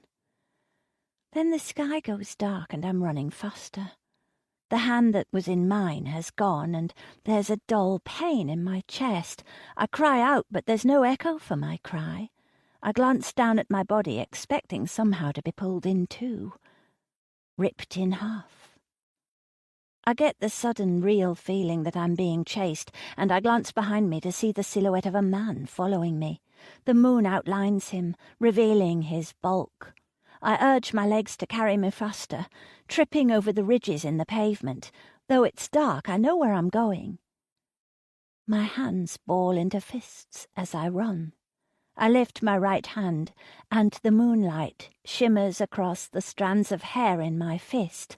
The pain in my chest grows tighter and tighter until tears run down my cheeks. "Mummy!" I say to no one. The man is gaining on me. I know he's going to catch me up. I stare at the hair in my hand as I fall, and I know that I will never be the same again, because I've lost who I am. I wake with a gasp, tangled in bed sheets.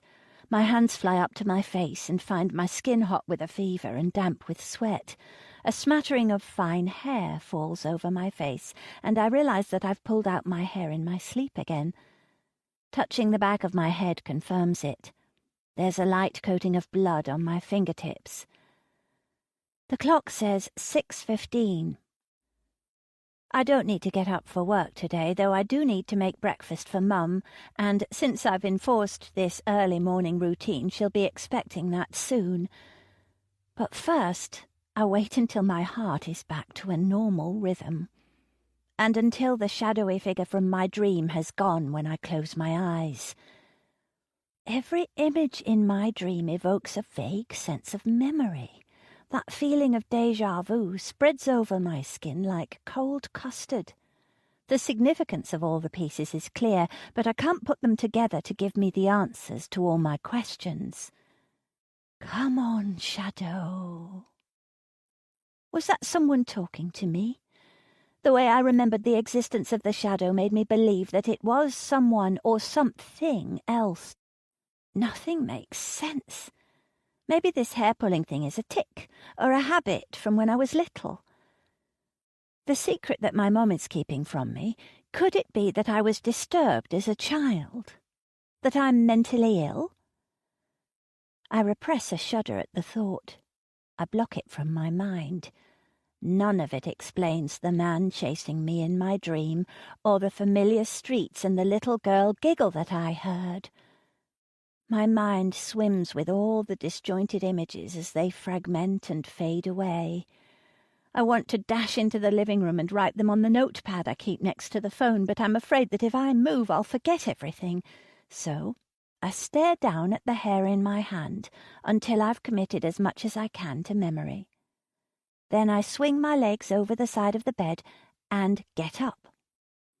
On my way out of the room, I drop the strands of hair onto my dressing table. Mum is still sleeping when I pop my head around the door, which surprises me. I decide there's no point in waking her up, seeing as there won't be a nurse coming this morning, and I don't have a job to go to, which means I can spend as much time in the shower as I like. I suppose there is an upside to taking leave. The luxurious heat of the shower brings my body back to life, though the abrasion at the back of my head smarts when I shampoo my hair. If I carry on with these nightmares, I'll end up bald. Perhaps I should mention this to my doctor, seeing as I have to go to get a sick note to sign me off for stress at work. That shouldn't be too hard, thanks to my worrying colleagues. If everyone else believes I'm stressed, then I suppose I must be.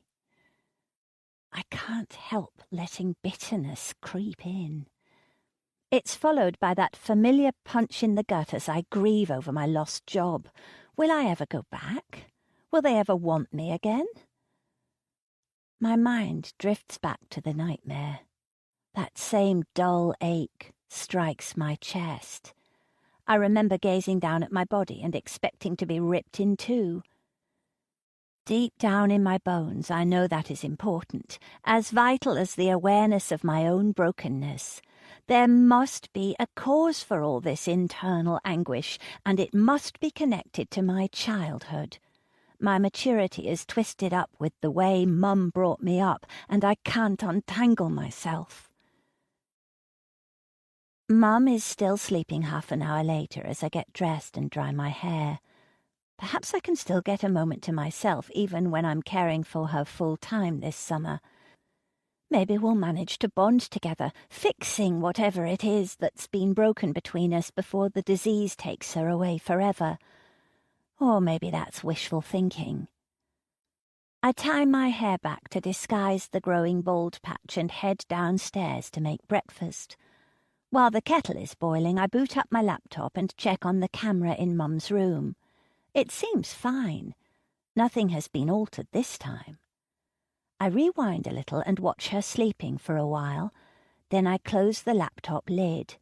Perhaps everything has blown over, and whatever Mum might have been trying to do has now ended. I make my cup of tea, think about my nightmares and my strange, almost memories, and wonder how much of all of this has been in my mind. I used to be a positive, optimistic person who always looked on the bright side, but over these last few months I've lost that characteristic. I've lost a lot. If only I can make a new start, perhaps I can learn to find that missing part that I've been searching for all my life.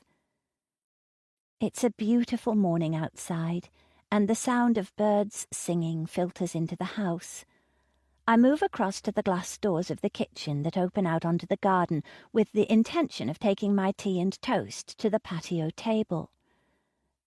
I never make it to the patio table. I don't even get to open the French doors leading out into the garden. My wrist goes limp, and the hot tea splashes up my shins.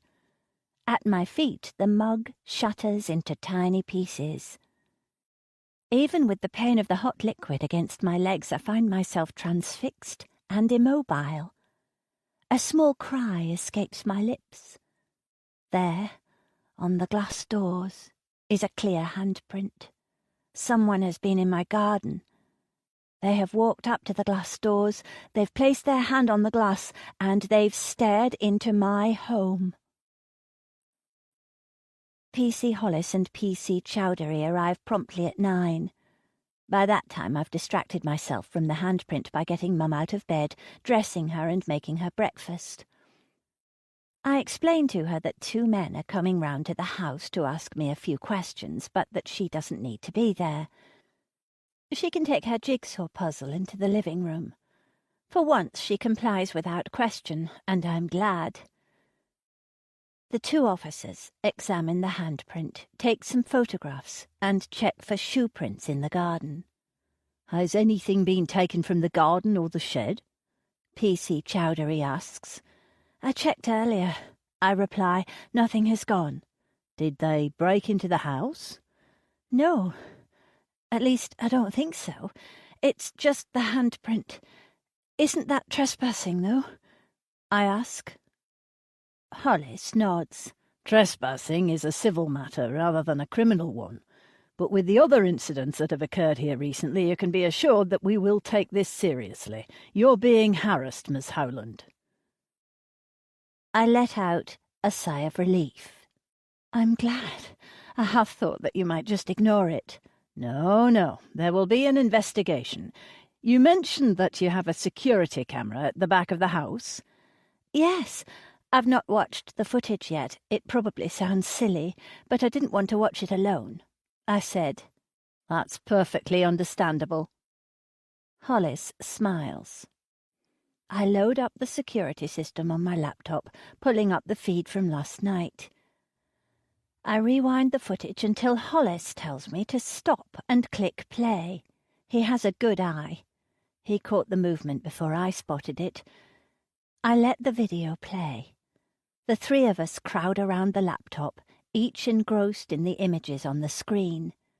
My heart patters against my ribs as I watch the events of last night unfold. As the footage plays, I'm aware of the blood draining from my face and the nausea that rises from my belly. Hollis gives me a quick, worried glance and a half smile. It helps, but it doesn't stop the dizziness. I grasp hold of the kitchen chair, desperately needing the extra strength. It's a dark, moonless night, and at first the camera doesn't pick any movement. But then, when a car passes along the street that runs parallel with our garden, its headlights illuminate a figure standing at the very end of the lawn. I have to clamp my hand against my mouth to stop myself from crying out when I see it. The figure is more of a person-shaped lump than anything else. I can tell that the person is short, that they're wearing a long, dark-coloured overcoat, that their face is angled low, and that they're wearing a hat. The overcoat is bulky, hiding their shape. It's a fleeting, terrifying glimpse. Then the car continues down the road and the video goes dark once more. My eyes are still transfixed on the spot where the person was standing. When our outside light is triggered, I do let out a sound akin to a whimper. This time I fail to hold it in. It prompts PC Hollis to turn and ask if I'm all right. I nod and continue watching the recording. The figure is now close to our kitchen, and the outside light shines brightly on our trespasser. They stand with their feet planted wide, with gloved hands at their sides and their face angled down so that their features are hidden. If I once felt that I could explain all this away by blaming local kids, I now have confirmation that I cannot. There is calculated determination behind all this. I see it in the way they stand, the way they wait. It all suggests that they're aware of the camera and they know exactly what they're doing. When the figure steps closer to the door, I think we all three experience the sensation of a spell being broken. We all start at the sudden movement. Even Chowdhury lets out a soft, nervous laugh. Without lifting his or her head, the trespasser slowly starts to remove the glove from their left hand. My heart skips a beat as I watch them lean forward, obscuring their hand from the camera. They lean forward and press their hand against the glass, covering the action with their body. When the deed is done, they scuttle away quickly, turning fast and keeping their head angled down the entire time. I let out a long, bittersweet sigh of relief. Whoever it was knew about your security camera, Hollis says with a frown. Can we take a copy of the footage from last night? Of course. Do you think you'll be able to see anything more? Well, we can't enhance the images any further. It's not like TV crime shows, I'm afraid, he says with a grin, but we might pick up on any little extras that might help. We should be able to determine the height of the suspect. They seemed about my height, I reply. He nods. I thought that too. Peter was short, I mumble. We spoke to Peter Woods after the incident with your clothes. I'm afraid there was little more we could do other than warn him about the phone calls, Hollis says. But we had no evidence that he was the vandal then. Perhaps we'll find more evidence after this incident. The phone calls alone could be enough to get a restraining order if that's what you'd like to do. Chowdhury takes notes and nods at his partner. His mother called me the other day and I met up with her for a coffee. I think she was concerned that Peter had, in her words, latched on to me. She says that he does this a lot with women. He fixates on anyone he goes on a date with and calls and texts them until they get fed up of him. We'll talk to him again, P.C. Chowdhury says. If there's anything you need, Miss Howland, P.C. Hollis says as they head out of the house, don't hesitate to call. Try not to worry. There's no indication that this person wants to harm you. But to be on the safe side, keep your windows and doors locked at night. And take care. Perhaps it's because he appears to be showing me that he cares, or perhaps it's because he's a policeman and seems like a protector.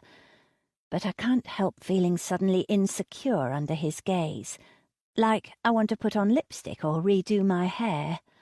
It's an odd sensation and one I haven't experienced since meeting Jamie. I thank the two of them and close the door behind them, then lock it with the key and the bolt. I pour a glass of water and nip into the living room to check on Mum. She's sat on the sofa with her jigsaw puzzle laid out on a tray on her knee, but instead of focusing on the puzzle, she's staring out of the window at the cars passing by. I decide to leave her to it.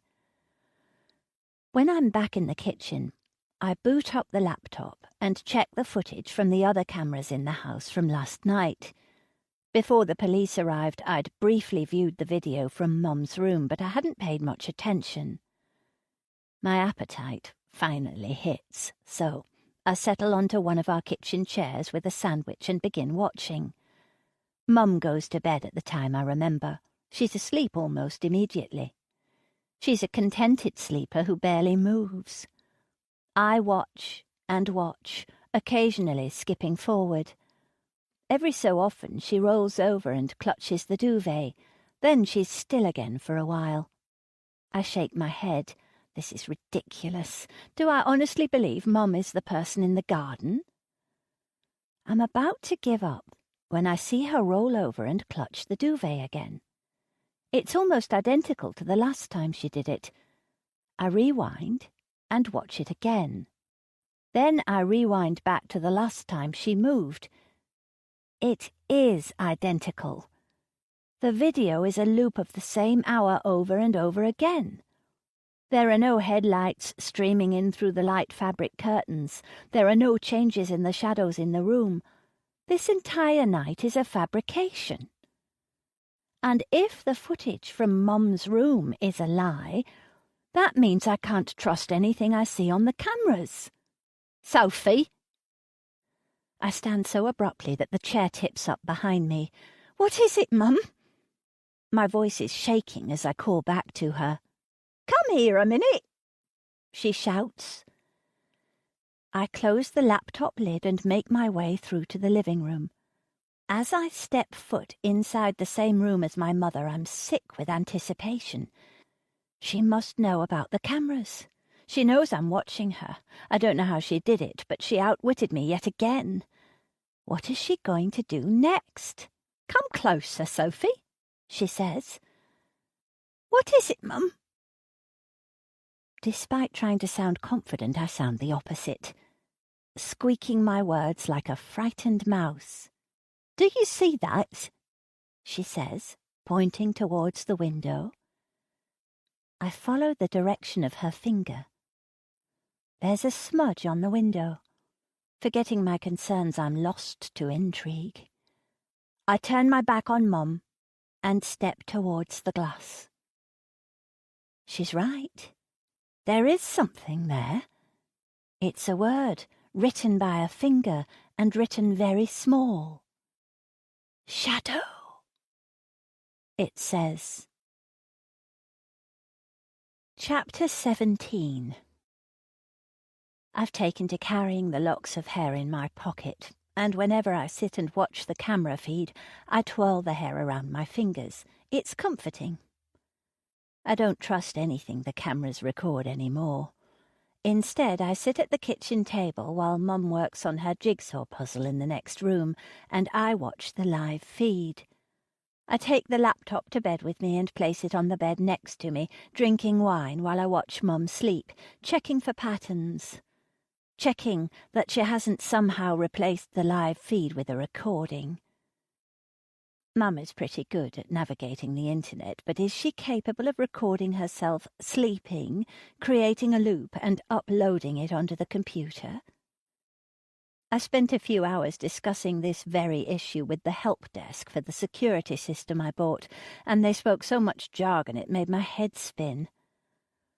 The problem with my mother is that you can never rule her out. When I found myself rejected from every university I applied to, I thought I wasn't good enough.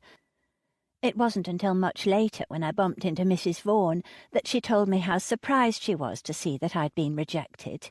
I was a good student, she said, which was why she'd never understood the poor personal statement I had submitted along with my grades. She even went as far as to dig my application out of the files to show me. It was not the statement I'd written.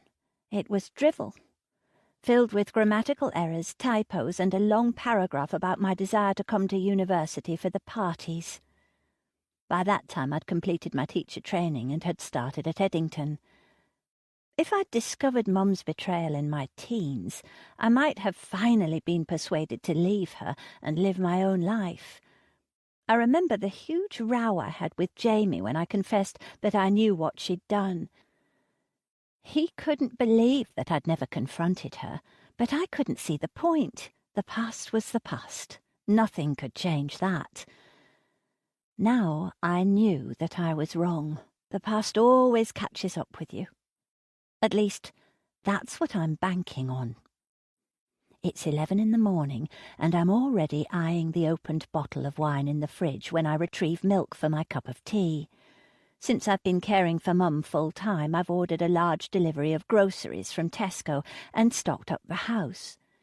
Shopping with Mum is a complete nightmare. Last time she wandered off in the freezer aisle and shoplifted a Mars bar. I didn't realise until we got home. It didn't seem worth it to take her back, so I let her eat the Mars bar. Instead of reaching for the wine, I take out the remains of a chocolate fudge cake I started eating at midnight and shovel a large slice into my mouth. As I'm licking the creamy filling from my fingers, the doorbell rings. "Who is it?" Mum barks. "How should I know?" I reply. I wonder whether it's the police calling round to tell me more about the trespasser. The fingerprints have now been washed away along with that chilling word, shadow. The police took the fingerprints, of course, but I haven't heard back. PC Hollis warned me that there would only be a slim chance that they'd find our trespasser on the system. My fingers are still partially covered in cake crumbs and frosting as I open the door to find Peter standing on the front step. My first instinct is to try to slam the door shut, but he's too fast.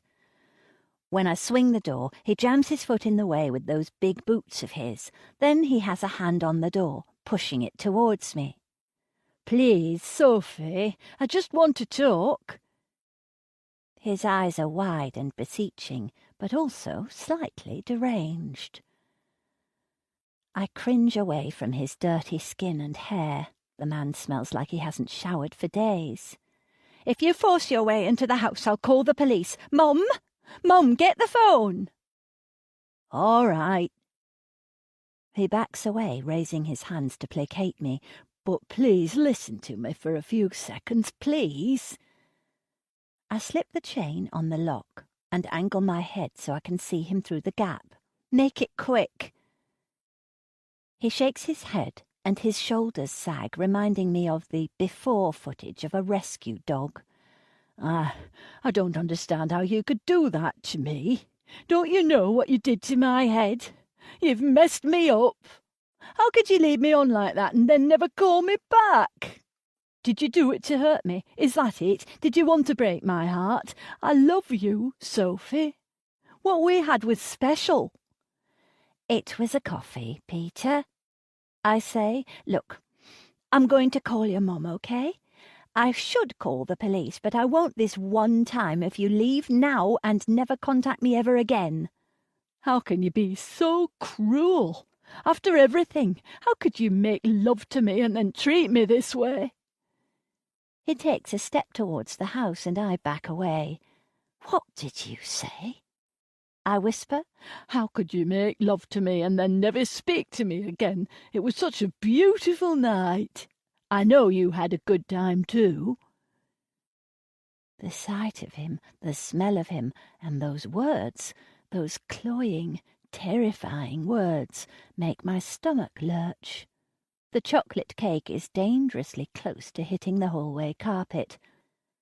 How can he believe these things? I can see it in his eyes. He actually believes that we've had sex. Peter, listen to me really carefully. We have never, ever had sexual intercourse. We haven't even kissed. It was one coffee. You look different. He takes another step closer to the door, and I cringe away from him, hiding behind the chain.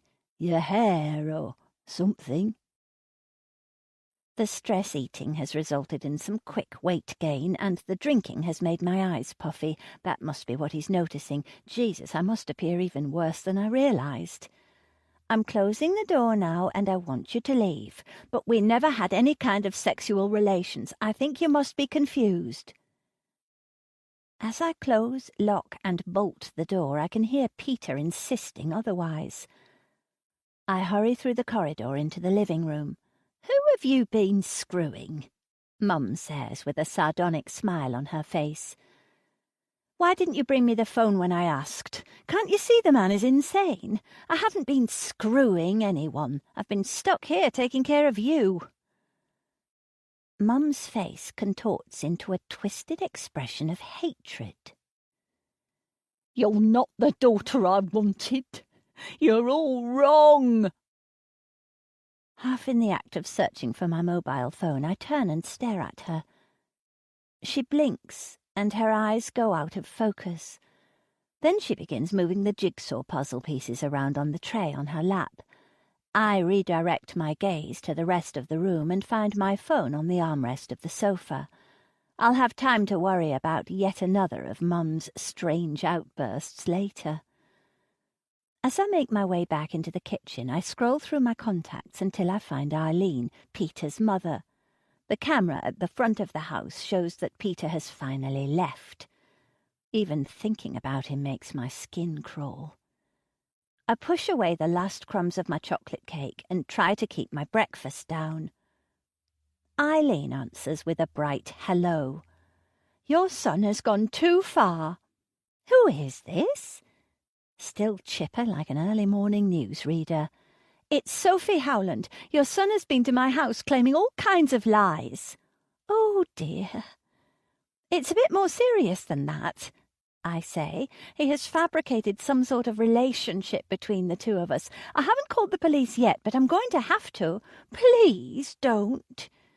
This has gone too far. They need to speak to him about the stalker who's been at my house anyway. I think it's him, and you need to stop enabling him. But he wouldn't hurt anyone. She's crying when I hang up, and I'm shaking. Whether that's out of fear or anger or even pity, I'm not sure. I take a deep breath and call P.C. Hollis. He listens patiently as I tell him everything that has happened, even though the more I say, the crazier it sounds. What if he thinks I'm the one making everything up? What if he believes I slept with Peter and treated him like shit, or I was the one who cut up my clothes? At least I couldn't fake the handprint on the window, or the figure coming towards the house. Unless he believes I snuck out there and did it. No, he took my and Mum's fingerprints. They can rule us out as suspects.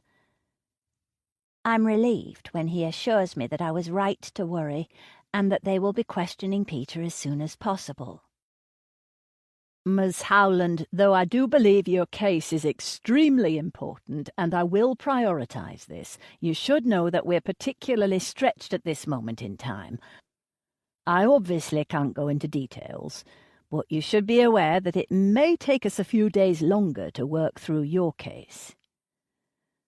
The little bit of hope that I allowed myself to hold on to begins to fizzle out, like a deflated balloon. That's okay. I know you're doing everything you can. There's no indication that Peter will do anything to hurt you, he continues. Carry on with what you're doing with the log. Notify us if he gets in contact, and keep your doors and windows locked. We can talk further about a restraining order in due course. I hang up the phone, not feeling any better than when I called. I keep the windows and doors locked, but it starts to feel more like I'm locking myself in with Mum than I'm locking the doors to keep people out. I find myself with a constant need to check my mobile phone for missed calls, but there are none. Eileen doesn't call back. As I make lunch for Mum and tidy the kitchen, I work through a deluge of disparate thoughts. Peter's words and his deranged eyes keep going round and round in my mind, and then Mum's comment that I'm wrong. What if there is something wrong with me? What if all of this is in my mind? I can't eat, only watch the cameras. The neighbour's cat almost gives me the fright of my life when it jumps over the wall into the garden. I don't even have the energy to bang on the window when it starts to do its business in the flower bed. Mum shuffles back to her sofa while I finally open that bottle of wine. After the first glass, I pop my head around the door. Everything okay? I can't help but notice that she has hardly progressed on her jigsaw from this morning, but her problem-solving skills are diminishing by the day. Yes, Becca, she says. I'm fine working on my puzzle. Sophie. No, dear, Becca. She smiles as though I'm the stupid one. Maybe there's more to this Becca person than she's letting on. Talking to Mum is becoming increasingly like banging my head against the wall, and I didn't find anything about a Becca when I went through the photo albums. But there might be another option. With my laptop under one arm and my glass of wine in the other, I make my way upstairs to Mum's room. Crossing the threshold with the intention of snooping is both exhilarating and terrifying. When I was growing up, I was never allowed in Mum's room. Since she's been ill, I've been in and out of her room to care for her, and of course I planted the camera to check up on her, but I've never properly searched through her belongings. I've always been too afraid to do anything like that. Mum is a lot neater now than she used to be. I occasionally dust and hoover in here, but Mum keeps things tidy. She always puts her own clothes away, and her drawers are always firmly closed. In the weeks of watching the cameras, I haven't seen her do anything strange in this room. She doesn't drag anything out from under the bed at night or act suspiciously. But I have a vague memory from a few months ago. I came into the room to wake her up and found her sat on the blanket box at the end of her bed, staring at what I thought was a photograph. But when she realised I was there, she quickly hid the photograph in the pocket of her dressing gown. I never mentioned it to her because I didn't want to embarrass her. It was clear to me that I'd intruded on an intimate moment and I didn't want to press. It felt too alien to have anything even resembling a heart-to-heart with my mother. I head straight for the blanket box. This is where I saw her with the photograph. This is where I start. When I lift it gently, the lid opens with a slight creak. The smell that greets me is like talcum powder and dust. I've never been in this box before, so I didn't know what to expect, but I thought it was where Mum keeps spare bedding and blankets. I was wrong. It's more of a keepsake box. There are a few old rusting biscuit tins and a locked box. I lift one of the tins out and flip open the lid. Sometimes a simple melody can speak to the heart more than any word. Let it speak to you now. Thank you for supporting this free listening experience.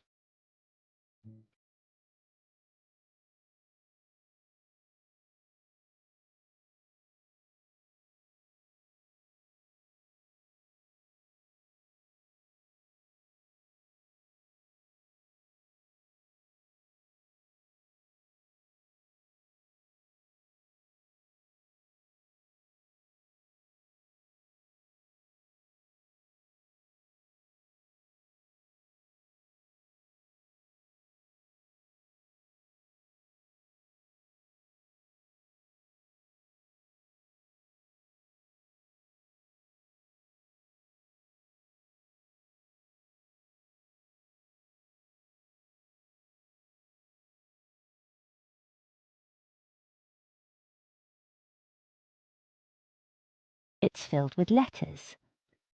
With a jolt, I realise they are unsent letters to her mother, my grandmother. Every single one is dated. I read the top letter.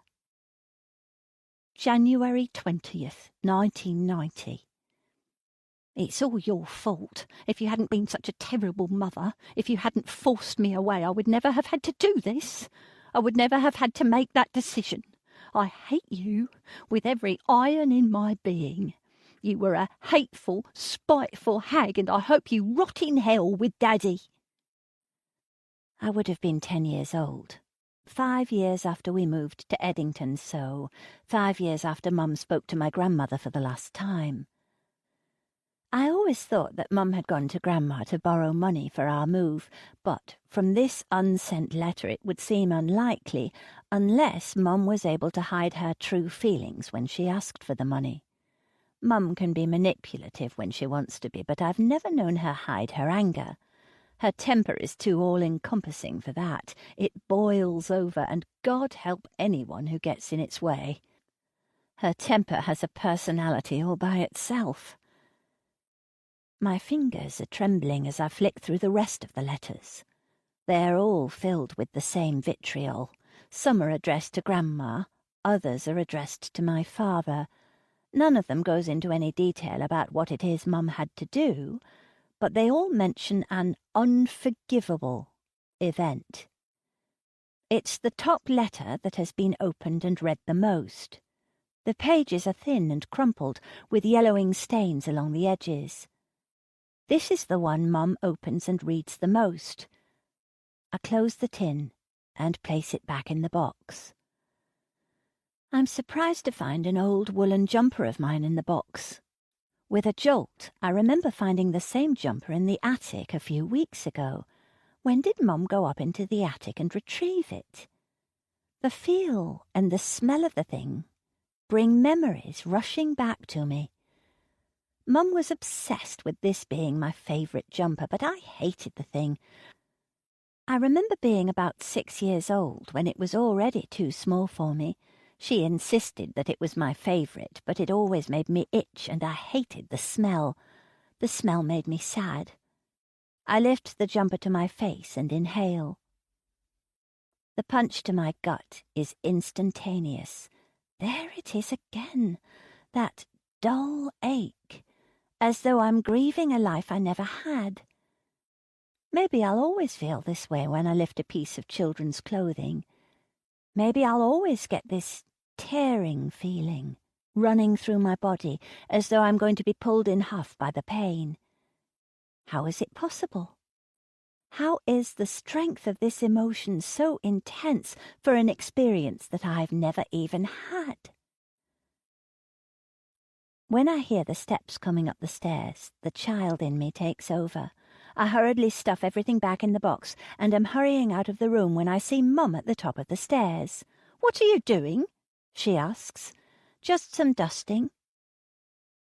Her eyes narrow for a moment, and I think she's about to comment on the fact that I don't have a duster. That cat is in the garden again. Oh, ignore it. I say, all right, but it's dead. Wales, June 2014.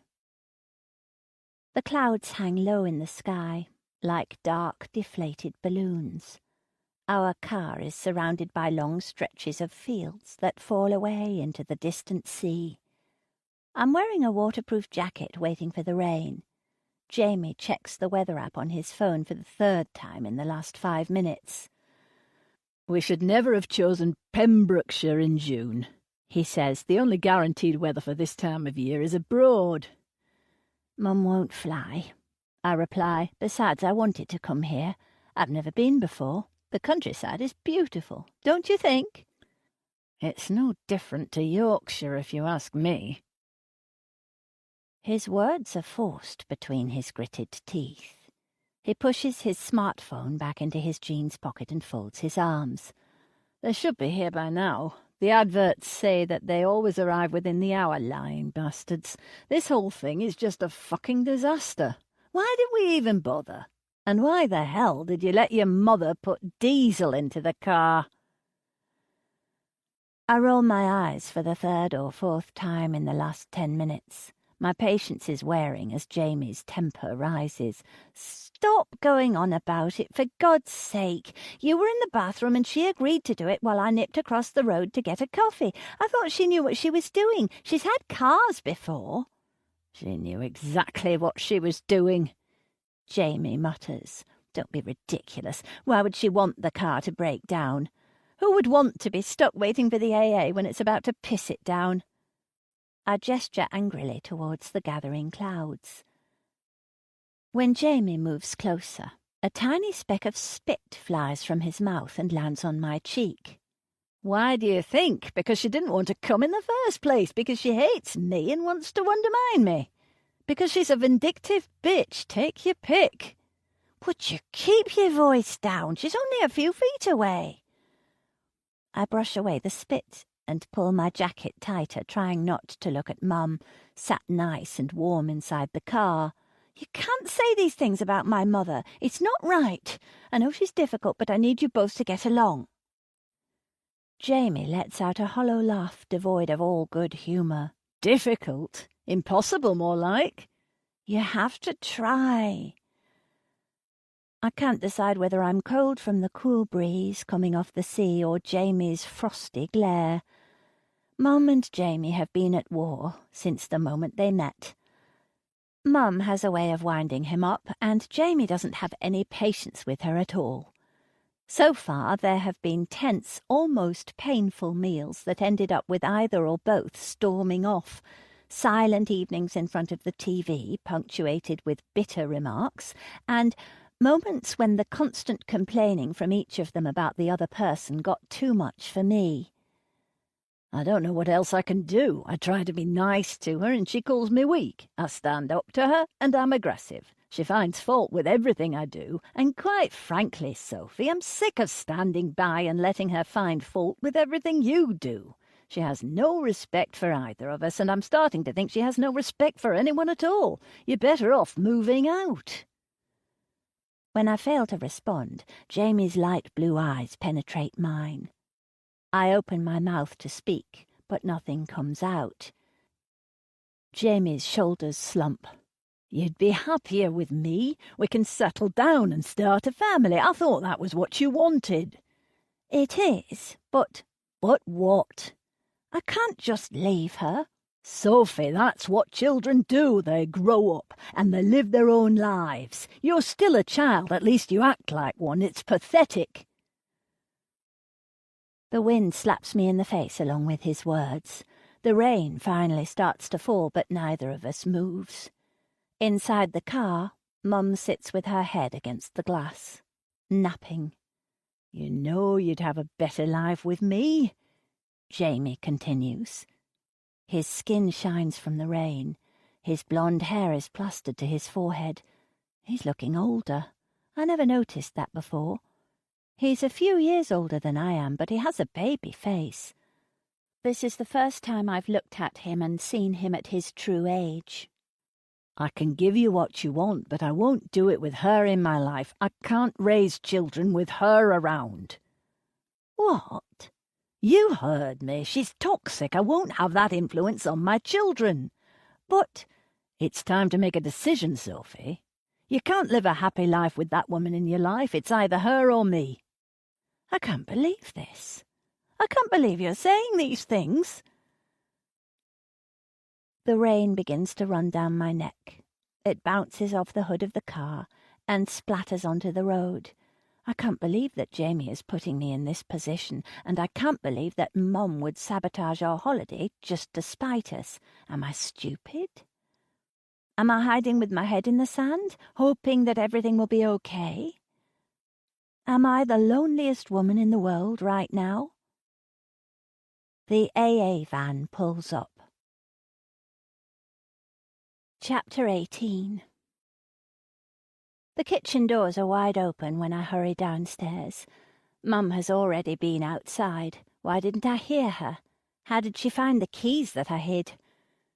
She points the cat out to me. Not that she needed to. I can hardly look at the twisted thing. My breath is frozen in my throat. I gesture for Mum to get inside. Then I lock the doors. How long were you outside for? I ask. A few minutes. How did you unlock the doors? With my key. How else? She turns away and whispers, Fucking moron. I start to ask her how she found them, then change my mind. I need to call PC Hollis. I get his answering machine and leave a message. When I hang up, my fingers linger over the 9 key, but I can't bring myself to call the emergency services about a dead cat. Without Hollis or Chowdhury, who know what has been happening to me, I don't feel confident that anything will happen. I take a few photographs on my phone through the kitchen door. Another sinister entry for my log. I dread the next phone call. The number is in my contacts after a disastrous week-long holiday with me, Mum and Jamie in Wales.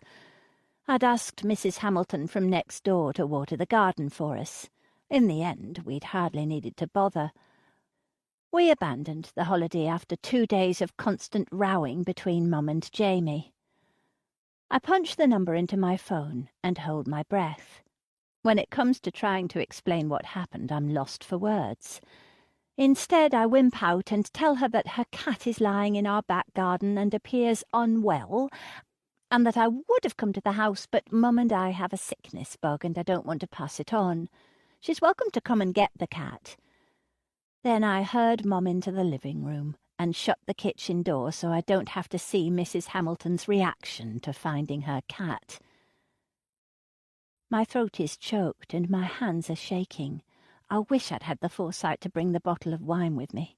Luckily, I did bring my laptop, which I open and frantically check through the camera feeds. They're all blank.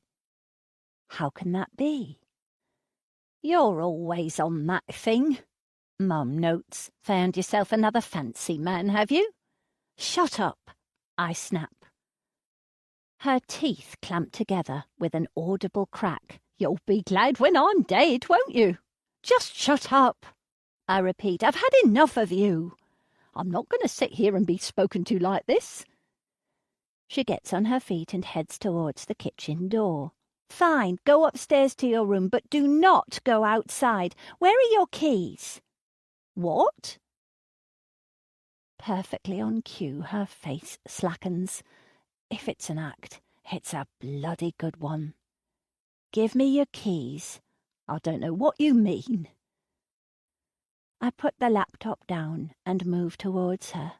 There must be some new determination in the way I hold myself, because for the first time ever, Mum actually appears afraid of me. She backs up against the wall and holds her hands up.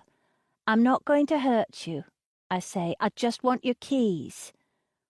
I delve into her trouser pocket and retrieve the keys. They're the spare set that I had hidden in the kitchen table drawer. Mum must have noticed and taken them. Nothing gets past you, does it? How sick are you really, Mum? How much of all this is all an act? Are you messing with me? Are you trying to make me as crazy as you are?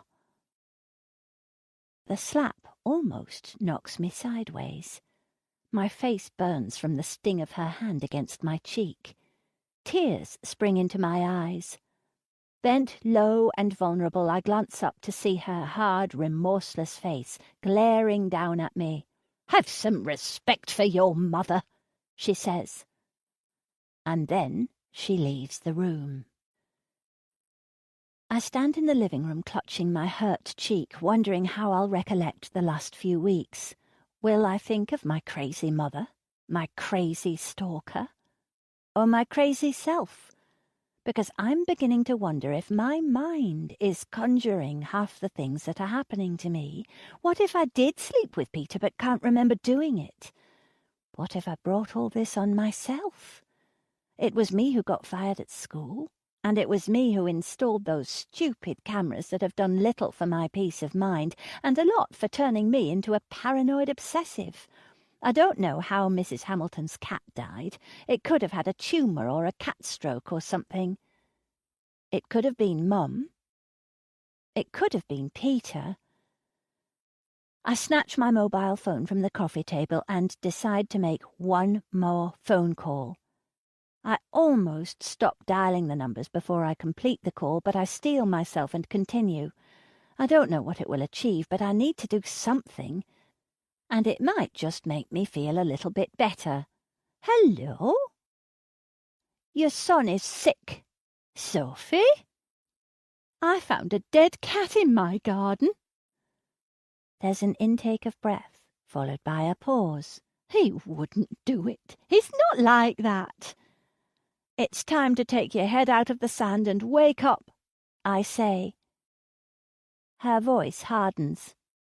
"Did you see him kill the cat?" "No, but—" "Have you got any proof whatsoever?" "No." "I'm sorry for what you're going through. But quite frankly, you seem a little unhinged, and you did have sex with my son without calling him." I attempt to interject, but she continues. "You're a whore, and you got what you deserve. Now leave me alone. Oh, and Peter's a vegetarian. He would never hurt an animal." When she disconnects the call, I realise I'm laughing. This has all become far too ridiculous. The cat is gone, I see when I peer out the window. I pull a fresh bottle of wine from the fridge and take it through to the living room. I wonder if Mum is reading her spiteful letters while she's upstairs. I pour a large glass of wine and take a couple of headache pills to numb the pain. I can stop this. I know I can. But it means doing the one thing that I don't have the strength to do. Thinking about it makes me nauseated. I have to stand up to my mother. I have to demand that she tell me what the hell has been going on. Forget Peter. He's a complication in my life, but he isn't the root of the problem. I just keep hoping that he is. No, the real issue is whatever Mum did all those years ago that meant we had to leave London. How did she get the money to buy a house here? I drain the glass of wine and pour another one. When I load the laptop up, the cameras are still blank.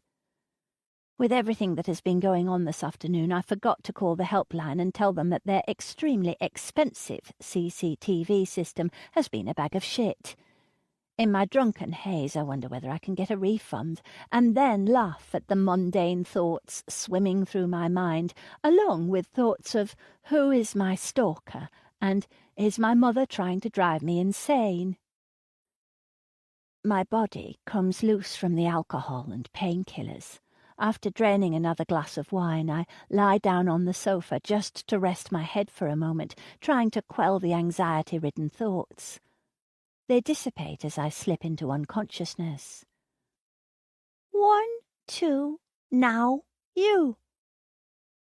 It's the last thing I hear as I drift away, that sickly sweet high-pitched voice. My mind is all jumbled up. It was me who spoke those words to my imaginary friend, yet in the midst of my shattered thoughts it seems as though they are being spoken to me.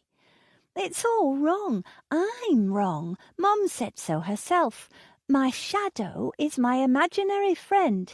Come on, shadow. In my dreams I'm running along the same street as in my nightmare with the man chasing me. I pull my jacket closer to my body against a slight chill in the air. The tall trees dotted along the pavement are beginning to turn golden from the start of autumn. I'm alone. I get the vague feeling that I shouldn't be alone, that I was with someone and now they've been taken away. I can still smell their strawberry lollipop, and my hand stings from where they were gripping me tight. The sun sets slowly, drowning the sky in ink. Fat tears roll down my face, and my stomach is heavy with dread. There are thoughts swimming through my mind. How am I going to tell her about the bad man? She won't understand. She'll blame me. It's all my fault. I slow down to a walk, suddenly not wanting to go home. For the first time I examine the space around me, and then I realize that I'm not where I thought I was. My chest tightens when I understand that I've run past the street that takes me home. I've been running for so long that I've entered another neighborhood. There's someone walking up ahead, a woman pushing a pram. She bends down to me. Are you lost? I nod. She grabs me by the shoulders and shakes me. Shake, shake, shake. Her mouth contorts into an angry grimace. You need to wake up. Wake up and remember everything. When I sit up on the sofa, I can't breathe. I pull in 3 long breaths, surprised at how cold the air is.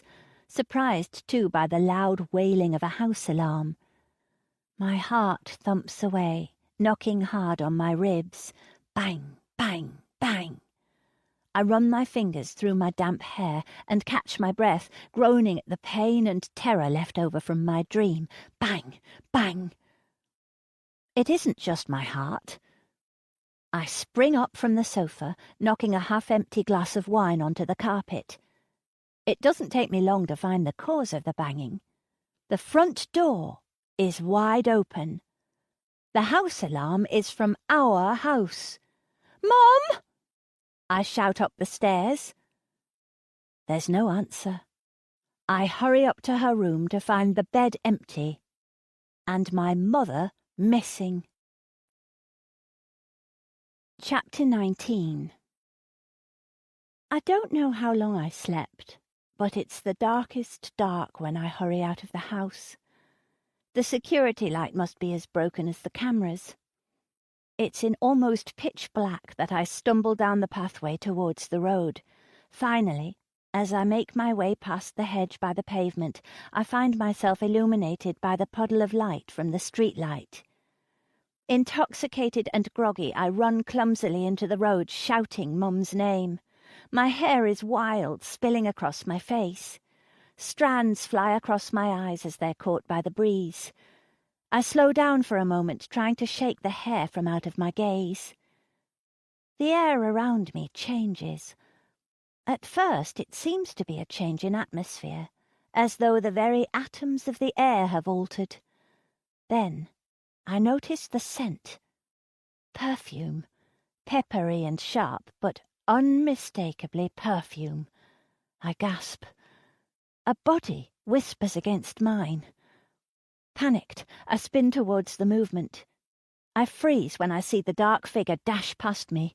With my mouth agape, I stare after the figure, which melts into the darkness as though it has been conjured from my mind.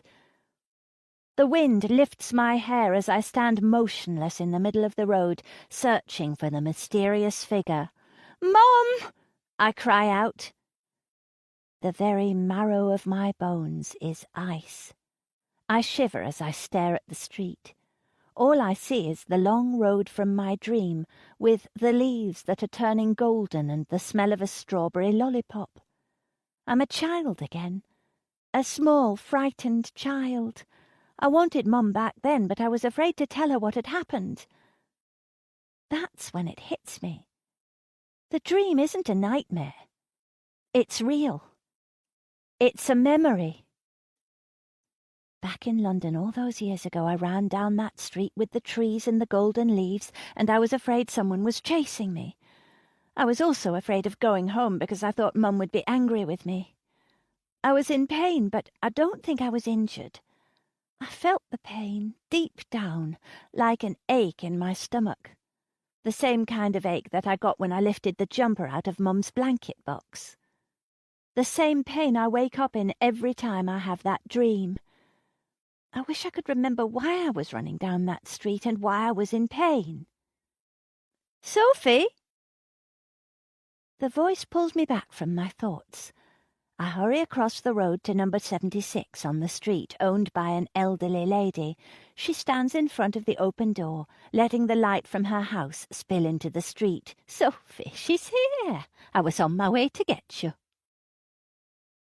I let out a deep breath and jog over to the door. "Oh, thank you. I'm so sorry. She must have found my keys and wandered off." I rack my brain for her name. Agatha? No, Agnes. "She's in the kitchen, drinking a glass of water. Come on in." Agnes has a tiny frame, made even tinier by the oversized dressing gown drowning her body. Despite being in her 80s, she moves with ease as she directs me into her home. "Maureen, your daughter is here." Mum sits at the kitchen table, ignoring Agnes's chihuahua yapping at her heels. She doesn't seem to notice me as I step through the door.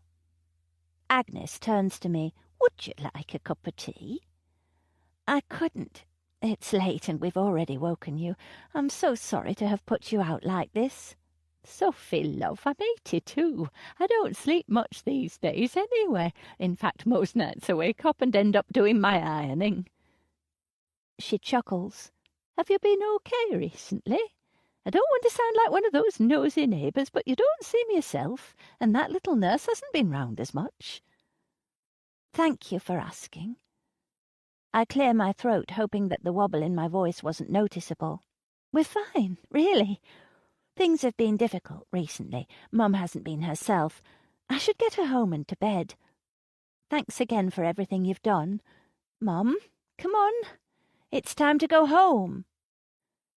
But Mum sucks through her teeth to make a tisk sound. "You always were the bad one, Becca. Why can't you be more like Sophie?" "I am Sophie, Mum." I smile at Agnes to try to ease the tension. She glances away, trying to give us space, but before that, I spot a glint of pity in her eyes. "You're not Sophie," Mum says.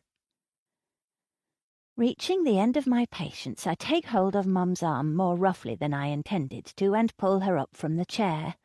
Without saying anything more, I lead my mother out of Agnes's house and back to ours.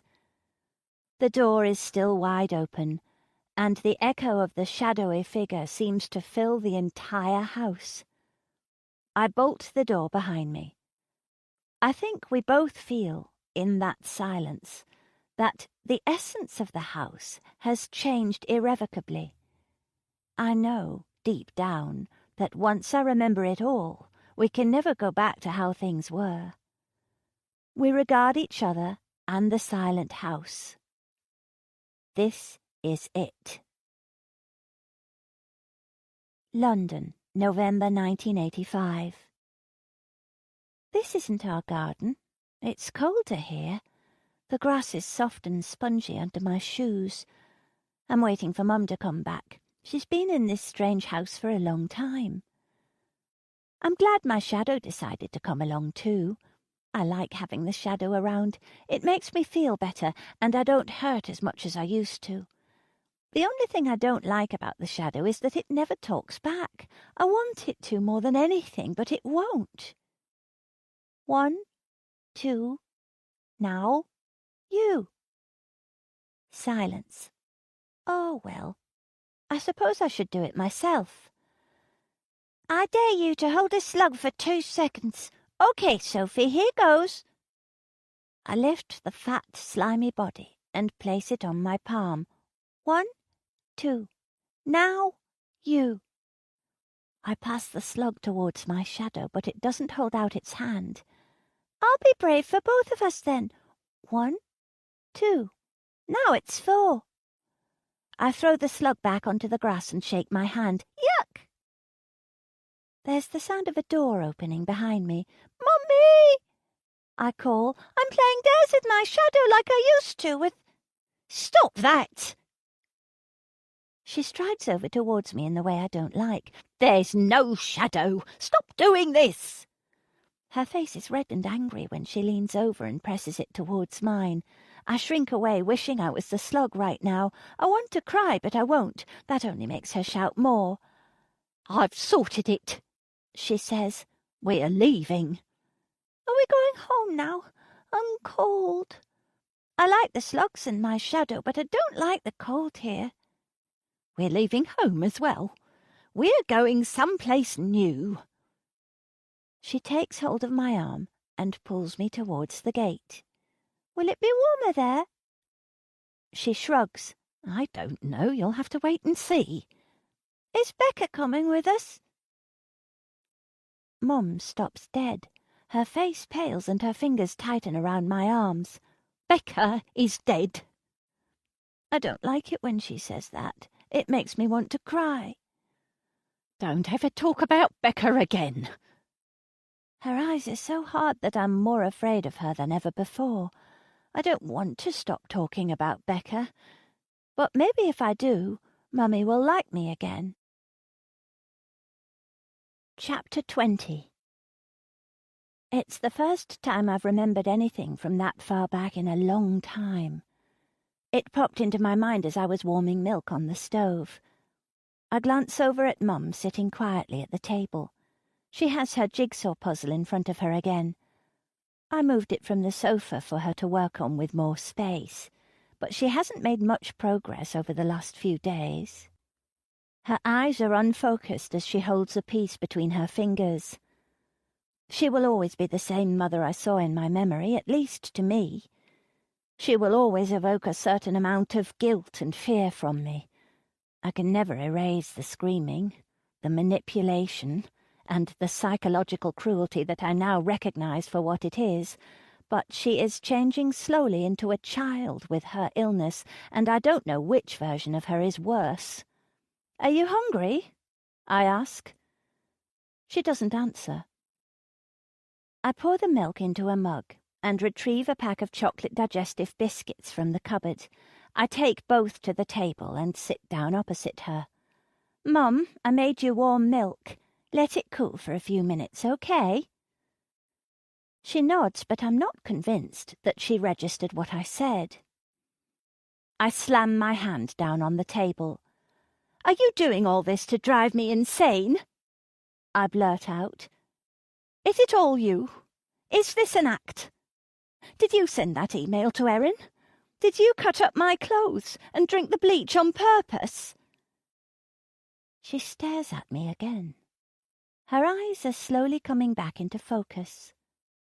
Her expression changes from fear to confusion and then slight defiance. That's when I know she's coming back from the fogginess of her Alzheimer's. Mum, who is Becca? I ask. I don't know. She squares her jaw and folds her arms. You've called me Becca 3 or 4 times now. You can't keep pretending that you don't know who she is. She's someone from your past, isn't she? Becca is dead.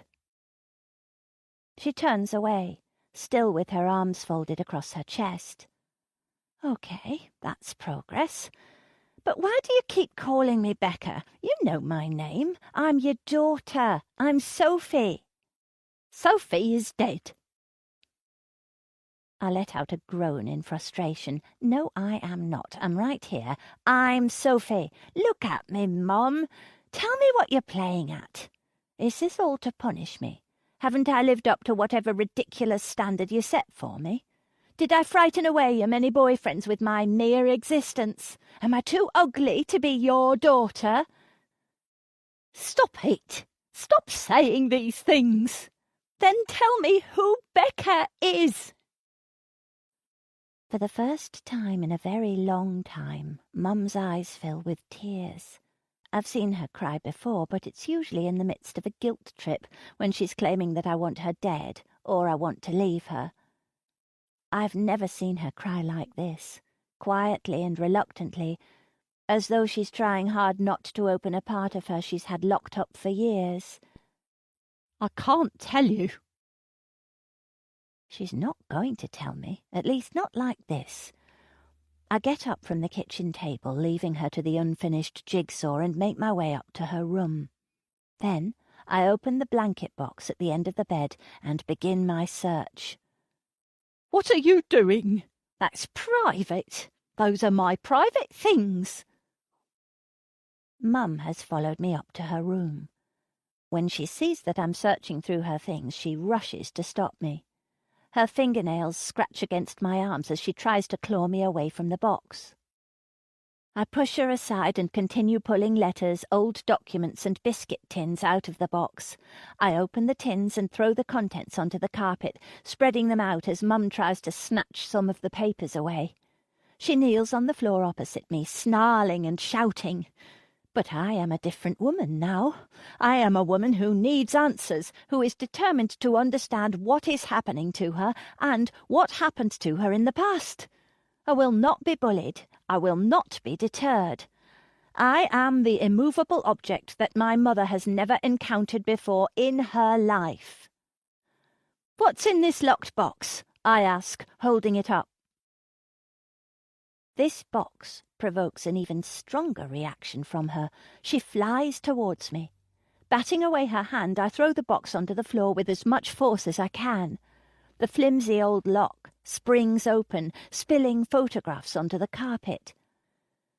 Mum lets out a high-pitched noise from her throat and frantically searches through the contents. She snatches up as many of the pictures as she can, but it's too late.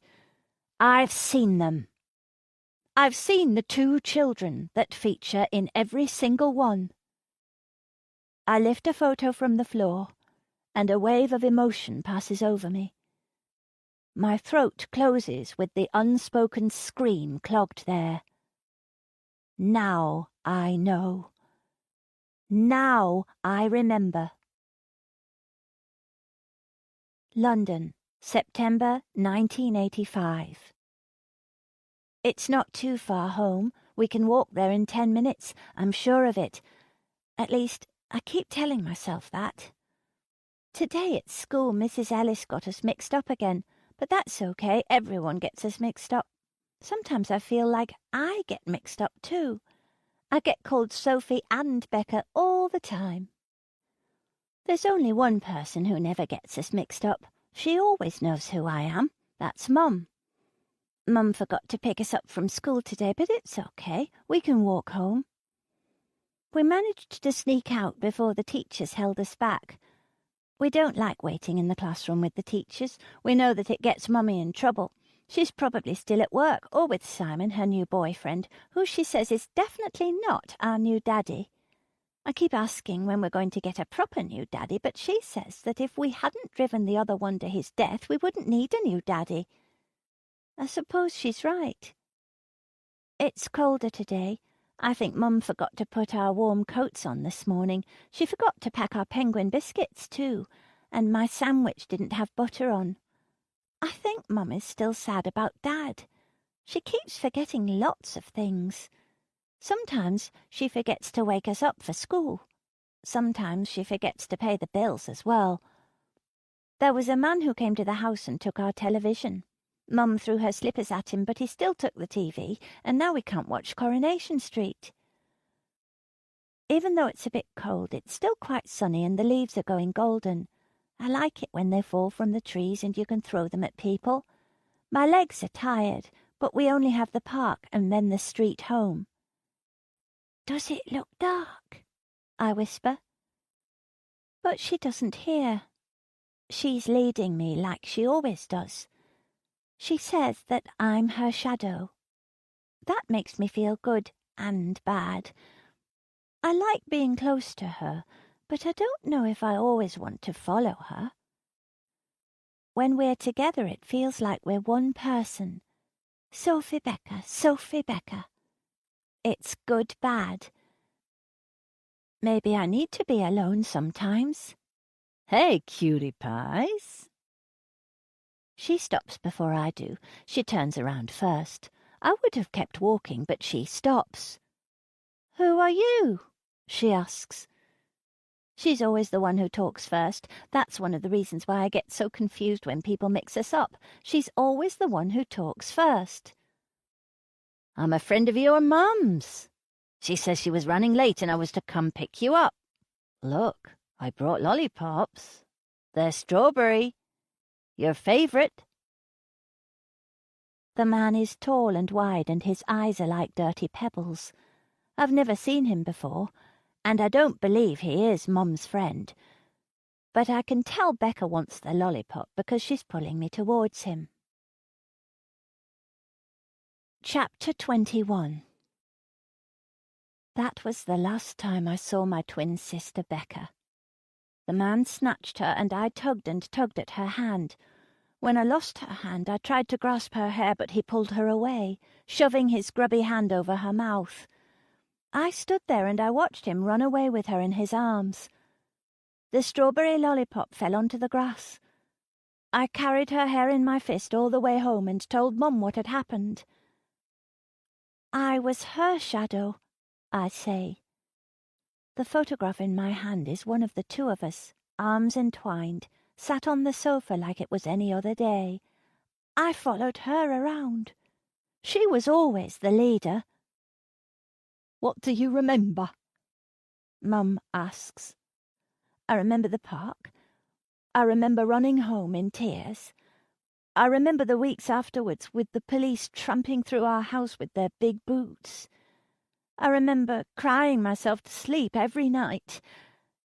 I remember that after she was snatched, I started talking to my own shadow because it was the closest thing I had to her. Why did I forget all of this? Because you were so young. It was probably so painful. Is that why we moved? To get away from the memories? I ask. Yes. Is she dead? I ask. I don't know. The room is silent. I begin picking up other photographs of the two of us together. Here are our baby pictures. Here are our toddler photographs. Here we are with Dad. Here we are as a family. I begin speaking in a hoarse whisper, the words that have been etched on my bones since I was a little girl but have remained unspoken all this time. I always felt like half a person. I have been missing a part of me since she was snatched from my hand in the park. I blamed myself. I have carried the guilt for a crime I could not remember all these years. Mum says nothing, but she reaches across and picks up the jumper I found when I searched the box the first time. She rubs the material across her face, and I shudder at the memory of the itchy fabric. And then I shoot up onto my feet. What is it? Mum gazes up at me with wide-open eyes. You made me wear that jumper. You said it was my favourite, but it wasn't. I hated it. Mum shrugs. So? I got mixed up. I shake my head. No, you didn't.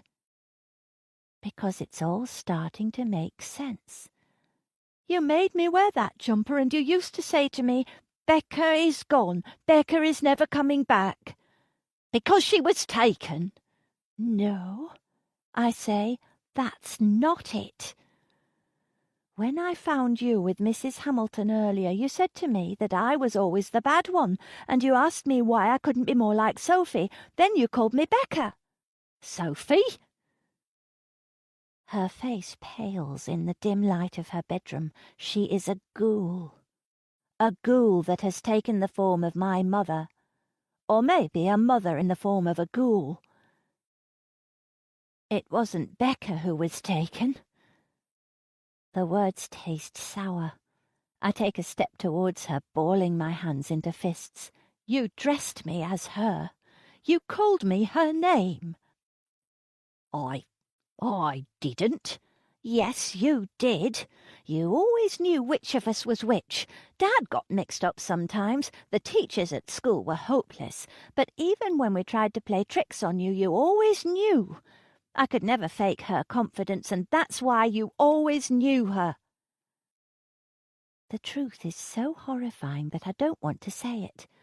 I'm not sure I can utter the words. I'm not Sophie.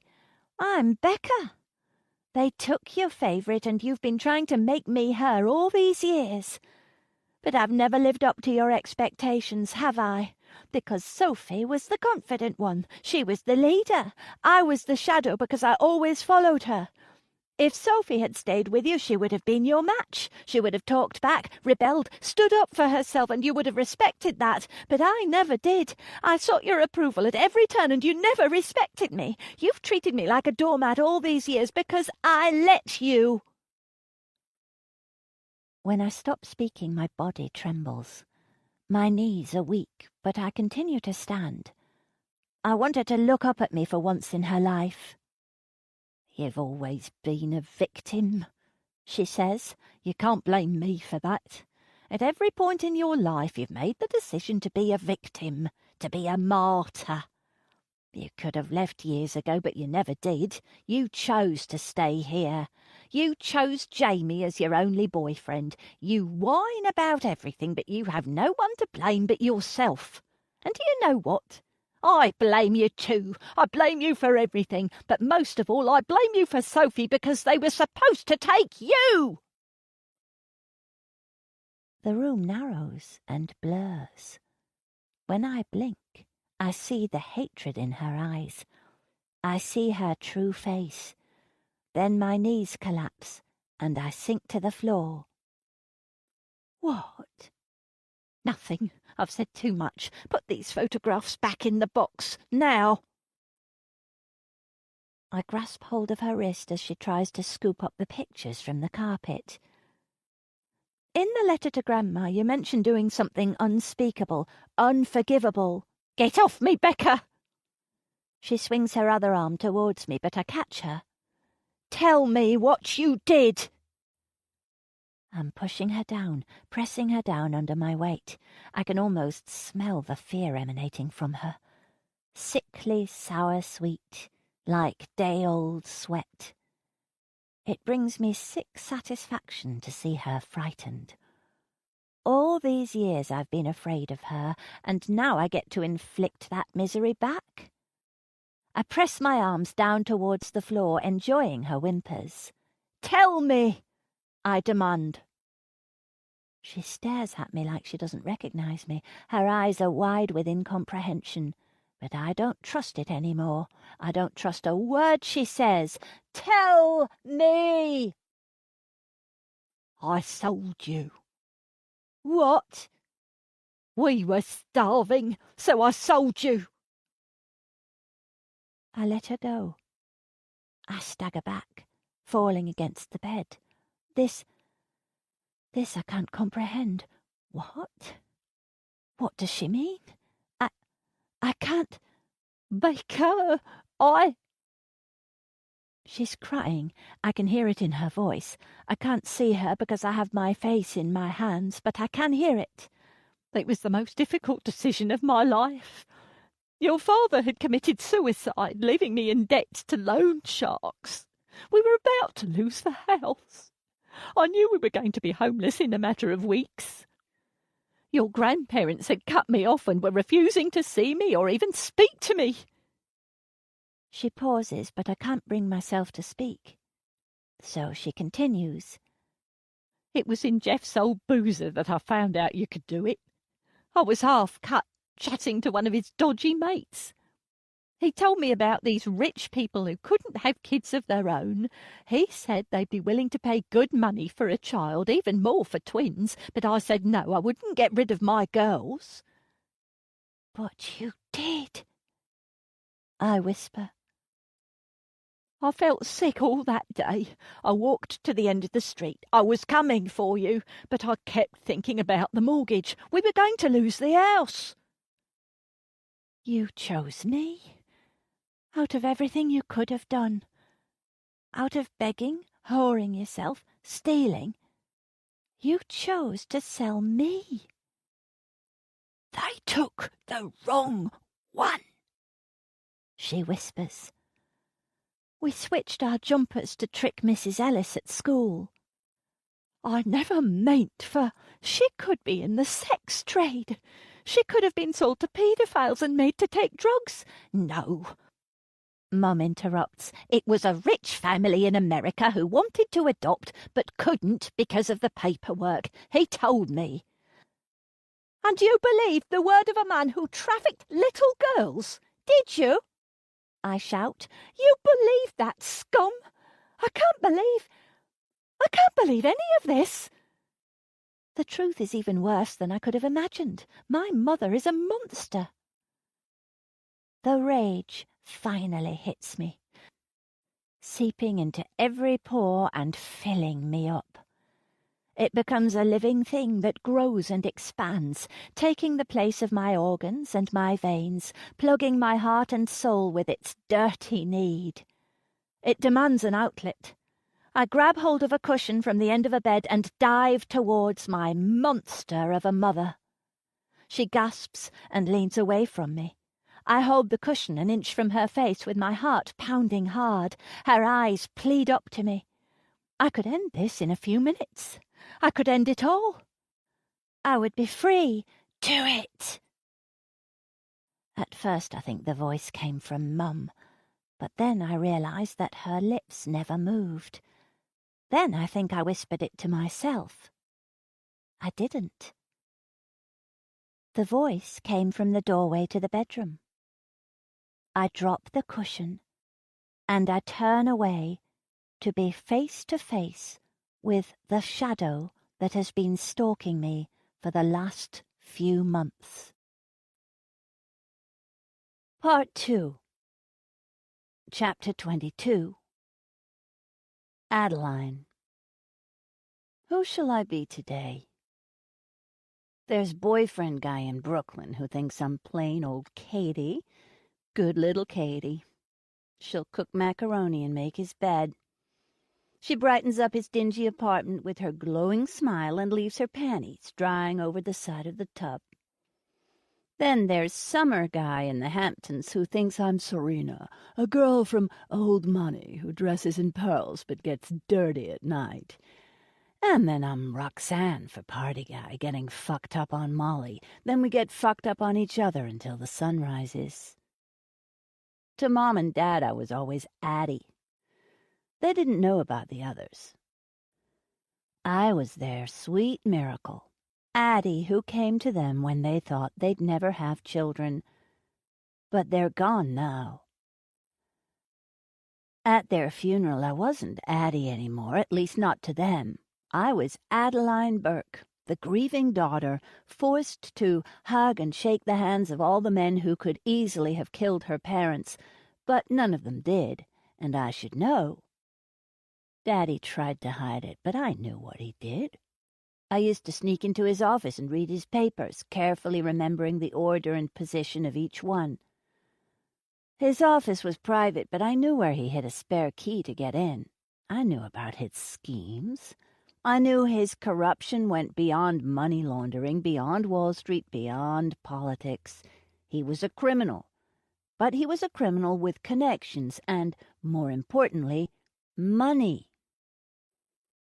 I was being Roxanne with Party Guy when I heard about Mom and Dad's car crash. I'm with him again when Ralph calls, Daddy's lawyer. Party Guy has a trust fund, part of which went towards his Upper West Side apartment overlooking Central Park. It's late afternoon when I wake, bleary-eyed to the sound of my cell phone. It's getting harder to be party girl Roxanne. Now that I'm in my 30s, it's getting harder to be any of my alter egos. I might be able to keep Serena for a few more summers. Katie is getting tiresome anyway. I wonder when I'll get to be Adeline. My phone is hidden under Party Guy's jeans, tossed between his sofa and the TV. Yes? Adeline, it's Ralph. Hey, Ralphio. We need to go over your parents' wills. Can you get to my office at, say, 9 a.m. tomorrow? I groan. Does it have to be so early? You're a goddamn sadist, Ralphie. I imagine him smiling. His eyes started to wander to my intimate places after I hit 15 and my breasts began to blossom. To me, he's looked 50 for the last 20 years, probably because he's been overweight and balding all that time. There's a rustle on the other end of the line, and I know he's reached for a napkin or handkerchief to mop his sweaty brow. I've thought about fucking Ralph a few times, mainly to piss off Daddy, and partly because I can, but I never did. I wonder if it was the thought of those sweaty handkerchiefs that put me off. We need to get this sorted out, Addie. You're inheriting a lot of money. We need to discuss your trust fund and potential investments. We need to talk about your father's business. I told you I'm not taking it over. I'm not running it. I just want the money. Translation, I don't want the hassle of the feds snooping through my finances. They've been lurking for years. They know Daddy was dirty, but he was always quicker and smarter. They never got even close to catching him. Yeah, I know, but you're still coming in to talk to me, 9 a.m. sharp. The corner of my mouth turns up. I like it when he's bossy. It's like Daddy's still here. All right, don't get your panties in a bunch. I'll be there. Good girl. Party Guy rolls over and moans. I pat him on the forehead, gather my clothes, and light a cigarette on the way out. I hope you weren't smoking in the elevator again, the doorman admonishes. One of these days, Roxy. It's cool. I put my hand over the sensor. Have a good day now. He grins as he opens the door for me. I give him a wink on the way out, and that grin only widens. It's 4 p.m., and the city is bustling. I haven't eaten all day, and my head is thumping, so I pick up strong coffee and a pretzel. I could call my driver, but I'd rather get the subway back to Tribeca. Daddy wanted me to move to Fifth Avenue, but I didn't fit in with the Fifth Avenue crowd. I don't want to stand out. I like the feeling of melting into the background so I can be no one. New York is perfect for that. So, who should I be today? Should I be Adeline, the woman without a purpose, without a direction? A woman who for some reason has lived to be 35 and still doesn't feel whole? Or should I be no one? Disappearing into the crowds on the subway, waiting for the next mask to wear. Yes, I think I'll be that person. Ralph Scalzi sits behind a mahogany desk. A stereotypical show of masculine power. I've often wondered if the overcompensation of large cars for small-dicked men applies to desks, too. It wouldn't surprise me, not with Ralph, but then he's always tried to appear bigger, more imposing than he really is. Scalzi, the genius lawyer. If there's a loophole, he'll find one. If there's a favor to be cashed in, he'll do it. Has worked with high-ranking mobsters, corrupt politicians, and crooked businessmen. And my father, who could be considered a little of all of the above. But he's a small man with a large frame, short and squat, and a face that reddens at even the slightest of exertion. Whenever I meet with him, I can't get rid of the mental image of him huffing and puffing on top of me. It used to make me giggle, but now I see him and imagine what my future could bring. Party Guy could soon be a thing of the past, replaced with sweaty, balding guy. I shudder. Addie, you made it. And look at that, only 5 minutes late. He gestures to the chair in front of his desk. It's a personal record. How are you doing? I let out a sigh. Ralph should know better than to ask me that. He isn't one of the pitying many who tilt their heads at me when they mention my parents. I'm not that person. I'm not someone to ever be pitied. I'm fine. If you need anything. I put up my hands, cutting him off. I'm fine. I can't help but notice how his eyes trail down past the cleavage revealed by the loose-fitting red dress I threw on this morning. To give Ralph some credit, those wandering eyes have never ceased, not even after I turned 30. Most men seemed to lose interest after I hit the big 3-0. I haven't gotten as many free drinks, despite keeping my figure all these years. I've often wondered if Ralph is harboring more than just a secret boner for my body. I wonder if he'd had real feelings for me over the years. I also wonder what his wife would think about that. He shuffles his papers, and a ripple of tension works along his jaw. Ralph isn't exactly easygoing, but he seems even more tense than usual today. A bead of sweat runs along his temple. He starts to reach for the handkerchief in his top jacket pocket, then thinks better of it and clears his throat. Addie, there's a lot to talk about today. There are things in your parents' wills that I have to tell you, and they might come as a shock. I feign surprise. Daddy was a crook. I already know that. Were they in debt? Did they spend all the money? No, it's nothing like that, and you can't say anything like that about your father in this room. I'm your lawyer, remember? I shrug. Sure. So what's the big deal? What's going on with Daddy's money? Oh, it's nothing to do with that. Both your mother and your father left you a substantial amount in your trust fund, along with the apartment on the Upper East Side and the summer house in Southampton. The details are all in the will. What I wanted to talk to you about is your adoption. My adoption? I lean forward in the chair. What? But I didn't know. Ralph fingers a manila envelope. He taps the desk twice, something I've noticed he does as a nervous tick. What I'm about to tell you is information that even I didn't learn until after your parents' death. Now I'm interested. You see, your father couldn't have told me while he was alive because it would have been admitting a felony to me. You weren't adopted, Adeline. You were bought. The word hits me like a fist. Thwack. I was bought.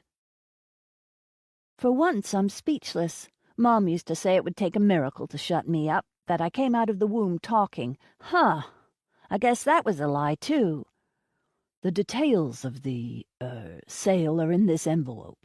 All I know is that your father paid a group of men to smuggle you into the country from England. Your parents lived upstate at the time. Your mother had a criminal record, which is why they could never adopt legally. When your parents moved away from their old life, they passed you off as their own and registered you as their child. Strings had to be pulled, apparently, but it wasn't me who arranged it all. I lean back in my chair, blown sideways by the news. The Molly and the alcohol from the other night must be catching up with me because my stomach is roiling like an old washing machine. I can't believe this. So where do I come from? He passes me the envelope. London. From a single parent who couldn't afford to keep you. Arrangements were made for you to be snatched from a park and smuggled into the country.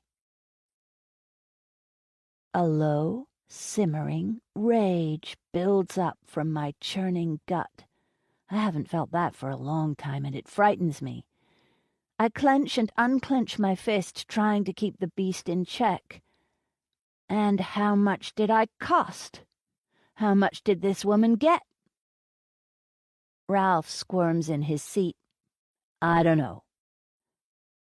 I rip open the envelope and began to thumb through the contents.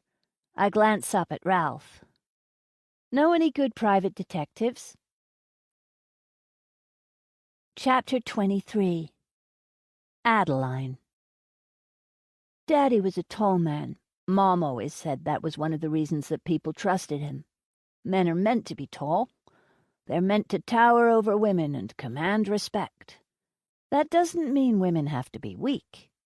There are Amazons among us. There are also quietly fierce women you wouldn't mess with. Mom could have been one of those women, but she hadn't met my father. She grew up on scraps in a poverty-stricken family of 7 kids. She was hooked on drugs until she met Daddy, and he got her clean, but not before she'd been in and out of jail. You see, Daddy loved nothing more than a wounded bird, and that's why I know it's all true. He would have loved the idea of taking in a child unloved enough to be sold by her own mother. Since my meeting with Ralph, I've had the same dream over and over again. I'm little, about 5 years old. I'm tired and hungry and self-conscious of how bad I smell. There's a tall man staring at me, a man with blue eyes. He's talking to me. We're going to have to get rid of that accent. I reply, but I can't hear the words. Loud little thing, you've got some spunk, don't you? I can't remember if I agreed or disagreed. I didn't feel anything when my parents died. You see, Daddy loved wounded birds, but he liked breaking them, too. It was a cycle with him. The women in his life should be broken, then fixed, then broken again. He liked them broken more so that they never got ahead of themselves. And Mom never did anything to stop it. I guess she had her own problems when Daddy drank too much and beat her, but she never left him and she never stopped him. She deserved it. I grew up all broken inside. What scares me more than anything in this world is that all the pieces that are broken up inside me will one day come to the surface and everyone will see who I really am. They screwed me up bad, which is why I figured I might as well get some money out of it all. They broke me, but I killed them. It was a hit and run. But I know who to pay. I know which palms to grease with the dirty money Daddy earned for me. I should have done it years ago. I should have paid for my freedom. It's only now that I realize what he took from me. What he bought. It's time to find the woman who broke me first. According to the envelope Ralph gave me, my real name is Sophie Howland, and I was born in suburban London to Maureen and Jeff Howland. My father committed suicide 4 years after I was born. Maureen sold me a year after that. But it gets worse. The part that I can't wrap my head around is that I have a twin sister named Becca Howland. A twin. There are no pictures. That's what I want more than anything, to see the face of the mother who sold me to the highest bidder. The woman who didn't care if I ended up in the sex trade or was sold to a man who liked to break the will of little girls. She simply didn't care. Ralph gives me the number of a John Ashley, a private detective he trusts. If Ralph trusts him, I trust him, to a point anyway. There isn't a human being on this earth that I trust with my whole heart.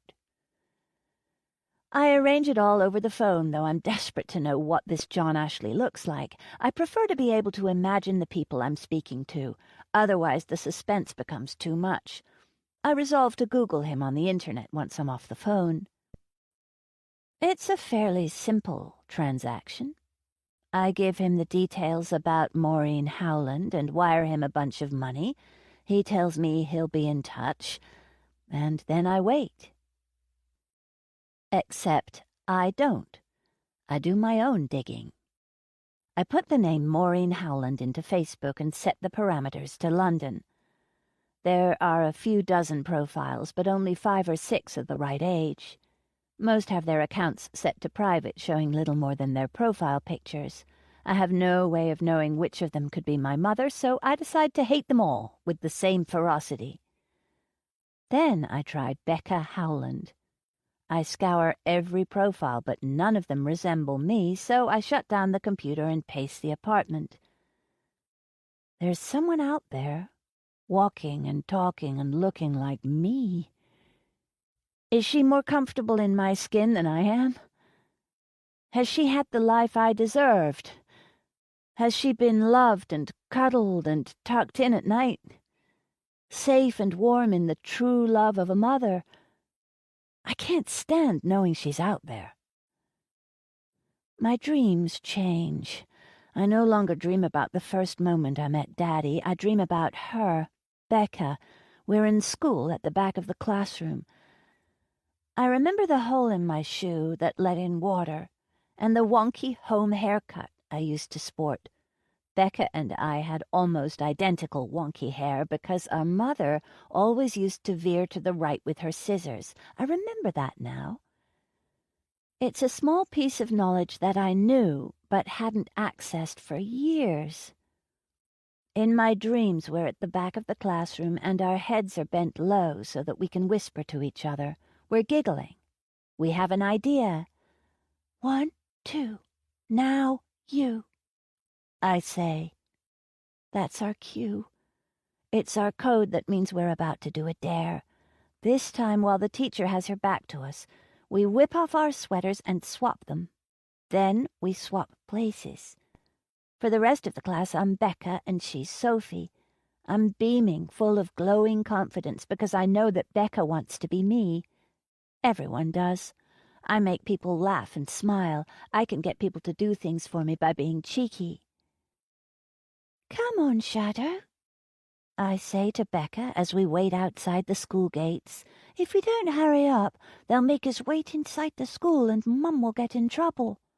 I don't know if we should, Becca replies. I take her hand in mine and lead her away from the school. That's when I wake up in a puddle of my own sweat. I don't like these dreams. I don't like remembering that I had a relationship with my sister, one that contained a great deal of affection. I press my knuckles against my skull, wishing all the memories away. But they won't go. They plague me. It's a week before John Ashley calls me. I meet with him immediately, no longer able to stand the suspense. I sit in his office on Long Island, tapping his desk with a pen, full of enough nervous energy for a stadium full of virgins on prom night. He takes an obscene amount of time to get his papers together before he begins. While he's jerking around, I study him, relieved to finally know what he looks like. He's younger than I imagined, maybe lady 40s, very fuckable. Maybe if I ditch party guy, I'll have a spot open for PI guy. I like the chestnut stubble on his chin and his big, strong hands. Your birth mother moved away from London shortly after your disappearance. She moved to a small village in North Yorkshire called Eddington. He pushes a photograph across the desk and I finally get to see her. I snatch it greedily, hungry for knowledge. Can I keep this? I ask. Of course. The photograph is grainy. There's a chance that it's a selfie, judging by the angle of the picture. That in itself is odd, that my birth mother is the kind of person who would take a selfie of herself, probably for social media. The resemblance hits me instantly.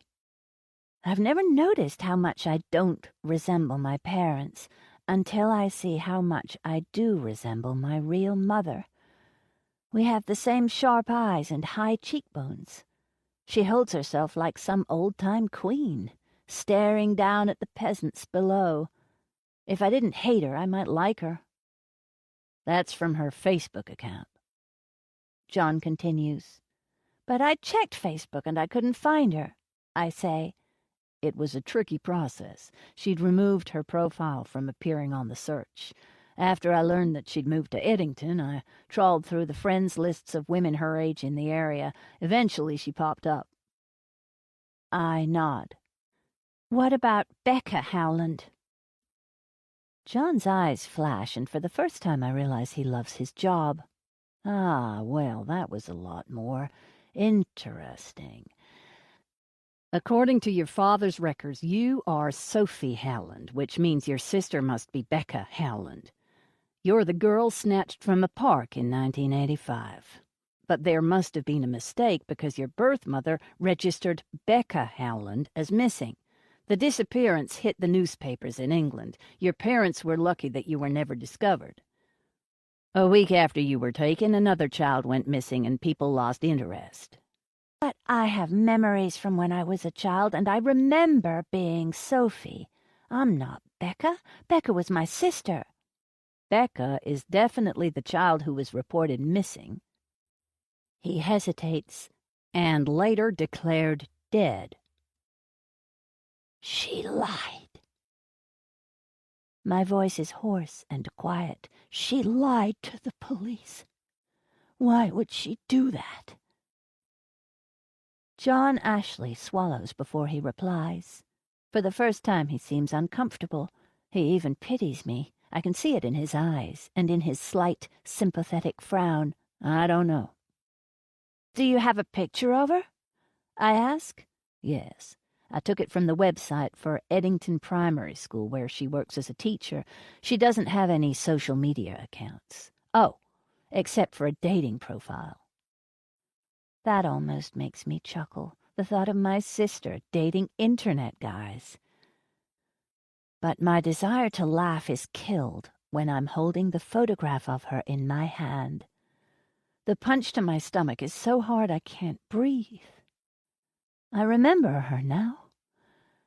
I remember the sad little expression she'd get when I tricked her into covering up for me when I was naughty.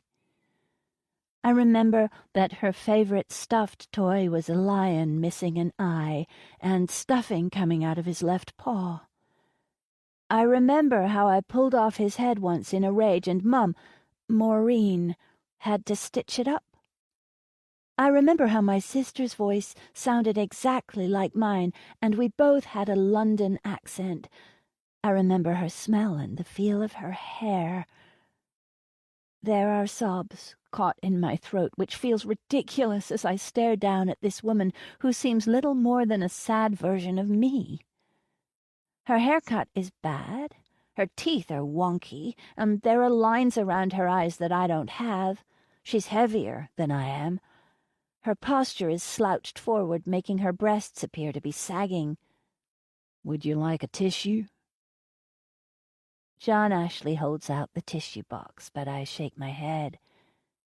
It's a lot to take in, isn't it? You have a whole other family that you never knew about. A family that sold me and stole my identity. I sniff heavily and force the tears back. Have you got an address for them? Chapter 24. Adeline.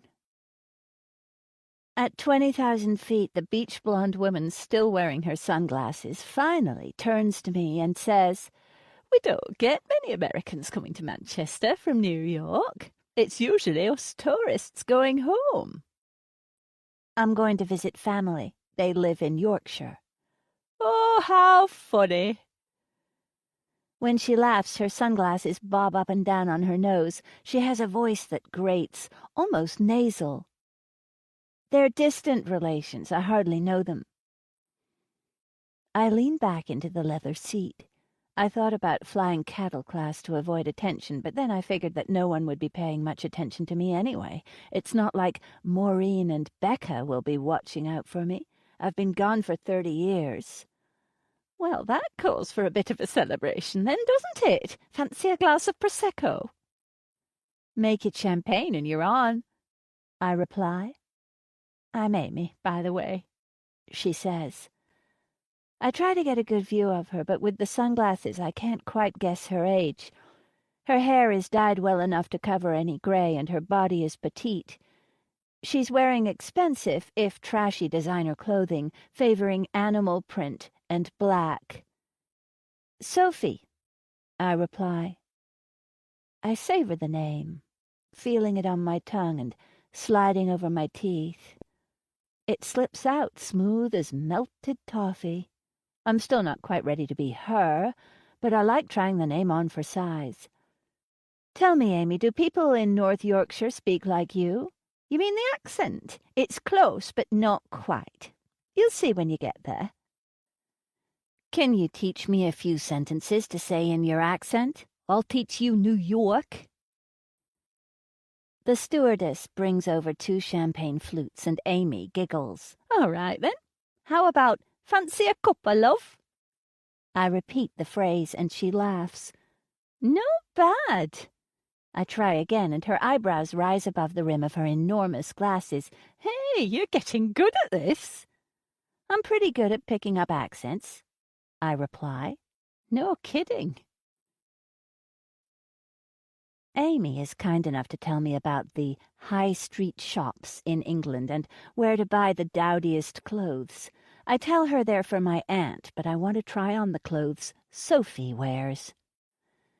I rent a car in Manchester and practice driving on the wrong side of the road along some small residential streets where dirty children are kicking soccer balls around. The car is a Ford Focus, something Daddy would never rent, or drive, or ride in. It's old compared to the cars I used to drive when I ventured out of Manhattan. It's a dull gray, exactly what I need to blend into the scenery. England strikes me as a pretty grey place. The sun only seems to come out in patches. Then it disappears back behind the clouds and the sky goes back to gloom. On the drive to Yorkshire, I listened to an audiobook set in the very same county, pausing every so often to repeat the phrases.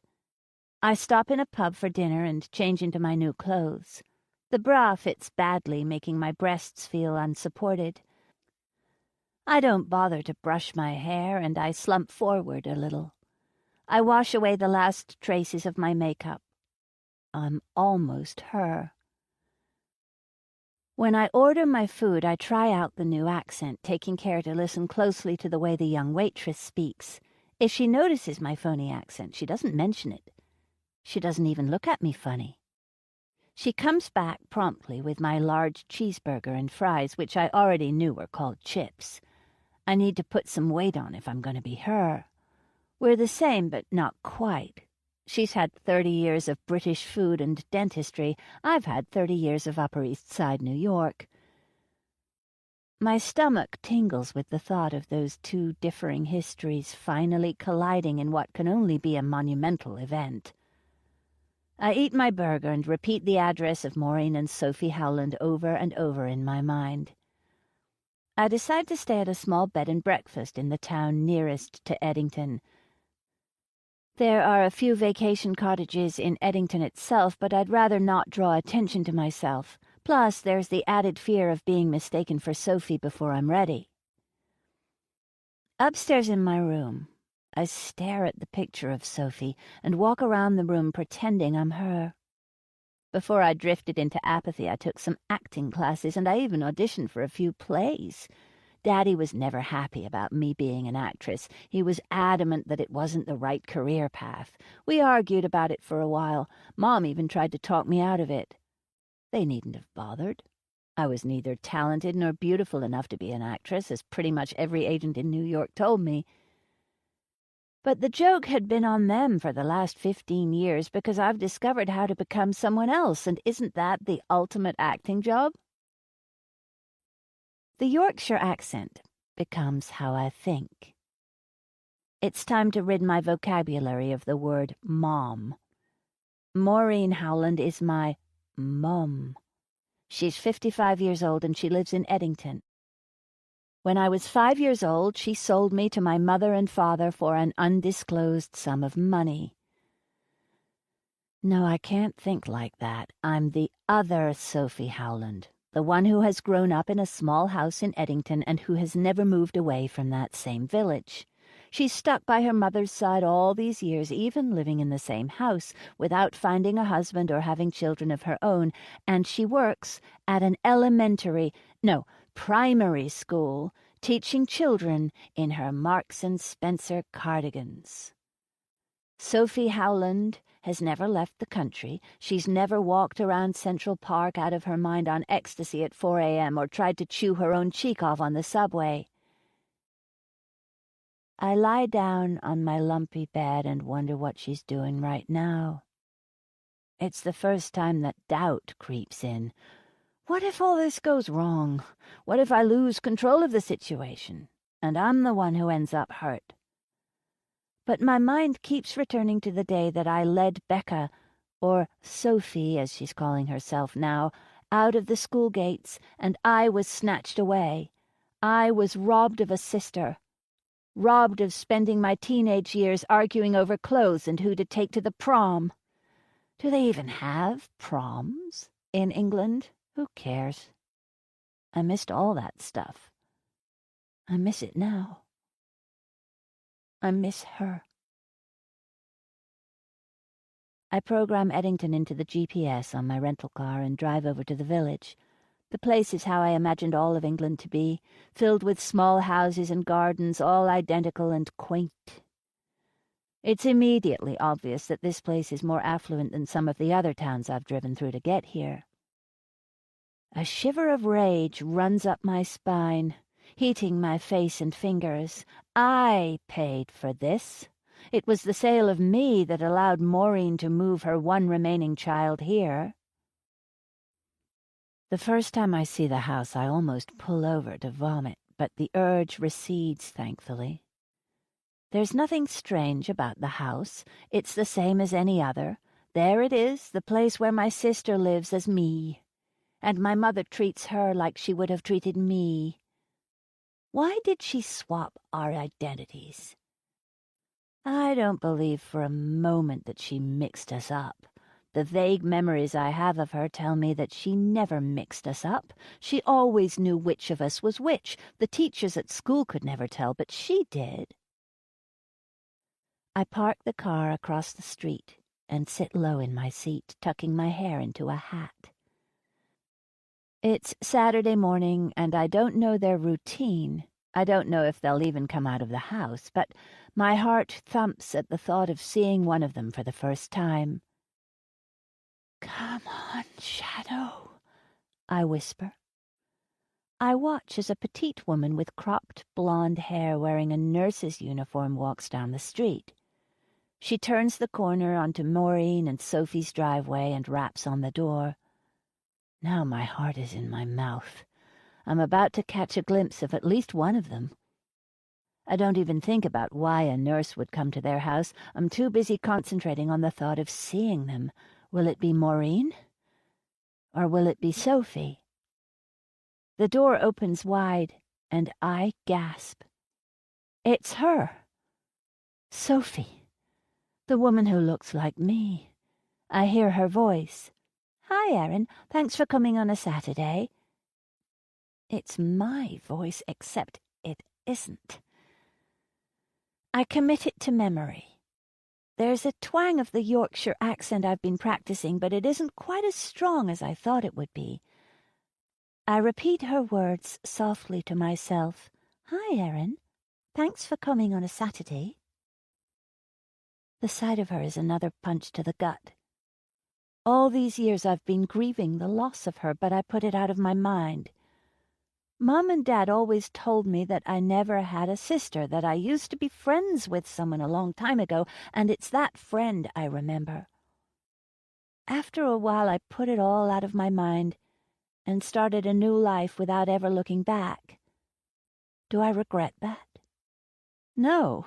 I needed to survive. I needed to move forward. And now I need more. I need answers. And I need justice. Chapter 25. Adeline.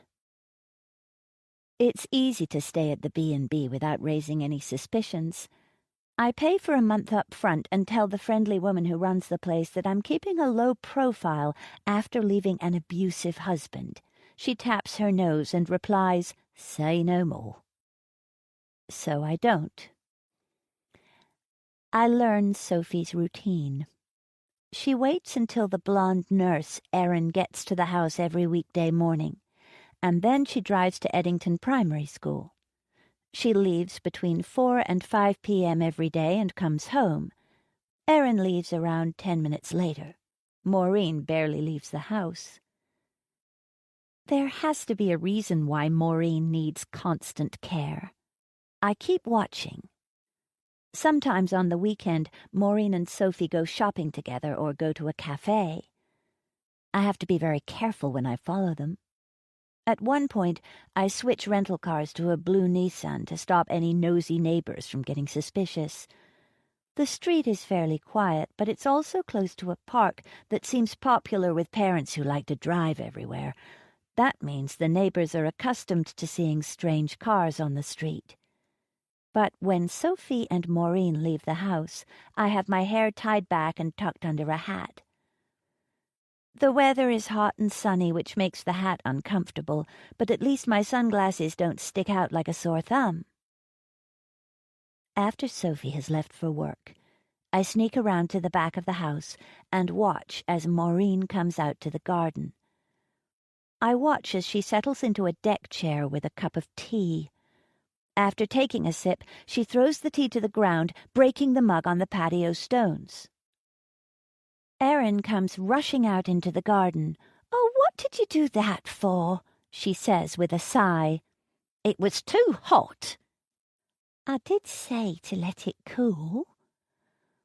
After Erin is done cleaning up the mess, Maureen says, "Where's my cup of tea?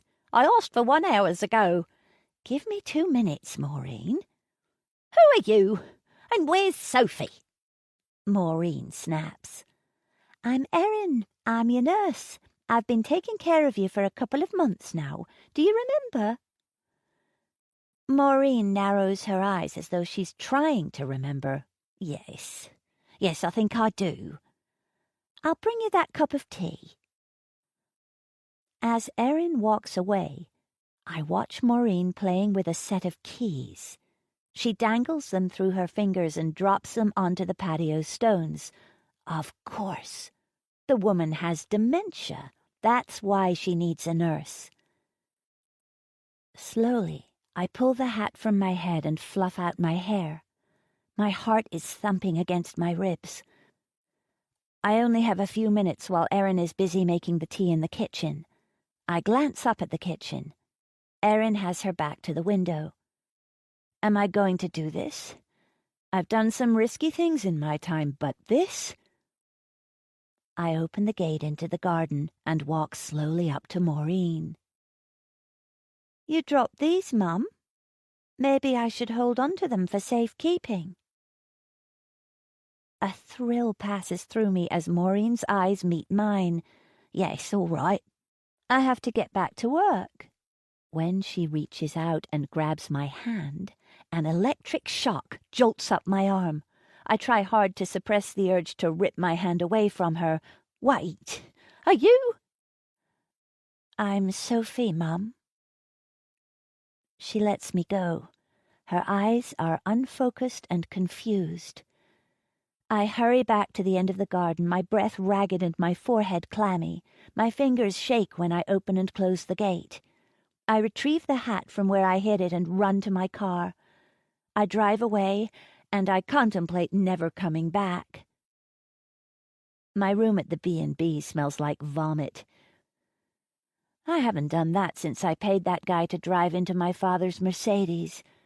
It's true that I felt numb when my parents died, but when I hired the hitman, I reacted more strongly than I ever thought I would. I hold the keys until the metal warms. Now I can get into their house.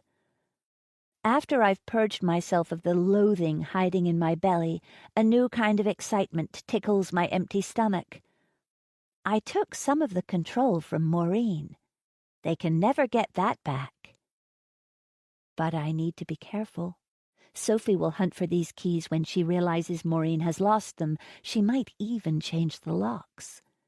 Tomorrow I'll get replicas made of every key, and then I'll toss the keys back into the garden. Maureen will barely even realize they've been gone. And if she tells Sophie about seeing me, or rather her, Sophie will put it down to her dementia. She'll never believe her. When I was 15, I broke into an old movie director's house in the Hamptons with my friend Jake. We wanted to have sex in his pool. We climbed over the wall, and I fell heavily on the ground and hurt my ankle. Before I knew it, there were lights everywhere, and a huge guy jumped on top of me while I wriggled and giggled, high on whatever drugs we'd found lying around Jake's parents' house.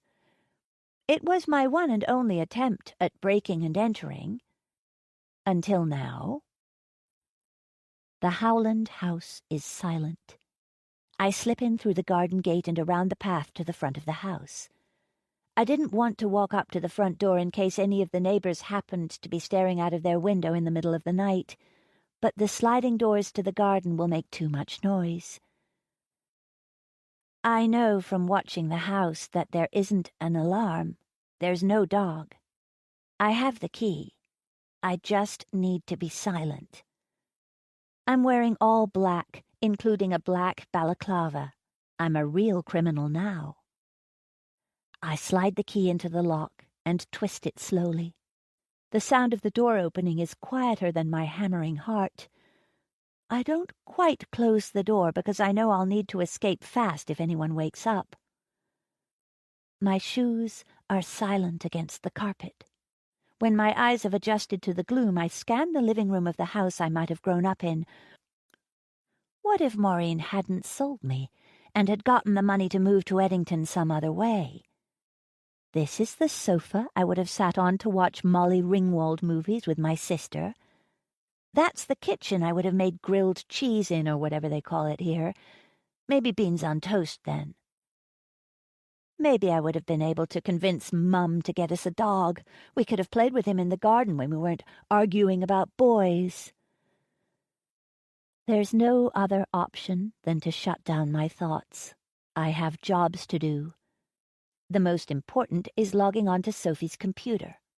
I want to know everything I can about the two of them, but first I have to install software to allow me to control her laptop from my own, which will be impossible if her laptop is password protected.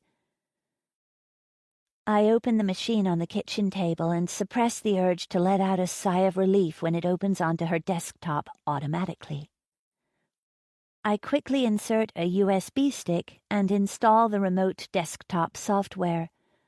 There's an agonizing minute or two when I can do nothing but wait. Then I put the laptop back in position and slip the USB stick back into my pocket. At the bottom of the stairs, I imagine the two of them sleeping softly, with no idea that I'm in their house. Before I know it, my feet are moving up the stairs. A slight creak from the floorboards forces me to stop. Without breathing, I listen to the house. I hear it settle, but there's no indication that either Sophie or Maureen has woken. I take the last few steps slowly. I have no idea who sleeps in which room. It's by pure chance that I gently open the door closest to the stairs to find the woman who gave birth to me sleeping quietly on her side with her mouth slightly agape. There she is. The woman who held a baby girl in her arms, and then 5 years later sold that child to corrupt men for them to do with her whatever they wanted. I could have been sold to a pedophile ring, or worked as a sex slave for the rest of my life. I could have been murdered for pleasure and left in an unmarked grave. Would I have found more peace in that unmarked grave than in the life I have now? This woman robbed me of so many things, and there isn't enough money in Daddy's trust fund to make up for that. I reach towards her, stopping an inch from her face. A few minutes, and I could take her last breath. Her eyes open. I retract my hand. I pull the ski mask from my face so she can see me. "Sophie?" she says. "You know what you should do?" I say. "You should drink bleach, an entire bottle. You should take all your pills at once. It would make you better." "Okay," she mumbles. I turn away and hurry out of the house, away from the family who abandoned me. Chapter 26. Adeline. A few days ago I saw Sophie meet a man for coffee. It was exhilarating for me because it was the first time I had seen Sophie with someone who wasn't her mother or one of the teachers at school. Now able to access her laptop from my own in the B&B bedroom, I discovered that this man's name was Peter, and that he had been messaging her on her dating profile. Things seemed pretty serious judging from his messages, though Sophie clearly wasn't as interested as he was. I broke into the Howland house a few times after the first try. It was too easy, and it was addictive. Sophie, clearly a heavy sleeper, never woke while I crept up the stairs and whispered to our mother in the darkness. "I know you," she said to me once. "You will know me." I replied. Every morning when I watch Sophie go to work, she appears even more exhausted than before. She's had to take our mother to the hospital after Maureen drank the bleach, an event that made me excited and sick at the same time. She had to call the police and change the locks. That was disappointing. If I try to steal Maureen's keys again, it might be noticed. My days of letting myself into the house at night are over, especially after Sophie installs CCTV cameras. But then she does something even better. She's installed hidden cameras in her own home that she can access on her computer, which means I can access them too. I see everything.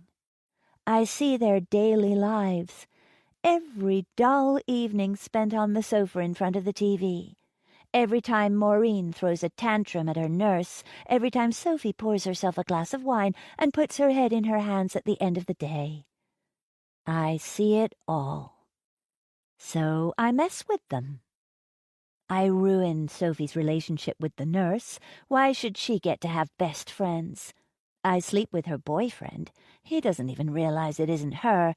He's fat and unattractive, but I'm so turned on by the thought of being her that I don't care. I find a bag of clothes meant for charity sitting on the front step. After stealing one or two items, I cut the rest into ribbons. I know where every camera is inside and outside the house. I can turn some of them off via the software I installed on Sophie's laptop. I do it just to freak her out. The thought of messing with her head, making her paranoid, becomes so exhilarating and addictive that I can't stop. Whatever they do, I'm watching. When they get undressed at night, I'm watching. In those lonely moments of devastation when nothing but alcohol-driven tears will do, I'm watching. They can't escape me. I'm back, despite their best efforts to forget me, and I'll make sure they know me once and for all.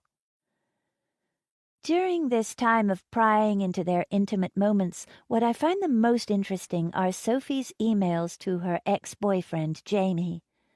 It gives me an insight into a facet of Sophie and Maureen's relationship that I didn't know existed. It seems that Maureen didn't just rob me of the childhood I deserved.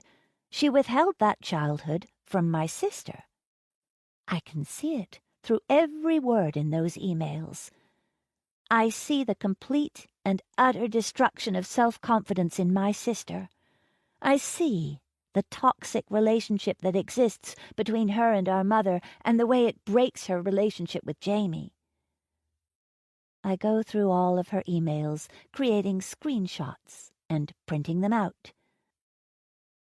I pin them to my hotel wall, highlighting important sections.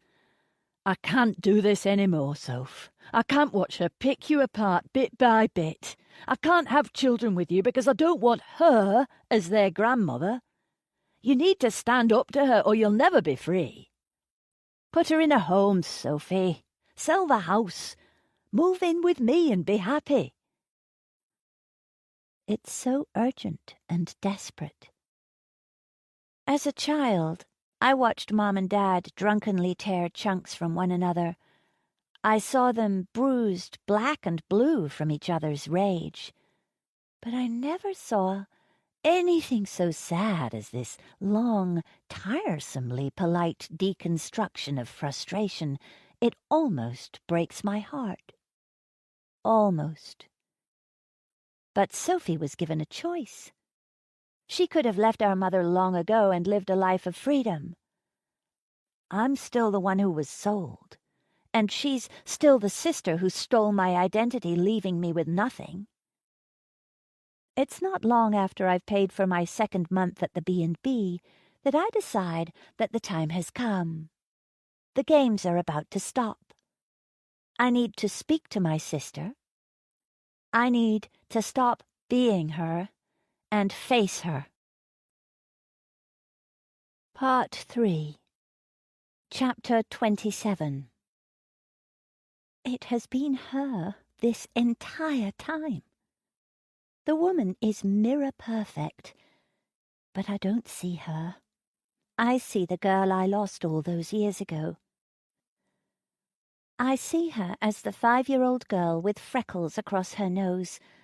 I see the itchy jumper she used to wear in the winter and her wicked grin when we tricked our teachers. Her eyes are as sparkly as they ever were. Her face is mine, and yet it's not. It is the face I have wanted, needed to see all these years. She's the other half of me that I've walked this world without. There she is, my sister. Somehow it doesn't matter that she has stalked and humiliated me, that she has reduced me to a quivering wreck. A woman standing over her own mother with a pillow, trying to decide whether I'd rather be a free murderer or a trapped victim. She stands before me. She's here. She's going to show me what to do, like she did all those years ago. She lifts her chin. Hello, Shadow. I always hated that name. I swallow. Sophie. It feels so right to say that name at last. Now I know why I've never felt comfortable in my own skin, why I've felt like an imposter my entire life. The reason is standing there in front of me, eclipsing me, turning me into a shadow. She was taken before I could find my way out of that shadow. I fell in behind my mother, and I never managed to claw my way out. Hello, Mother. Sophie's tone of voice is ice cold. Her eyes, identical to mine, narrow into 2 hard slits. Is that what I look like when I'm angry? Do I ever scrunch up my nose in that way? Are her facial tics my facial tics? We would have compared ourselves as we grew up. We would have stared into the mirror and giggled about how similar we were, or how different. Immediately I can understand how Mum could always tell us apart. Sophie stands in a way that makes people look up to her. I slouch into my knees so that everyone looks down at me. Sophie, is this real? Mum's voice is quiet, breathless. She can't believe her own eyes. I'm not sure I can either. I move away from Mum so that she can sit up. There are traces of tears on her cheeks. She reaches forward as though to touch her long-lost daughter. I watch as my sister's expression morphs into a grimace. Her tensed shoulders almost fill the doorway. My eyes follow the long line of her arm to discover the knife in her hand. Of course, this woman stalked me. She broke into my house. She hacked my email account and cut my clothes into ribbons. It dawns on me that she probably slept with Peter. That's why he turned up on the doorstep in such a disturbed state. She might even have killed our neighbour's cat. I can't trust her. Mum climbs unsteadily to her feet. You're here, and you're real. I knew it. All these years I knew it. And look at you. You're as beautiful today as you were when I let you go. You've had a good life, haven't you? They told me that the family was well off, that they'd provide for you better than I could." The real Sophie lets out a derisive snort. "I've been provided for, don't worry about that." Her voice is sarcastic, mocking. I want to bite my lip and cower. Doesn't she know Mum's temper? Doesn't she know her sharp tongue? Of course she doesn't. "You went to the family they told me about. Thank God. When I never heard from them again, all kinds of thoughts ran through my mind." Mum hurries towards Sophie, but my sister cringes away from her. "What did they call you?" Sophie recoils, shrinking back from the door. "Adeline." Mum places a hand over her mouth. "Adeline. So pretty." I can't deny that it hurts me to see Mum treat this woman, Who looks exactly like me, as anything other than the ugly, useless lump I've come to be. Why is Sophie, Adeline, so beautiful? Mum reaches out, and Adeline allows her to run her fingers through her hair. Tears run down her chin. "It was never supposed to be you," Mum whispers. Adeline's eyes find mine. "That's not a nice thing to say to your daughter." But Mum isn't listening. She's still touching Adeline's hair. I lower myself onto the bed and place my head in my hands. It's only when the weight of the bed shifts that I lift my eyes to see Adeline sitting next to me. "I wanted to be you," she says. "I found out about you after my parents died. They left me some information in an envelope informing me about what happened. I read that note, and I needed to know more. I needed to see you. I hired an investigator and dug into your lives. That's when I realized that you were living as Sophie. I thought you'd stolen my identity, the one that I should have had all those years ago. So, you stalked me." She glances away and continues, ignoring my question. It didn't seem real. Part of me kept wondering whether it was all an elaborate hoax, but it made sense because of who I am, the person I've grown up to be. Or not be. She's the only one who understands. I've never been whole, but neither has she. I've never been Sophie, and she has never been Adeline. I never knew. The memories only started coming back to me recently, the first time I heard Mum say shadow. Saying it out loud sends a ripple down my spine. Is it excitement? Fear? After my parents, the people who raised me, died, I started having dreams. Then pieces came back to me. She smiles. It seems genuine, and yet it's missing an essential human-like quality. Warmth. So, tell me, have you felt like half a person too? Yes. The word is a breath. All because of her. We turn to Mum. It's Adeline doing the talking now, taking the lead as she did before she was snatched. Tell us, Mum, what kind of mother sells one of her twin daughters before trying every other possible way to find money? I've heard extraordinary stories about women fighting for their children's survival. Mothers sacrifice themselves to shield their children from natural disasters. They prostitute themselves to earn money for their children. They fight in war-torn countries to get their children to a safer place, and yet your first thought was to sell one of us. "It was never supposed to be you," Mum says. This time we don't react to that horrendous statement. We let her talk. We both want answers. This is our story. We have waited 30 years to hear it. We have been denied what was ours all along, and everything that has happened to us has come to this. We wait, and we listen. "You were born first, Sophie. You were strong, healthy, and beautiful. I gazed at your pink round face, and for the first time in my life I felt what love is. Then I had to give birth to you, Becca." She regards me. And you weren't easy, not even from the beginning. You were born with the cord wrapped around your neck, and when the midwife tugged you out, you ruptured me. You wanted my blood right from the very beginning. You bruised my nipples from breastfeeding. You were always hungrier than Sophie, always needy and whining. The constant crying drove me mad. I started taking all the stress out on Jeff. Becca, you were all him. You had his temperament. Sophie searched for solutions to problems. She's a go-getter, someone who will always come out on top because life will never beat her down. You long for life to beat you down, Becca. You're the victim, and you always will be, because that's the character you chose to play in life. I saw that when you were still in nappies. I knew it. Jeff was weak and stupid, and he gave up on life. She snarls when she says his name. I married a man, but I buried a pathetic shell of a human being. He left me with nothing but debt, gambling debt, from a couple of loan sharks and a house I couldn't afford.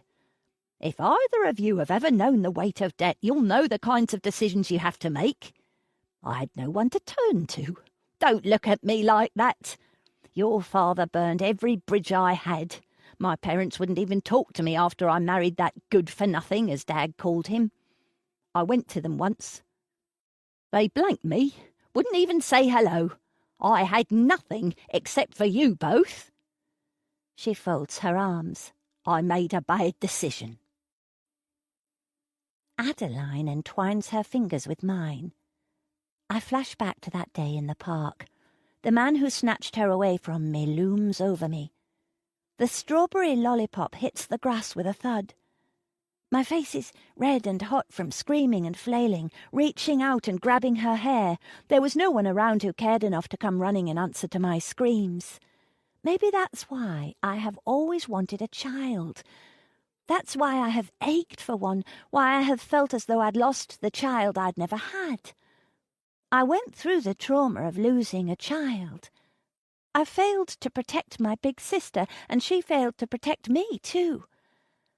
I think about how I became so attached to little Chloe and her imaginary friend.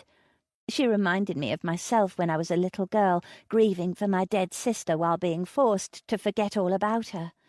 I wanted to protect Chloe because I failed to protect Sophie when the kidnappers came to take her away.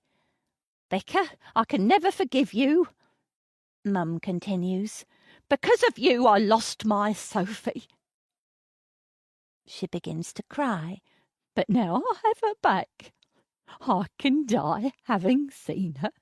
When this disease takes me, I'll know that I've seen you, Sophie, and that you're safe. When Adeline replies to this, her words are measured and calm, devoid of any emotion.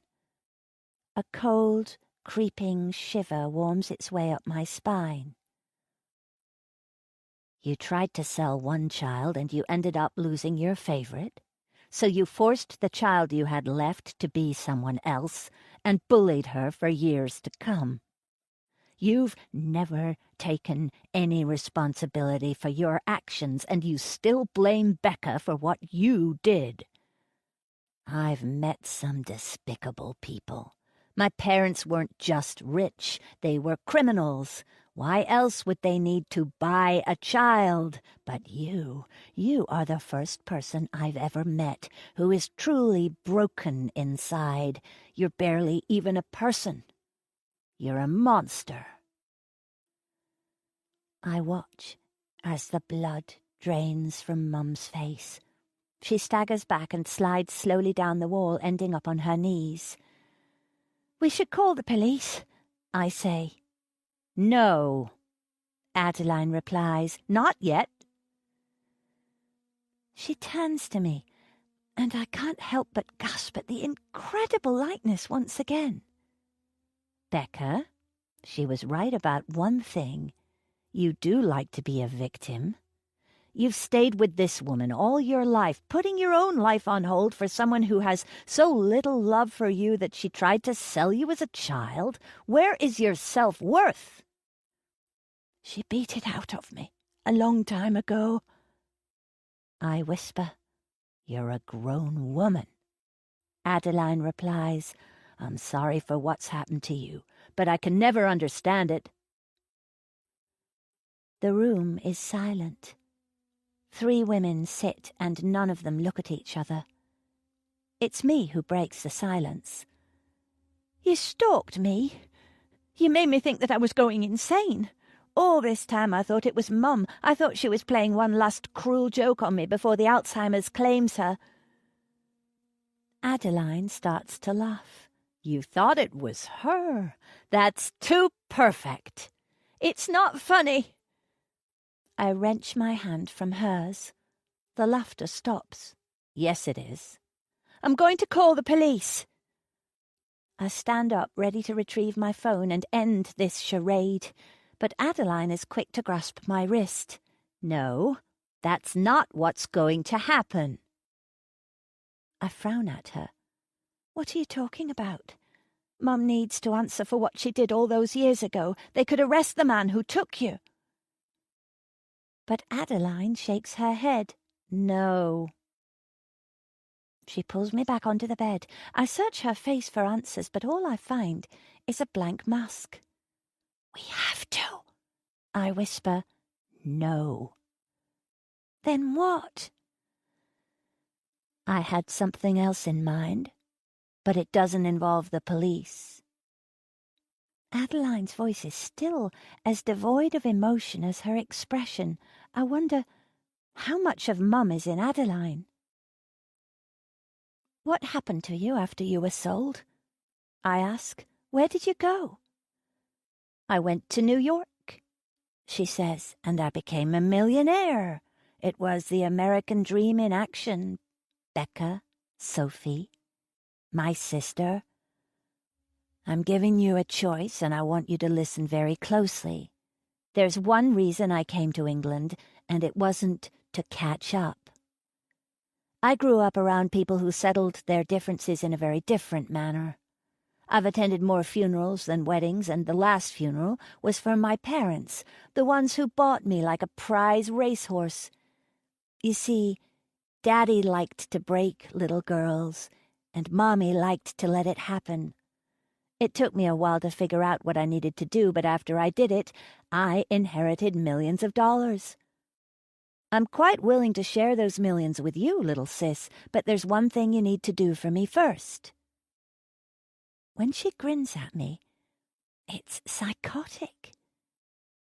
What do you want me to do? I force the words through a strangle-like grip on my throat. My mouth is bone-dry and my tongue is thick. The atmosphere in the room is as heavy as a brewing thunderstorm. I can taste the mildewed scent of the old photographs hanging around us, dripping with festering memories. I'm giving you a choice, which is more than Mum ever did for us. The choice is about life or death. Live and come with me to New York, or die, never leaving this grey, washed-out country. What?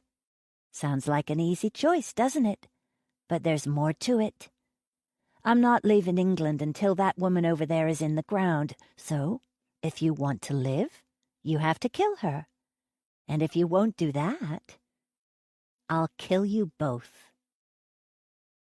She hands me the knife. 1, 2, now you. Epilogue. I'm a perfect mirror image. At night, I remove my makeup bit by bit to reveal the woman underneath. There I am. I am here. I exist. She was buried quietly on a grey, drizzly day which she would have hated. I put little in the newspaper. I didn't want to attract attention. The cause of death was listed as suicide. At the funeral, I heard a few people discussing how only a few weeks before she had tried to drink bleach. That made me smile. Loose ends all tied up nicely. No one will suspect the grieving daughter who stood by her side all these years. I think I do a good impression of being her. P.C. Hollis came to the funeral, which surprised me. Standing at the back of the meagre congregation, he was an unwelcome reminder of the last few months. It was easy enough to avoid him during the service, but I couldn't avoid him afterwards, when he traversed the damp grass of the cemetery to pass on his condolences. Right away I saw the flash in his eyes and the tension along his jaw. He took my hand briefly, but soon dropped it. I was about to move away, but he began to speak. "You never told me about your twin sister," he said. "That—" I stuttered. "That was a part of our past that Mum kept private. She was ashamed about the ordeal. She forgot to pick us up from school that day, and, well, you can understand." "It would have helped greatly with the investigation." P.C. Hollis's eyes narrow. I readjust the sunglasses on the bridge of my nose and angle my face down. His gaze is too penetrating, too searching, too keen. He suspects something. "I'm sorry I didn't mention it. With everything going on with Mum. You see, I started to think it was all in my head, that it was local kids messing around. We both saw the footage, Miss Howland. We both know that it wasn't teenagers. It was someone targeting you, stalking you, with purpose." "Well, they aren't any more. I appreciate everything you've done for me. But you can drop the case. I've not had any prank callers, break-ins, or otherwise. Things are quiet as a mouse. Too quiet, now that Mum has gone. I'm sure you understand how much I miss her." I turn away sharply as my voice breaks. "Of course. But there was another reason for me coming here today. I don't think we should close the case at all. The fingerprints weren't a match for you or your mother, but the prints were almost identical to yours. We believe they belong to your twin sister." "What? Are you sure? But that's not possible. She was declared legally dead after 7 years. He nods, slowly. I can tell that he's still searching my face for clues. He's checking to see whether I'm lying. My skin itches under his examination. "I'm very sure." I raise my hand to my mouth. Hollis's expression softens and he leans in, perhaps to comfort me with a touch, but I back away. "This is all too much," I say through my fingers. My hand rises to wipe a tear from under my glasses. "It's my mother's funeral. I can't." "I'm sorry to have caused you distress." For the first time, Hollis appears uncomfortable. He shifts his weight from one leg to the other and folds his arms. "I'd like to investigate this further. If we can find the whereabouts of your sister Becca, I would love to bring her back for you." "I have a lot on my plate right now. I'm sorting out the house and all the paperwork. Of course, that's what I want too. To see Becca. It would be a miracle. But you must understand that there have been many false alarms over the years, and there's a chance this could be one too." Of course Hollis wants to find my sister. If he could close a 30-year-old unsolved missing person case, he'd be a hero. And as for the false alarms, that's a lie. As far as I know, once my mother moved to Eddington, everyone forgot all about missing Becca. That wouldn't happen now, of course. Snatched children become newspaper fodder for decades. I wonder what the news would make of my mother. I wonder how much money I would get for selling my story, like she sold a child. Hollis takes my hand in his. "This is a good lead. I'm going to do everything I can, Sophie." I believe him. I need to act fast. The day I finally close the door of that house for good, I actually visit her grave. The gravestone is black marble. It's small, with only a brief inscription. No loving mother or loyal friend or cutesy poem to show how much everyone cared. She died with no love from anyone, and she loved only one person in the world, if in fact it was love, real love. The English summer is fading as I climb into the taxi. The early morning is cold, cloudy and damp. On the way, I ask the taxi driver to make a stop at a garage. There, I throw my phone into the courtyard bin. There are 3 missed calls, 1 from Alicia and 2 from PC Hollis. I feel somewhat guilty about Alicia, but it's time to cast away this life. Soon I will have to stop being her. Hollis has been tricky. Luckily, I managed to fob him off with a brief meeting to go over the facts. He asked me about that September day 30 years ago, but I managed to lie. When I was clearing out my mother's things from her bedroom, I came across a stack of newspaper clippings about the kidnapping. It was when reading through those that I came across Sophie's eyewitness statement. Sophie claimed that Becca ran away from her. There was no mention of the man in the park. The lies had my mother's influence written all over them. She knew that if the men were found, the trail would lead back to her. Once again she put herself before her child. Once again she proved to be selfish and narcissistic to her very core. I felt sick reading through those articles. At least it gave me enough fodder to fool Hollis while I sold the house and got out of Eddington. I almost drift into slumber as the taxi rolls on. I'm thankful that the driver isn't someone determined to fill silence with inane chatter. I'm grateful that he accepts the money and tip without asking me where I'm going or wishing me a good holiday. The plane ticket burns a hole in my purse. The thought of it fills me with excitement. The airport bustles. I weave my way through queues, metal detectors, and security. They examine Sophie Howland's passport and they say nothing, only nod. And then I move on. I'm given a boarding pass. Stickers are placed on my bag. I empty my makeup into transparent plastic bags and place them in a tray with my keys and the e-reader I bought for the journey. I'm ushered through a tunnel towards the enormous plane by a woman with perfect teeth, and finally I'm shown to my seat. As I place my bag into the overhead compartment, my thoughts drift back to PC Hollis. I might not be free. Not yet.